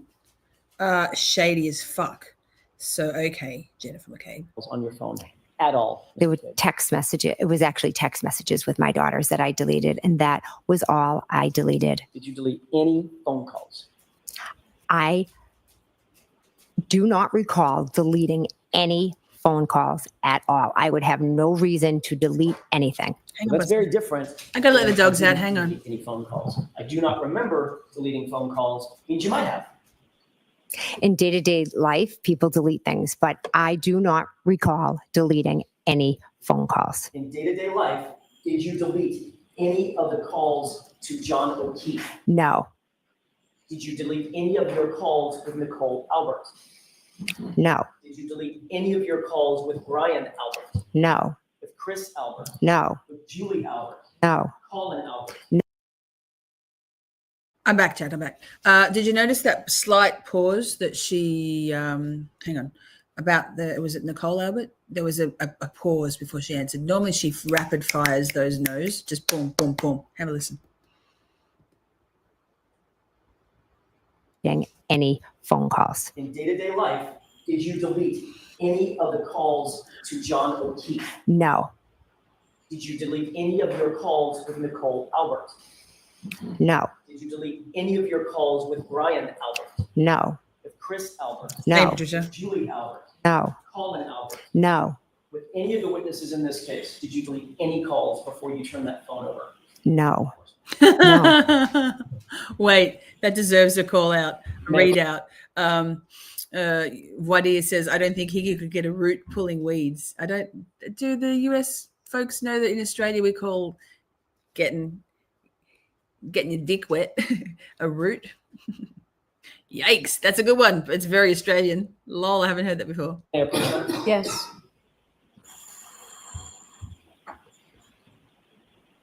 Ah, you worked at the same places as him, huh? How about that? Ms. McCabe, I'm handing you a packet of documents. Hi, Rebecca. Bang, bang. Thank goodness. Thank goodness, Patricia. Pull up, bitch. Not you, Patricia. Bang. It appears to be about 10 pages long. Do you recognize what's in those documents? Yes, You indicated already that you were part of a group chat with certain members of your family and friends. correct. Did that group chat, I'm most interested in the group chat between yourself, Nicole Albert, Brian Albert, Matt I'm here to McCabe, educate. on or around that group chat starting on or around February 1st, 2022. Okay. Does that look like a true and accurate reflection of the text messages between, or certain of the text messages between and among that group? Yes, the ones I've seen. Yes. On February Can you just 1st tell me what page you're on? I'm sorry. Of course, Your Honor. The date stamp number? 2148. Okay, is where thank I'm you. going to start. Thank you. And they should go relatively chronologically, Your Honor, page by Okay. page. On February 1st, 2022, around 2:15 in the afternoon on this group chat, did you receive a message from your husband on the group? This is on page 2148. That should be the middle bubble. The middle and the bottom bubble. Quote, Julie said channel 4 is in DE. You see that? Yes. And the response from Matt McCabe is eating, I assume, quote, ask Chris to ask some questions. Tell Good to them have the you guy back, never Amber. went in the Yay. house, end quote. You see that? Yes. You look at the next page, the top, Mhm. 149. Bev is There's a so one-word- corrupt. Did you Oh my receive a goodness. message from Yikes. your husband on the group? This is on page 2148. That should be the middle bubble. The middle and the bottom bubble. Quote, Julie said channel 4 is in DE. About You see 50 that? minutes left. Yes. About, a bit The less. response from Matt McCabe is eating, I assume. Quote, ask Chris to ask some questions. Tell them the guy never went in the house. End The quote. guy. You see that? The fucking guy. Yes. You look at the next page, the top, Mhm. 149. There's a one-word answer from Brian Albert. Mhm. What is that answer? Exactly.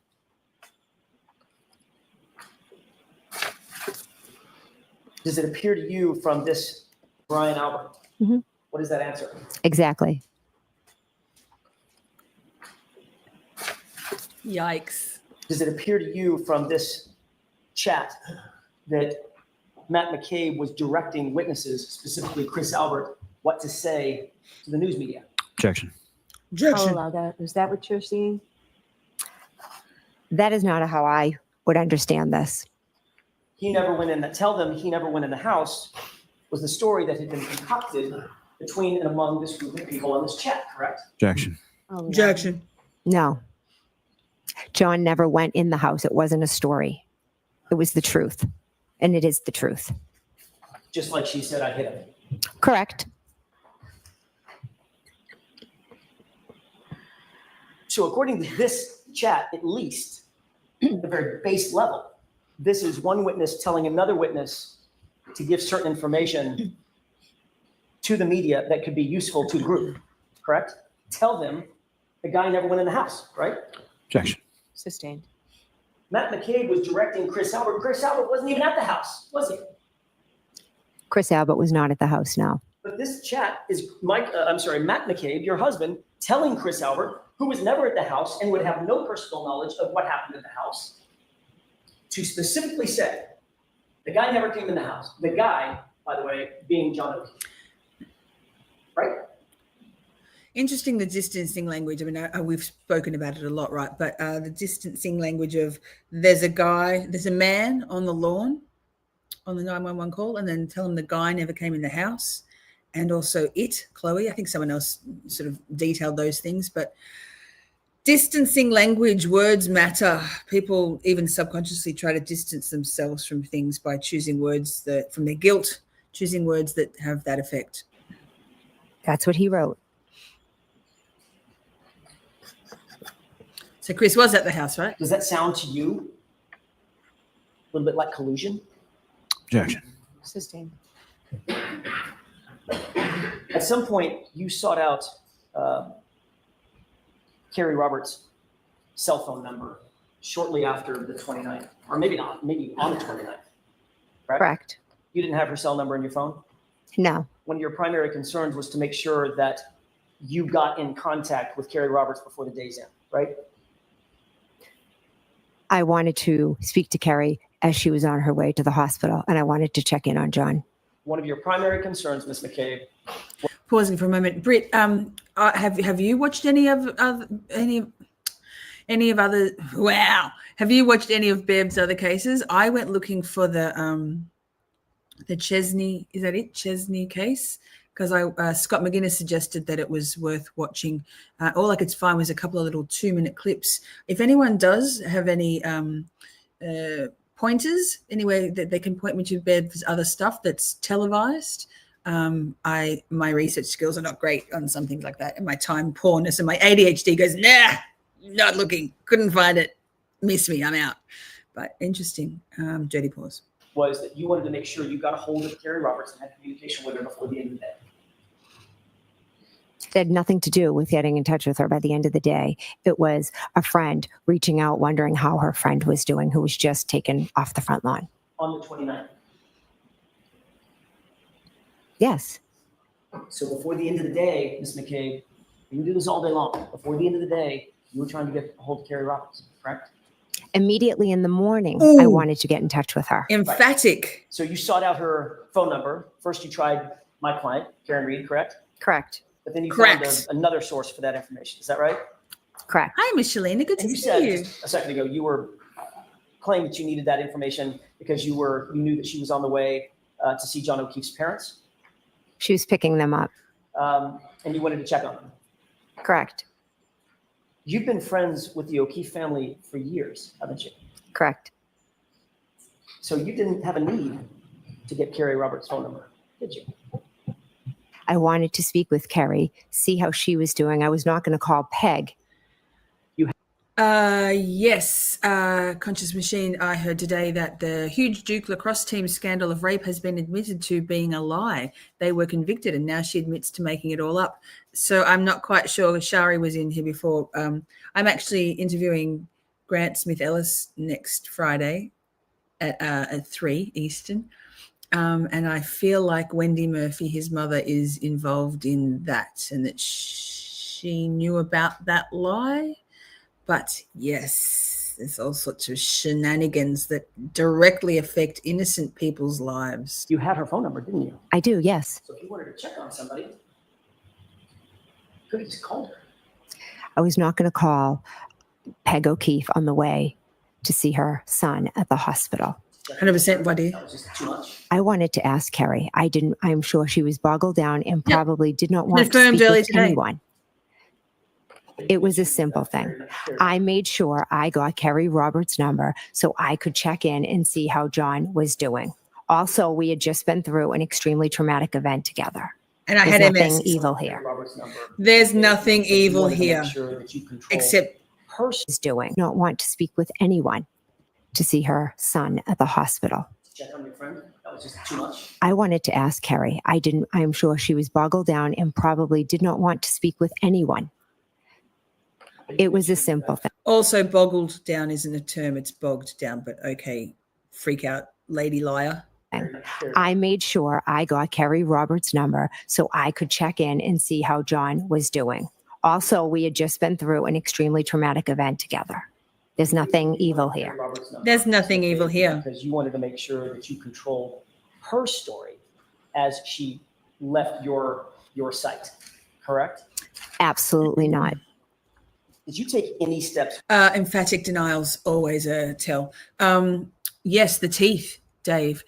She's bared her teeth a couple of times, not smiling. She's smiled a couple of times in her testimony so far, but yeah, the teeth baring is confronting, right? Very confronting, and I feel like it's indicative of disdain to Alan Jackson, I'd say. Steps whatsoever, any steps whatsoever to influence Carrie Roberts' statements? No. Because that would be collusion, wouldn't it? Objection. Sustained. Did you write a text to the group, including Brian Albert, Nicole Albert, and Matt McCabe, where you informed them that, quote, and this is, Your Honor, on page 2158, where you informed them, quote, Carrie is here going over timeline, end quote. Correct. So you reported back. Correct. Yes, the disdain and she despises him. It's because he's daring to question her, because you don't ever question a narcissist. You just don't ever. How dare he? She's spitting her words at him. Emphatic denials. To Brian, Nicole, and Matt, Carrie was where? She came over Same, my house. Taryn. And It's you two wild, sat isn't it? down and went over a, quote, timeline. Taryn, you know who plays the victim all the time? People who are trying to spin a narrative, right, that suits their own agenda. And it's interesting, the people who circle around those lying McLiars. Yeah. Together. Peggy spoke to Carrie. Yes or no? I didn't ask about Peggy. Well, that's where the timeline started at. Did you? Like ask you, Carrie, Conscious or did Minds? Carrie come up, show up at your house and, quote unquote, go over a timeline? Carrie showed up asking to sit down with me to do a timeline so we would remember everything that had happened. And you wanted to be super helpful about that, right? Objection, Your Honor. Super helpful. Ask it differently. Sure. You wanted to be helpful to Carrie Roberts. The two of us were trying to figure out what had happened to our friend. And so you made sure that you created and drafted with Carrie Roberts a timeline for her, correct? I didn't make sure of anything. She was the one that asked me to do it. And not only did you create a timeline, you then reported back to your group, Ryan Albert, Nicole Albert, Matt McCabe, that she was creating this timeline with you on February 1st, 2022. Isn't that right? Yes.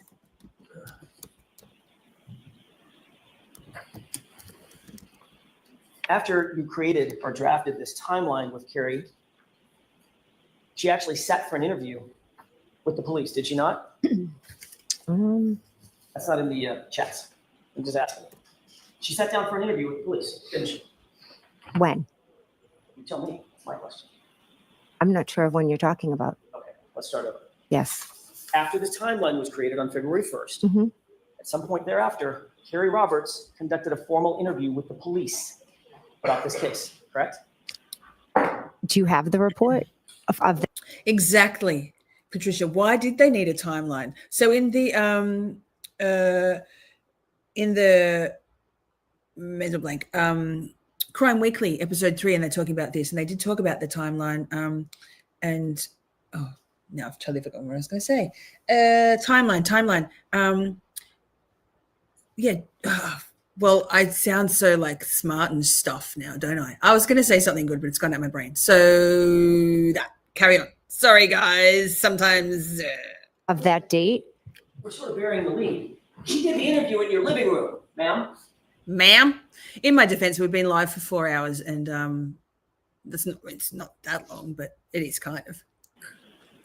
Right?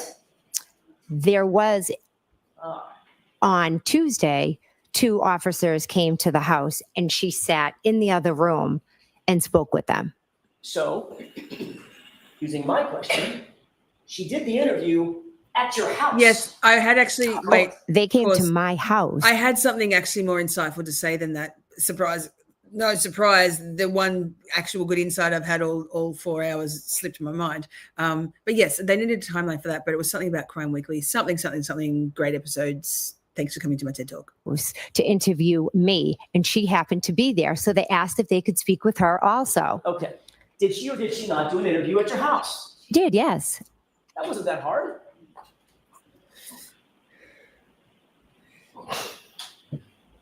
You were present for that interview, weren't you? I was eating dinner. You were present Do you for eat, the interview, though? Ms. McCabe. I was in the house, yes. And you listened to that interview, didn't you? No, I did not. You made sure you gave Carrie Roberts everything she needed for that interview, correct? Quote, everything she might need for that interview, didn't you? And where is this that you're quoting from? I was asking you. Oh, I'm sorry. When you quoted, I thought it was in here. I apologize. We'll get to it in a second. Oh, she's Did so you tell awful. her everything that you wanted her to say? No, I did not. Did you in any way attempt to influence her testimony before she gave that interview in your living room? Absolutely not. Carrie is her own person. But then you did Absolutely report not. her Emphatic progress denial.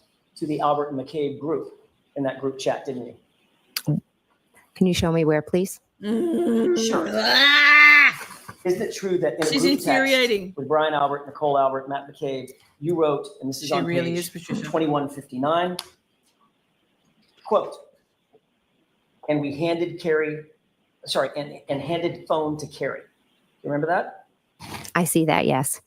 And the very next text is from you telling the group she's telling him everything. The Chesney case, Mello, or my brain? So recovery addicts got stuff like not trial footage, but recaps on. I'll have a look. I subscribe to him. I only have time for a very little amount of content to watch when I'm streaming all day, every day, on the weekends and working. But I'll have a look. Thank you. Thing in all caps, 2 exclamation points. Yes. And then you went on to say at 2:55 p.m. at basically the same moment, quote, all this stuff, end quote. Correct? Correct. So when you said a couple of minutes ago that you weren't listening to what she was saying. Thank you. that was a Okay, I'll lie, have a look. wasn't it? We're talking about 2 different interviews. I'm talking about when the officers came to my house and spoke to her there. You're saying that I handed the phone over, so that would be a different interview. McCabe, this is on February 1st at 2:55. I wasn't there. You were there. She was in your house on February 1st giving an interview to the police, wasn't she? One day she was there giving an interview to the police. And while she was there, But I do not believe it was at 2:55. It was later in the evening. So I think you might have two events confused. so either way, whether she was on the Oh, you're phone with the lying. police or sitting there in your living room with the police, you were listening to her and reporting back to the group. She's telling them everything. The one, 100% no, it's not Dave. correct. The one that she did with the police, she did in the other room. And the one she did on the phone, I said, she's telling them everything. I know. Because I know. Carrie is an extremely blunt person and she was giving personal feelings about the situation. And I was horrified by it. To the police. To the police. And you're listening. I heard a statement she said that horrified me. And then you're reporting it back to the group, weren't you? That one thing she stated, I reported back to the group, yes. So you're listening in on a police interview, correct? It was a phone call. One side of it, right? It was a phone call. You're listening in on a police interview, one side of it, correct? Correct. You're eavesdropping on that interview, correct? I'm sitting with her and she's taking the call. And then you're reporting that interview back, or her success in that interview, in your mind, back to the group involving Brian Albert, Nicole Albert, and Matt McCabe. Isn't that what you're doing? Objection. I'll allow it. I absolutely not. That is not how it went. I was horrified because Carrie's a blunt person, not like me. And she had made a comment about Miss Reed and Mr. O'Keefe's relationship. And I was shocked and horrified that she Shocked said it and the way horrified. that she did. Shocked and horrified. Now it's this and now it's that. Look at her fucking head. Ugh. Yeah. Get to the ducking point. Yeah. I've looked and looked and looked because I wanted to watch that trial because apparently the contrast in how Bev. Anyway, Bev. But yeah. And we'll go back. Person, not like me. And she. Matt McCabe. Isn't that what you're doing? Objection. Objection. I'll allow it. I absolutely not. That is not how it went. I was horrified because Well, Carrie's have a a look. blunt person, not like me. And she had made a comment about Miss Reed and Mr. O'Keefe's relationship. And I was shocked and horrified that she said it the way that she did. You're so shocked and horrified that I said, oh my God, she's telling them Oh my everything. God. Yes. Oh my you God. decided it was so important that you needed to report that back to Brian Albert and his friends. I was Sam. I was horrified. So you reported that back. Yes, I said she told them everything. When you were first confronted with these messages at a And separate good one. proceeding in June of 2023, you claimed that you couldn't remember what that exchange was about, correct? Correct. And now you just all of a sudden have this newfound memory of exactly what that text message was referring to, correct? Objection. I'll allow it. Yes, because Carrie Roberts said a statement and it jogged. I said, oh my God, that's what I meant when I said she said everything. When did she say this? Objection. I'll allow it. Yes, because Carrie Roberts said a statement and it jogged. I said, oh my God, that's what I meant when I said she said everything. When did she say this statement? Probably in the fall. She has made this statement a few times in reference to Karen. You and Carrie Roberts are still coordinating your statements together. Oh, no, we're not. It's just an opinion she has of Miss Reed. And all of a sudden that became Hi, Pia. your, quote, Good to see you. everything, all the stuff. It Thanks for didn't just stepping in. become it. I forgot that I had written it. And one day Carrie made the statement. And I'm sure it happens to everyone. You forget something and then you're like, oh my God, that's what it was. Now, I'm not sure that happens to everyone. Objection. Ellen. Look, she's a joker. What a clown. And one day Carrie made the statement and I'm sure it happens to everyone. You forget something and then you're like, oh my God, that's what it was. Now, I'm not sure that happens to everyone. Objection. Let me ask you a different question. When you were asked under oath a year ago, when it was things were fresher in your mind, you were asked specifically what you were referring to, and your answer was, "I have no idea." Correct? Correct. Because you didn't want to tell them that you had coordinated your Same. statement I'm a savage. with Carrie Roberts. Isn't I've that got right? a song called Savage. No, that is not right. I did not remember what it was. Went on to be asked specifically, do you know who you were referring to? And you said, maybe Carrie, maybe. I'm talking to Carrie. And the question was, but you don't recall this text? And your answer was, I don't remember. That's what you testified to a year ago, correct? Correct. But now you're talking about some Correct. memory of a disparaging comment that Carrie Roberts Bad. has about my client, and that's the everything in your mind. Yes, the things that she was saying. Look at her smiling. Quite obviously, what you were referring to in that Jupiter's Carrie delight Roberts has again. about my client, and that's the everything in your mind. Yes, the things that she was saying. Quite obviously, Wow. what you were referring to in that text in real time, Ms. McCabe, was that Carrie Roberts was telling the police, quote, everything that you had laid out for her in this timeline meeting you had with her, correct? Objection. So it's sustained as to that form. You can ask that question in a proper way. The everything you referred to in that text in real time was what you had worked out with Carrie in that timeline meeting, wasn't it? That was the everything you were referring to. This is for you, correct? Taryn. Incorrect. We never worked together to come up with a story. We have the facts, and the everything was a comment about your client. You went on in your group chat with Brian Albert, Nicole Albert, and Matt McCabe to give running updates about whether or not Carrie Roberts was actually following the script, correct? Incorrect. There was no script. 167. Matt McCabe texted the group, Brian, sitting separate, end quote, correct? Yes. Sounds like Matt McCabe is reporting back to Brian Albert, following your instructions, we're sitting separately. Objection. Sustained.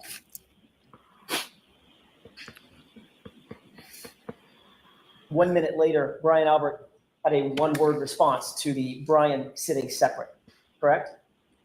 Yes. Amy, I didn't know you were going live. I'm sorry I missed it. I'm also live. How did it go? That's exciting. I'll watch the replay for sure. Yes. Amy, it's Amy Boston. Voices for the Voiceless is our girl, Amy Boston. She's just started doing her own channel stuff, Voices for the Voiceless. So yes.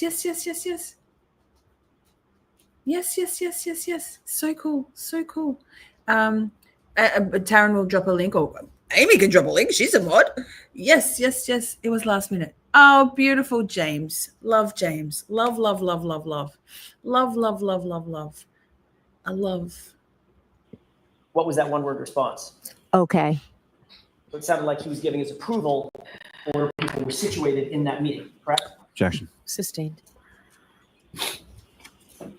At page 2168, 515. It's very hard to just look at two texts and try to No, it's not, understand Jen. what the context is. No, it isn't. If you don't understand a question that I have, just let me know. She said Otherwise, let me them. ask the question. Fuck off. On page 2168, at 515, you wrote the group, quote, you listening, correct? Yes. Yes. And at the same time, 515, you then wrote, cops here again, end quote, correct? Correct. That was in reference to the police coming over to your house to further interview Carrie Roberts, wasn't it? That was when they came to talk to me. And Carrie Roberts was there. Was at my house, correct? And a few minutes later at 5:23, Nicole Albert texts, call us after, correct? Correct. Oof. And a few minutes after that, Matt McCabe texts, quote, this girl could write a book, ... nonstop, correct? Correct. So obviously Matt McCabe, along with you, was listening to Carrie Roberts in her interview.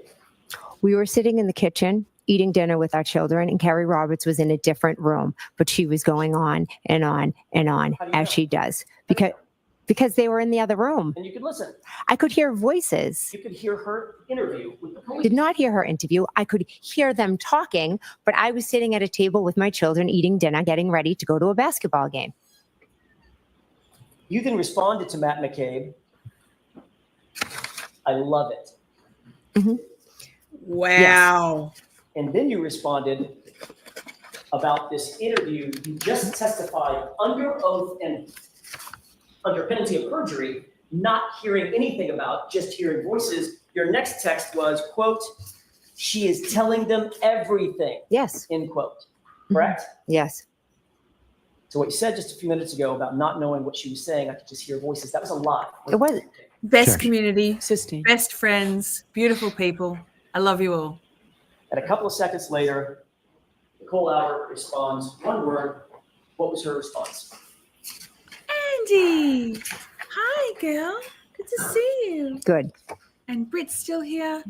The little nuggets we forget, right? That's why we're doing this. It's very valuable time spent. Love is love. So in order, those texts say, you listening? You say, you listening? Objection, Your Honor. The objections. Objection, Your Honor. At the end of the Okay, day, no, Lily. you were eavesdropping on an interview that Kerry Roberts was having with law enforcement in their official capacity, weren't you?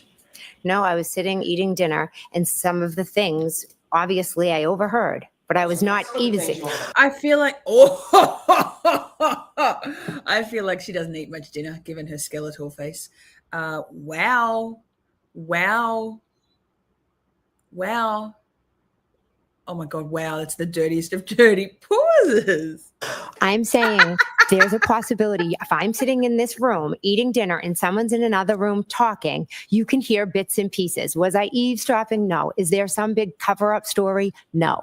No. Ms. McCabe, does your testimony keep No. evolving? A second ago, you told this jury, you said, I couldn't hear a thing. All I could hear was voices, like muffled voices from the other room. She was going on and on about something. Yeah. And then when I confronted you with the text message where you said, she's telling them everything, now it's, well, I may have heard a couple of things. Which is it? No, she was going on and on and on like she does. Like she does. What a And you're cunt. listening What a on and cunt. on like you do. I was probably hearing bits and pieces. Boom, snap, Jackson. On and on and on. On and on about something. Yeah. And then when I confronted you with the text message where you said, she's telling them everything, now it's, well, I may have heard a couple of things. Which is it? No, she was going on and on and on like she does. And you were listening on and on and on like you do. I was probably hearing bits and pieces. Ow, wow. These two are just like boom, Why boom, was it so important boom. to report It's back gold. to the group that you were happy that Kerry Roberts was saying, quote, everything? Objection. Objection. She's exasperated now. Another dirty pause, not as good as that last one. This was one of the testimonies that I got up because I'm in Australia, obviously. So like it's 10 to 2 here in the afternoon on Sunday. I definitely got up for work earlier. I set my alarm for, I think, 10 past 11 at night. Oof, that was a tough day the next day at work to watch Jen's The Cross. Because she started midway through the day on her direct exam. And both days, yeah, God, FOMO was real. I'll allow it.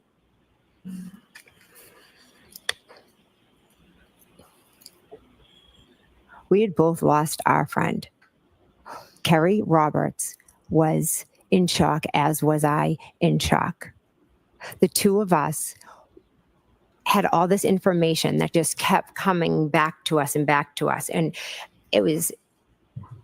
it's terrifying when you go through an experience and you're in shock. And horror. And Kerry was remembering things. I was remembering things.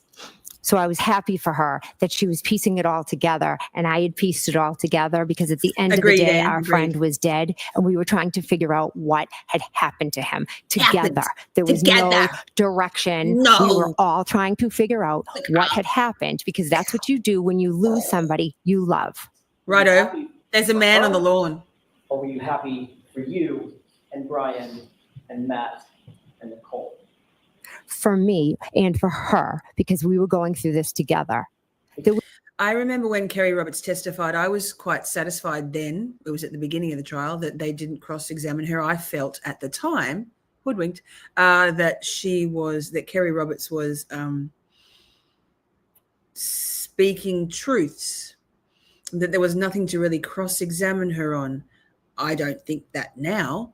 And I think that maybe the truths she was speaking were those narratives that Jen made sure, Jen brought her into the circle because they needed her. They needed Kerry. And Kerry, I think, just wanted to be part of the cool kids club, as if Jen McCabe is the cool kids. But I think in Canton, that the townies sort of are the ones that hold the power, right? There was no conversation. You got the story out that you're trying to get out from Kerry Roberts.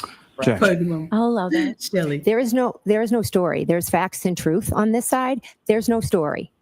The story that you've created is not the truth. Did I create, I hit him, or did you? That's fact. A fact that conveniently you didn't mention in your report. It's a Lank, grand jury, right? Night chaos. Thank you for being here. I love you. That is a fact I mentioned. So in some reports, it's there. She's so sassy. Fucking bitch. The fact is, you wanted to keep very close tabs on Carrie Roberts, didn't you? No. No. On January 29th, she's you blinking. look on page 2223. She's tired. Did you text the group, quote, Carrie talked to cops and kept it simple, end quote. Yes. Okay, it's becoming a habit for you to keep tabs on Carrie Roberts, isn't it? Objection. Objection. You'll agree that over and over and over and over again, you're reporting to this tight group, Nicole, Brian Albert, your husband, how Carrie's doing in her stories to the police, aren't you? Over and over and over. I am telling them what is going on. I wouldn't say it. Well, let's count them. Oh! Was there 4 of them? You're saying over and over and over and over. It's a bit extreme. I see. So you take issue with the way that I phrased over and over and over. Well, it's misleading, I believe. Britt, I think in the States they have all those kinds of awards for people in their yearbooks, like most likely to something, most, those kind of things. And everybody gets a most something. Yeah, we don't have that in Australia. I see. Okay. Well, let me see if I can try this in a non-misleading way, Ms. McCabe. Okay. So at least one of us. Oh, Alan! Oh my God! He wants to fucking smack her so bad. Reported back to the group how Carrie Roberts was doing with the police, didn't you? I would update them after Carrie saw and spoke to the police. Again, Steph, we were all good to trying see to you figure again. out what had happened to John. There's yet another text from Brian's wife, Nicole, on January 29th, and this is on page 2226.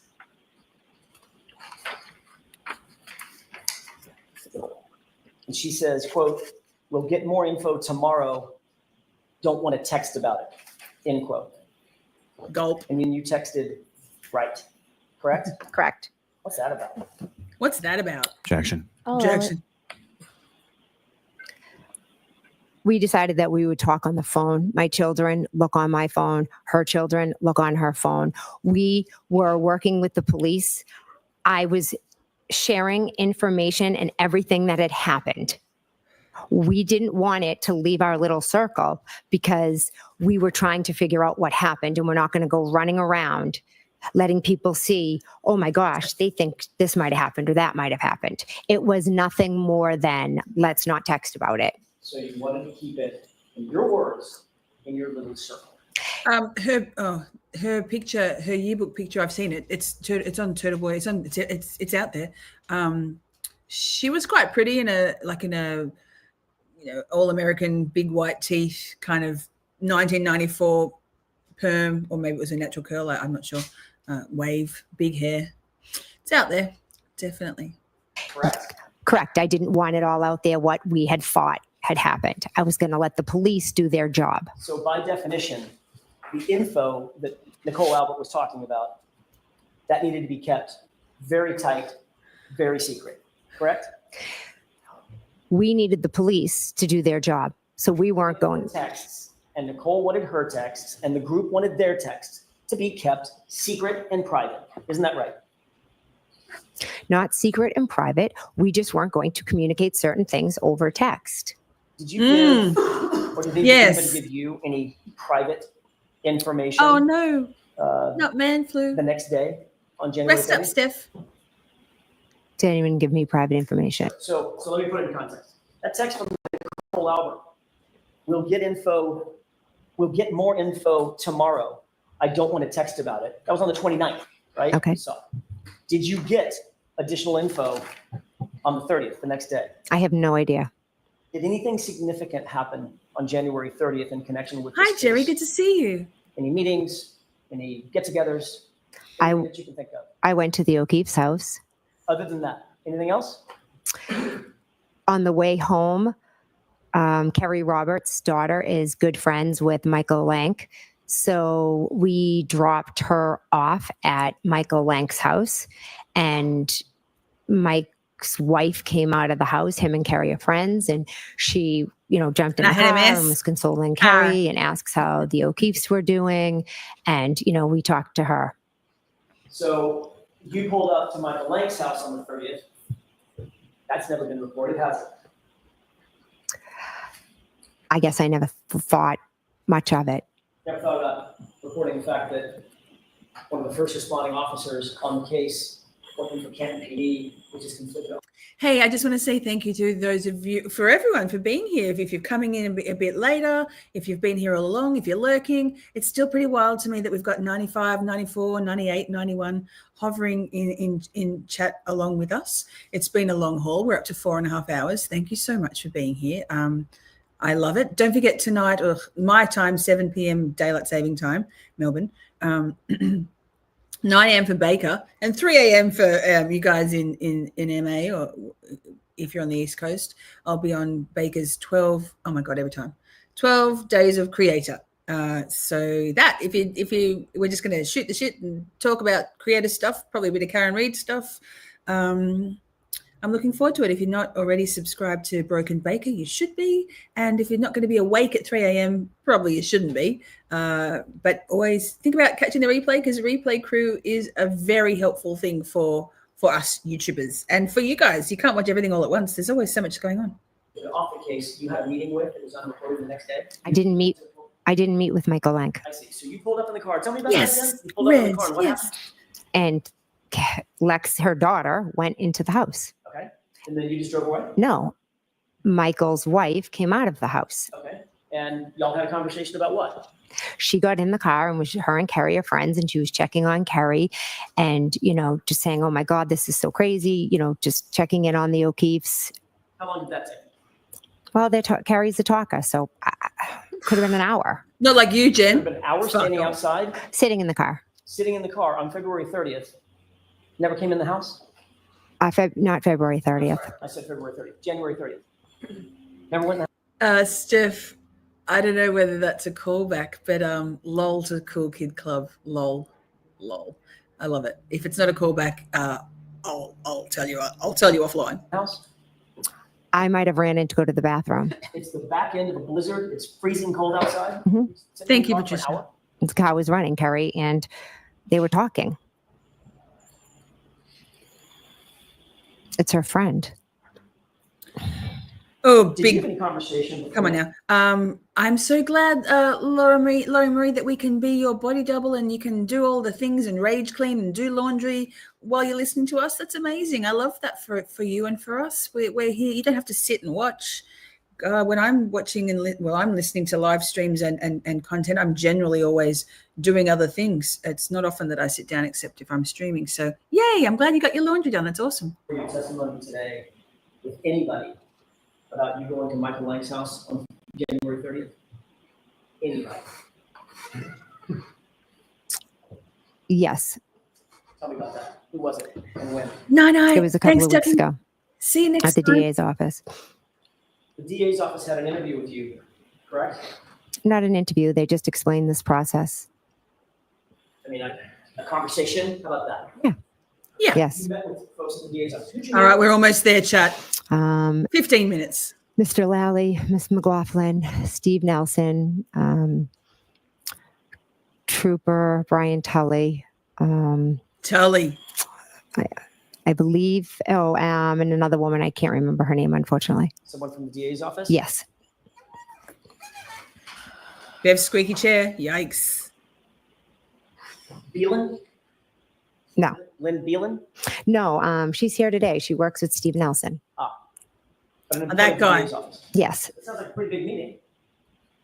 Steve Nelson, that guy who told Brian Albert and Brian Higgins that they could rehome their phones, right? The day before the order came through. I wouldn't call it a big meeting. There was, what, 5 of them? How long did you, 5 of them and then you? My daughter Allie came with me also. The meeting's getting bigger. Of course, Larry Anybody Marie. else? Body No, double, we yes. both Come went. on. Was Allie in the room when you were, I was going to say interviewed, but you take issue with every word I use. You're welcome, When Dave. you were Of course. talked to by the DA? Allie and I were both in the room when they went over everything, you know, how this all works, because this is all brand new to us. And then they asked me to leave the room. The Weasel Victims Advocate. Conscious mind. Machine. I always want to say mind. Tully Diddles young boys. You were about to Yikes. say- Allegedly. And I Not my lost view. you into that sentence when they received what? I didn't mean the word received. Did you receive anything? No, I looked at my grand jury notes. Ooh. Now, at this meeting, was anybody taking notes? No. You have a bunch of lawyers and DAs, and nobody has a Took notepad notes? in front of them? Like notes? I believe Mr. Lally had a number of folders on the table. Taking notes? In your- I do not believe anyone was taking notes. It was a casual meeting to explain this process. Was that meeting recorded in any way that you're aware of? No. Come on now. How long did the meeting last? Allegedly, yes. Allie and I were probably in the room, I don't know, approximately 20 minutes. Then I left and they spoke with her. And then I went back in and they spoke with me. How long did they speak with you? Honestly, maybe half hour. And during that half hour to an hour, did they go over with you? You're not what old, they not expected a your testimony to be?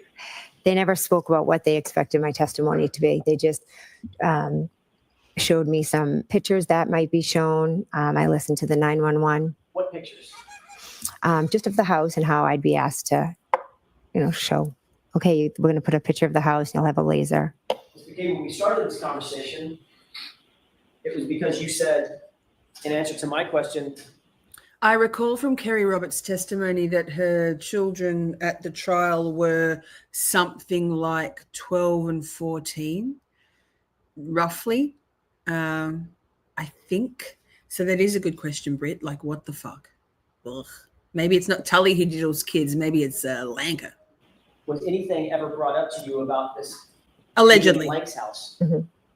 You said yes. Mm-hmm. Patricia, he's a real So man. obviously, they did talk to you about your testimony. It wasn't just about the process, correct? I asked what discovery had been turned in regard to me. So you wanted to prepare to make sure that you knew what you might be asked on cross-examination, correct? I wanted to know what was coming. Yes. And you knew that one of the things was coming after this meet. Well, let me ask it a different way. I mean, corruption. Karen is very childlike and dainty in her physique, isn't she? She's only tiny. So, I mean, again, allegedly, and that's you've qualified that with an IMO, in my opinion. But I mean, he's a piece of shit, that's for sure. During this meeting, did Mr. Lally tell you one of the things that's going to be coming is you had an off-the-books meeting at Lank's house for 45 minutes. Shelley, yum. No, that's not how I was told. Did he tell you that the defense had uncovered a report that established I want some. I'm hungry. you were actually at Michael Lank's house for 45?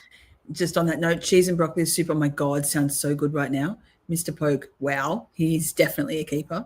I forgot to have dinner. I didn't have any lunch yesterday. I'm dying. No lunch yesterday. Forgot to have breakfast. Yikes! And anyway, yum. I'll mentally taste that delicious soup that Mr. Poke made. Yum. 45 minutes that had never been reported to the defense or the prosecution before the phone extraction had been done. Did he tell you that? I was asked, were you at Michael Lank's on the 30th? So you've had a lot of time to come up with a story about why you were at Michael Lank's, correct? Objection. I'll allow it. Objection. I didn't need time to make up a story because I have the truth of why we went. Could be, Patricia. And the truth, according to you, is Could be. you pulled up at Michael Lank's house. The first responding officer and Friends of the Alberts had a meeting with him the next day that was never reported to any. Did he? Did he just say feds? Me too busy coughing and yammering on. Hang on, let's see. How far back? Michael Lank's house for 45 minutes that had never been reported to the defense or the prosecution before the phone extraction had been done. Did he tell you that? I was asked, oh, were you at Michael Lank's on the 30th? So you've had a lot of time to come up with a story about why you were at Michael Lank's, correct? Objection. I'll allow it. I didn't need time to make up a story because I have the truth of why we went. I've been drinking The my truth, Guinness according to you, is every you day. pulled up at Michael Lank's house. The first responding officer and friends of the Alberts had a meeting with him the next day that was never reported to anybody for any purpose. I Just met with his wife out in the car while the car was running for 45 minutes to an hour. That's your story. It's not a story, it's the truth. Carrie dropped her daughter off. The wife came out. Carrie is a talker. Wow. They started talking. She's such a tragedy had fucking happened cunt. the day before. It is interesting, would you not agree, that the day before you had this off the books meeting at Michael Lank's house, Nicole Albert says, we'll get more info tomorrow, meaning the very day you So show then- up at Lank's house. Again, I never spoke with Mike Lank at his house. It was not an off the books meeting. It was Carrie dropping her daughter at one of her good friends' house, whose husband happens to be a Canton cop. That is what it is. That is the truth. Lol. Look at her fucking crazy eyes. Sorry, we're never going to finish this, but oh, whoa. She's scary. She's a terrifying murderer.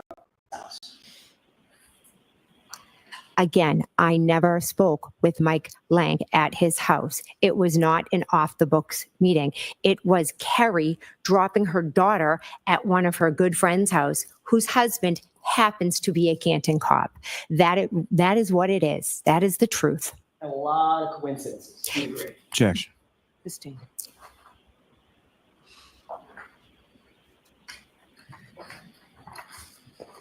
Yeah, just hold on. Yes. Right, lying bitch. Aqua, still here. Good to see you still. Psycho. Psych. She's so mad. She is. She's like stamping her feet like, you will by the way, believe me. What did Mr. Lally show you in respect of this issue about this meeting at Michael Lank's house? He showed me nothing. He just told you about it. Brian Tully told me. Okay, what did Mr. Tully tell you? Trooper Tully. Interesting. What exactly did he tell you Sammy. at this meeting about this Michael Lank issue? He said, did you go to Michael Lank's on January 30th?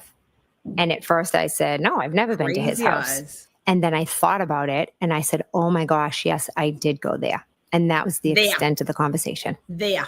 You said, yeah, I did go there, and he didn't ask a follow-up, like, what the heck were you doing at Michael Lank's house the day after this issue?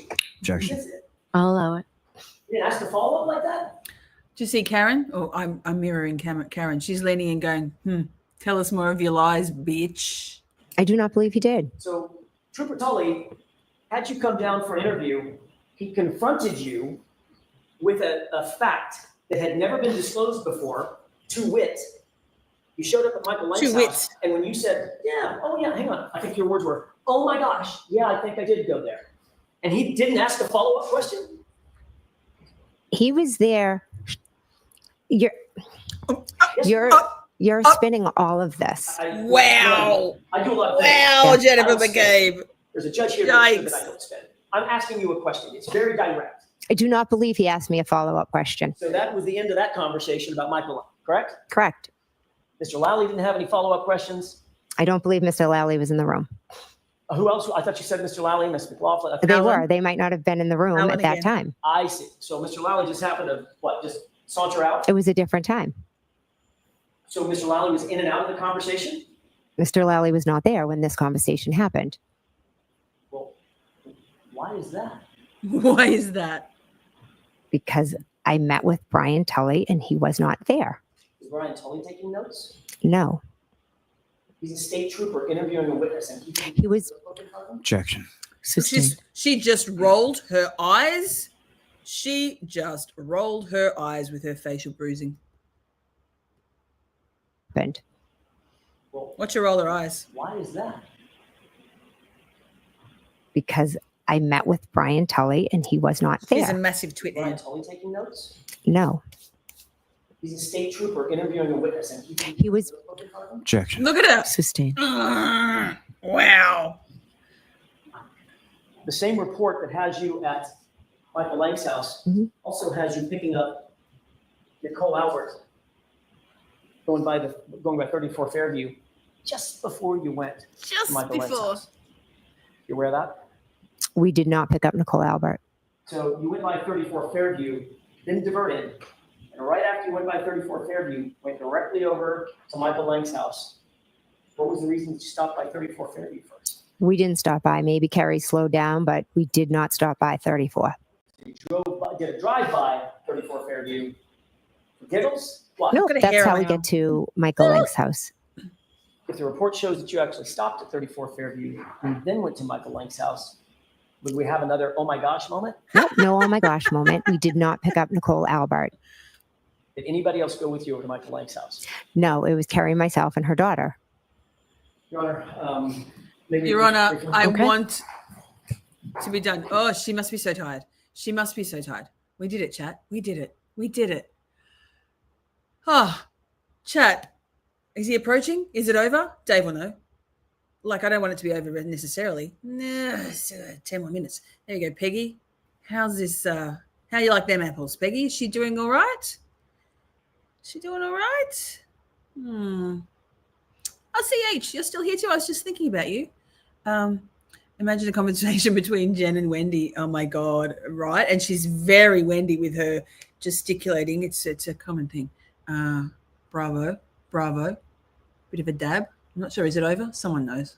No, we're still going. Jurors, we're going to try and go right up to 1 o'clock. Okay? Oh, snap. Shorties, we're going to try to go right up to finish o'clock. Premature ejaculation. Yikes. Dab. Ms. McCabe, we've talked in some detail about your calls with John O'Keefe on the morning of January 29th. Do you recall that conversation? Yes. I want to focus your attention on or at 12:14 a.m., moving up to about 12:50 a.m. You have that time in mind? Yes. You've seen the Celebrite extraction from John O'Keefe's phone, which Mr. Lally showed you the other day, correct? Correct. And you went through the series of phone calls that were made and that appear on his extraction report, correct? Correct. I just want to run through those time-wise very quickly just to orient you, if I can, and then I'll ask you some specific questions about it. There was a call at 12:14 a.m., correct? Correct. That was a call that you indicated was answered. You had a conversation with Mr. O'Keefe. Correct. There was a call at 12:18 and 47 seconds. That call also was answered by you. John O'Keefe made that phone call, correct? Correct. Then there's the 12:29 and 44 second call that you indicated was not answered. Correct. That's not how it And that was a works. call to you. I'm the from sideshow. you to him. Correct. There was a 12:41 call from you to John O'Keefe. Correct. That was Correct. There was a 12:41 and 54 second call from you to him. Is that Totally right? Taryn. Correct. There was a K-turn. 12:43 and 19 second call from you to him. Correct. 12:46 a.m. and 16 Steph, don't seconds encourage from him. you to him. Correct. 12:47 and 52 seconds from you to him. Correct. God, I've got a hair And on my arm. It's 12:50 driving and me 37 nuts. seconds from you to him. Correct? Correct. Correct. You saw in his extraction report that all of those calls after 12:18 were missed calls. Correct? Correct. In his report that you showed me? Correct. In other Correct. words, the Oh my only two God. calls that were answered were the 12:14 and 12:18. Everything else was a missed call. I believe so. I would have to refer to it again because I've seen so many reports.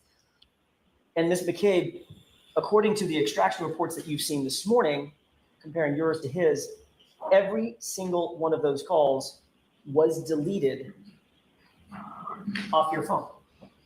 Correct? According to the reports. According to that report, yes.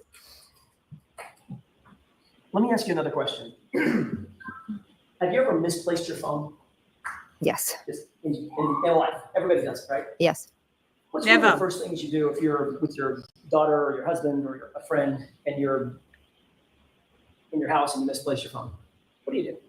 Oh, I'll ask them to call my phone. Even over and over and over, right? Correct. Could be as many as 5, 6, 7 times. Usually I hear it the first or second time. You're looking for a buzz or a ring, isn't that right? Correct. My phone's You always might on do silent, that no vibrate. if you're searching for a missing phone, correct? Correct. With regard to the calls that were deleted from your phone, you were asked about this under oath at another proceeding, weren't you? Correct. Correct. And you claimed at another proceeding that you had an explanation for all these missed calls starting at 12:29, 12:41, 12:41, 12:43, 12:46, 12:47, 12:50. Mad You had an explanation for that, right? Can I see the report? I'm asking you about your prior testimony. And I'm asking, About these calls, yes, I'm asking, can I see it, please? I'm asking you a different question. Oh, she's using At manners your other again. proce- She must at be this other nice. proceeding, which you were under oath, Yes. you explained that these calls were what? These missed calls, incessant missed calls. What were they? You used a word. Matter of fact, 2 words. Butt dial. I believe I used the word butt dials.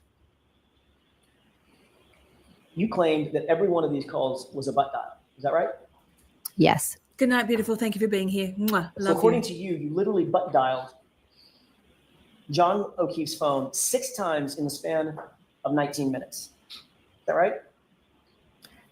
I don't remember making any of those calls. So my assumption is I put my phone in my back pocket Agreed, Poke. and that was it. Shelly. When you dial someone by mistake, you hit a button, set your phone down, the phone has to be open. You'll agree with that, right? Correct. Isn't that right? Because it takes several iterations of movement to get a phone open. Face ID or password, right? Sidebar. Iterations is one of my favorite words. Love, love, love, love. Correct. So when you hit the button by mistake, walk away, that's a butt dial. People call butt dials. What happens with the call? I assume it goes to voicemail. Good assumption, because that's exactly what it does, isn't it? You've had a phone for a lot of years, right? Yes. It rings and rings. She was and rings until it 100% goes looking at to his first phone. 100%. 1 quadrillion percent. voicemail. So in order to hang up that butt dial, you have to interact with that phone yet again, don't you? Yes. Wild, huh, So if you Marcy? had 6 butt Wild. dials, 7, I think it's 7 butt dials. You'd not only have to interact with the phone once to butt dial, John, you'd then have to interact with it every single time to turn off that phone ringer so it doesn't go to voicemail, wouldn't you? I suppose. Which makes 14 interfaces with that phone over the course of 19 minutes. Is that right? I mean, I guess I don't have it all right in front of me, but there were also text messages I was sending. So again, maybe I said, oh, shoot, I called them and then I turned it off. So Doesn't your strike claim me is as a you don't shoot. remember those Person. incessant butt dials and those incessant hangups at all, correct? I honestly don't. So you would have had to forget that you interacted with, by the way, you'll agree that the phone extraction shows that John O'Keefe got no voicemails from you, right? I didn't look, but So that means you would have had to interact with that phone 14 times over the course of 19 minutes at the exact time frame that the Commonwealth suggests John O'Keefe lost his life. Objection. Sustained. You can ask that differently, and this will be your last question for today, please. Objection. The period between 12:29 and 12:50, which is the exact period that you were, quote, butt dialing John multiple times. That's also the exact period that John O'Keefe was rendered incapacitated. Isn't that right? Objection. That's sustained. We'll start up again tomorrow, okay? Thank you. All right, folks, I'm going to Steve walk over here. thank you. All right, so jurors, please do not discuss this case with anyone. Don't do any independent research or investigation into the case. If you happen to see, hear, or read anything about the case, please disregard it. Now, tomorrow will be a full day. The forecast is going to be very hot. You'll see this Hot. building fluctuates. It could be really cold in here, could be really hot in here. So maybe bring us sweaters. All right, let's keep going. Thank you. Jurors, closing and leaving your notebooks. If you would all rise.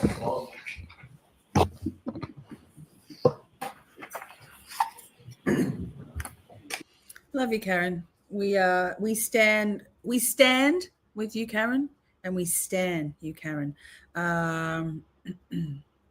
Poor, pitiful me. I'm the victim here. Please have empathy for me. That's such a universal theme, isn't it, Taryn? So many people. Mandy. My God. My God, excuse me. That's disgusting. Sorry. I can't even blame the cheese. That was hours ago. Mandy, yes, 4 hours late, but better late than never. Actually, almost 5 hours late. But hey, yes, we made it. We made it. Oh, shoot. Oh, my gosh. Bev needs to go. Mandy. Right. Hi, Mandy Jo. That's almost pregnancy lay, right? I mean, I'm just glad you're here. Thank God you're here.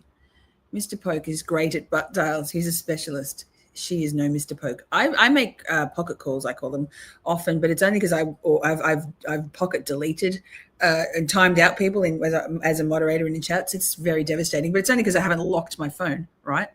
But no one. The end is near. But we can do this again with another unconstitutional testimony. Yes, we have to finish Jennifer McCabe's testimony.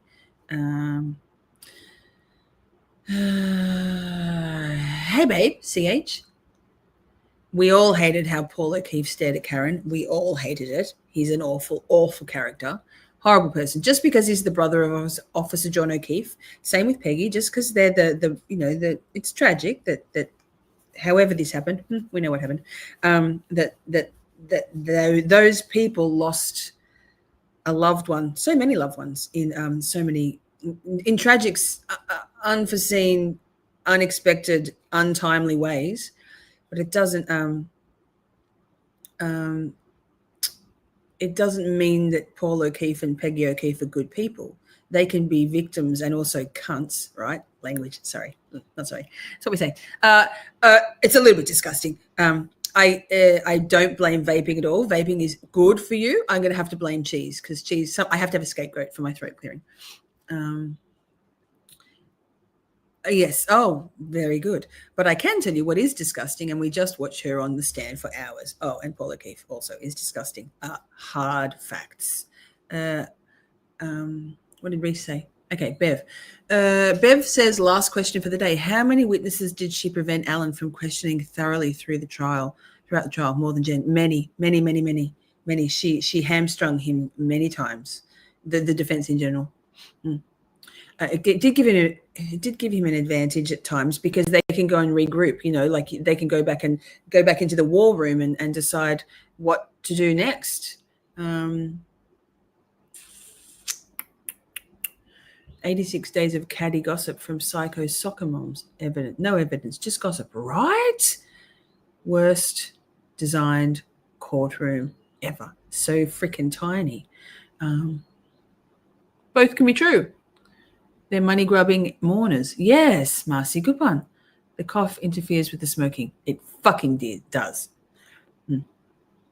Oh, Lal, I don't think of myself as a smoker. I'm a vapor because that's much more socially acceptable and less disgusting. Vaping is good for you, obviously. Cheese. I blame the cheese. Exactly, Dave. It's got to be the cheese. Thank you all so much for being here. Shall we play a song? I've got a new song. It's called Girl Code, ladies. Or I can play something, anything. You don't have to stay, but it's a cool song. They have the turtle derangement syndrome. Exactly. Thank you so much, Dave, for all your factoids. We review for the refresher on this utter debacle sham. Yes, play it. Oh, look, Julie Carpenter's Audacity. Oh, Mandy. I forgot I did a wardrobe change on all my alternate accounts last night. Yes. Mandy. Yes. Okay, wait. So, thank you all so much for being here. I've had a really amazing time. I hope you have too. We got through it. So later on today, you'll probably all be asleep. Oh, it's 2:27. Here, it's 2:27. How long till we finish the stream? Yikes. Play it. Girl Code. Yes. I will. I'll play it. I'll come back after the song quickly. Let me wait. So stop sharing. Yes. That. Get myself up here. So yeah, I'm starting to second guess myself on the Grant Smith Ellis interview. I'm sure it'll be fine. Terrify-a-thon. Yikes. Yikes. I've got myself into something big there, haven't I? I feel like it's a coup and I feel like it's a, oh my gosh, like a Jen McCabe. Oh my gosh. Here we go. Wait. Show me music. Share. Go code. Oh, where is it? Tell me I put it into the fucking... Look, seriously, Lisa. I didn't. Obviously, I didn't. I'm sure I saved it to the playlist. Wait. Watch me in real time. Standard. Oh, that episode from last night has got 1,200 views now. Isn't that cute? The fallout continues. Anyway, if you know, you know. LOL? Full screen? Somewhere here. Is this it? Should know. Does it say full screen? God damn it. Wait, it's on mute.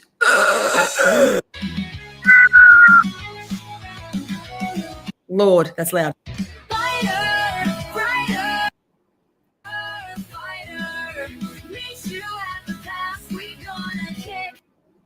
Go again.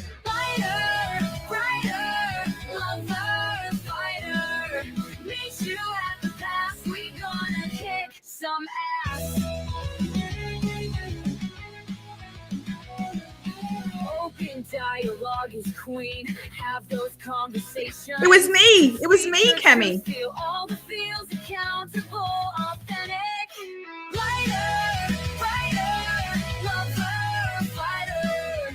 Meet you at the pass. We gonna kick some ass. Manners in society. Grease that oils the wheels, but please no ambiguity, just say it like it is. Girl, code y'all, we ride at dawn, that's what it's all about. Lighter, lover, fighter, meet you at the pass, we gonna kick some ass. Team Shorty, me. Those who care matter the most, the rest is only noise. Think what you like about us, y'all, we ain't your fucking toys. Times like these we stick together, friendships tried and true. Circle the pink wagons, yes, hold space for me and you. Lighter, lover, fighter. Meet you at the pass, we gonna kick some ass. Out with the old, in with the new. Trash shakes itself out. Girl code, y'all, we ride at dawn. That's what it's all about.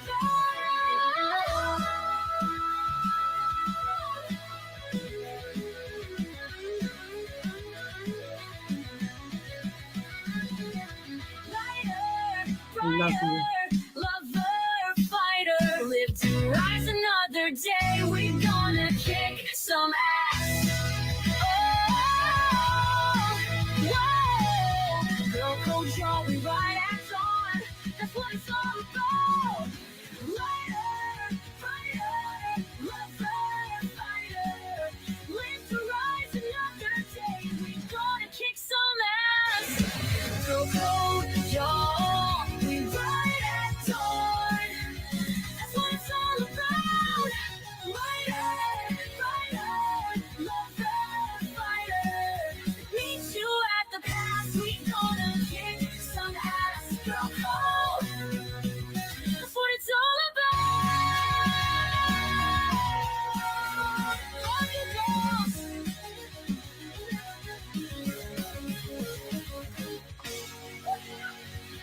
Love you, girls. Love you, girls. Love you, girls. I love the boys too, but my girls, I love you very much. Very, very, very much. Thank you for everything. Keep going, keep going, keep going. So many songs.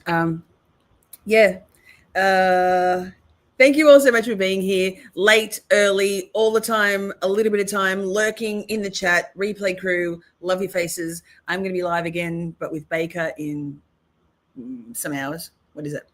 4.5 hours. And then from next Friday, actually Mandy, Shiraz, Cami, may or may not have snagged an interview with Grant Smith Ellis next Friday at 7 Eastern afternoon. So hit it and quit it. Yeah, whoa. So yes, that. Thank you for being here. Thank you for being here. I don't think I'm my words have stopped turning into sentences. They're just delusional bullshit. The wet towel. Yes. I mean, no, how dare you? That's assault, ma'am. It's going to be very weird. Yeah. I've been laying the foundation for that interview since the 20th of August, October, November, December, 3 months. No, wait, that's not how months work. August, September, October, November, December, 4 months. So right. No. It's going to be an interesting thing. I just am interested. I think it's a coup, and I don't know if I thought it through as well as I thought it through. So now it's locked in. So we'll see. No, Jerry, good to see you. Thank you for being here. No. I mean, yes. Hopefully, he's very excited. He is excited. He's very looking forward to it. I think we'll see. 69 in the chat. 69 watching. Boom. And then, so that's the start of 16 nights of Shorty. Tell me what to do. Like then? We're just going to, I think there's going to be some craziness in the chat. I don't know. I was long till his mom starts breastfeeding him, though. I don't know, man. I love interviews. I haven't done one for a long time. Oh, not a long time. It's been a while. I used to only ever do interviews. I never used to go solo streams, but here I am now solo streaming mostly all the time. So I love interviews. They're a challenge. I think my last interview was with Bob Motta and Ali Motta. Yes. I would love any info that you have for me. The more info, the more knowledge I have, the better I can navigate through that interview. So feel free to send me anything that you've got. I'm not going to be on the attack with Grant. I'm not trying to piss him off or ambush him at all. I would just like. I mean, it's going to be interesting. Wow. Right. That's all. 16 days with Shorty, 16 nights with Shorty. Thanks, Girl Code. Thanks, ladies. Thanks, Replay Crew. Thanks, everyone. I'm out. I'm just rambling. Standard ramble. I'm going to run another song now. It's going to be called Thirsty Bitches. And if you know, you know. Mwah! Love your faces. I'll see you next time. Girl fucking Code. Love ya.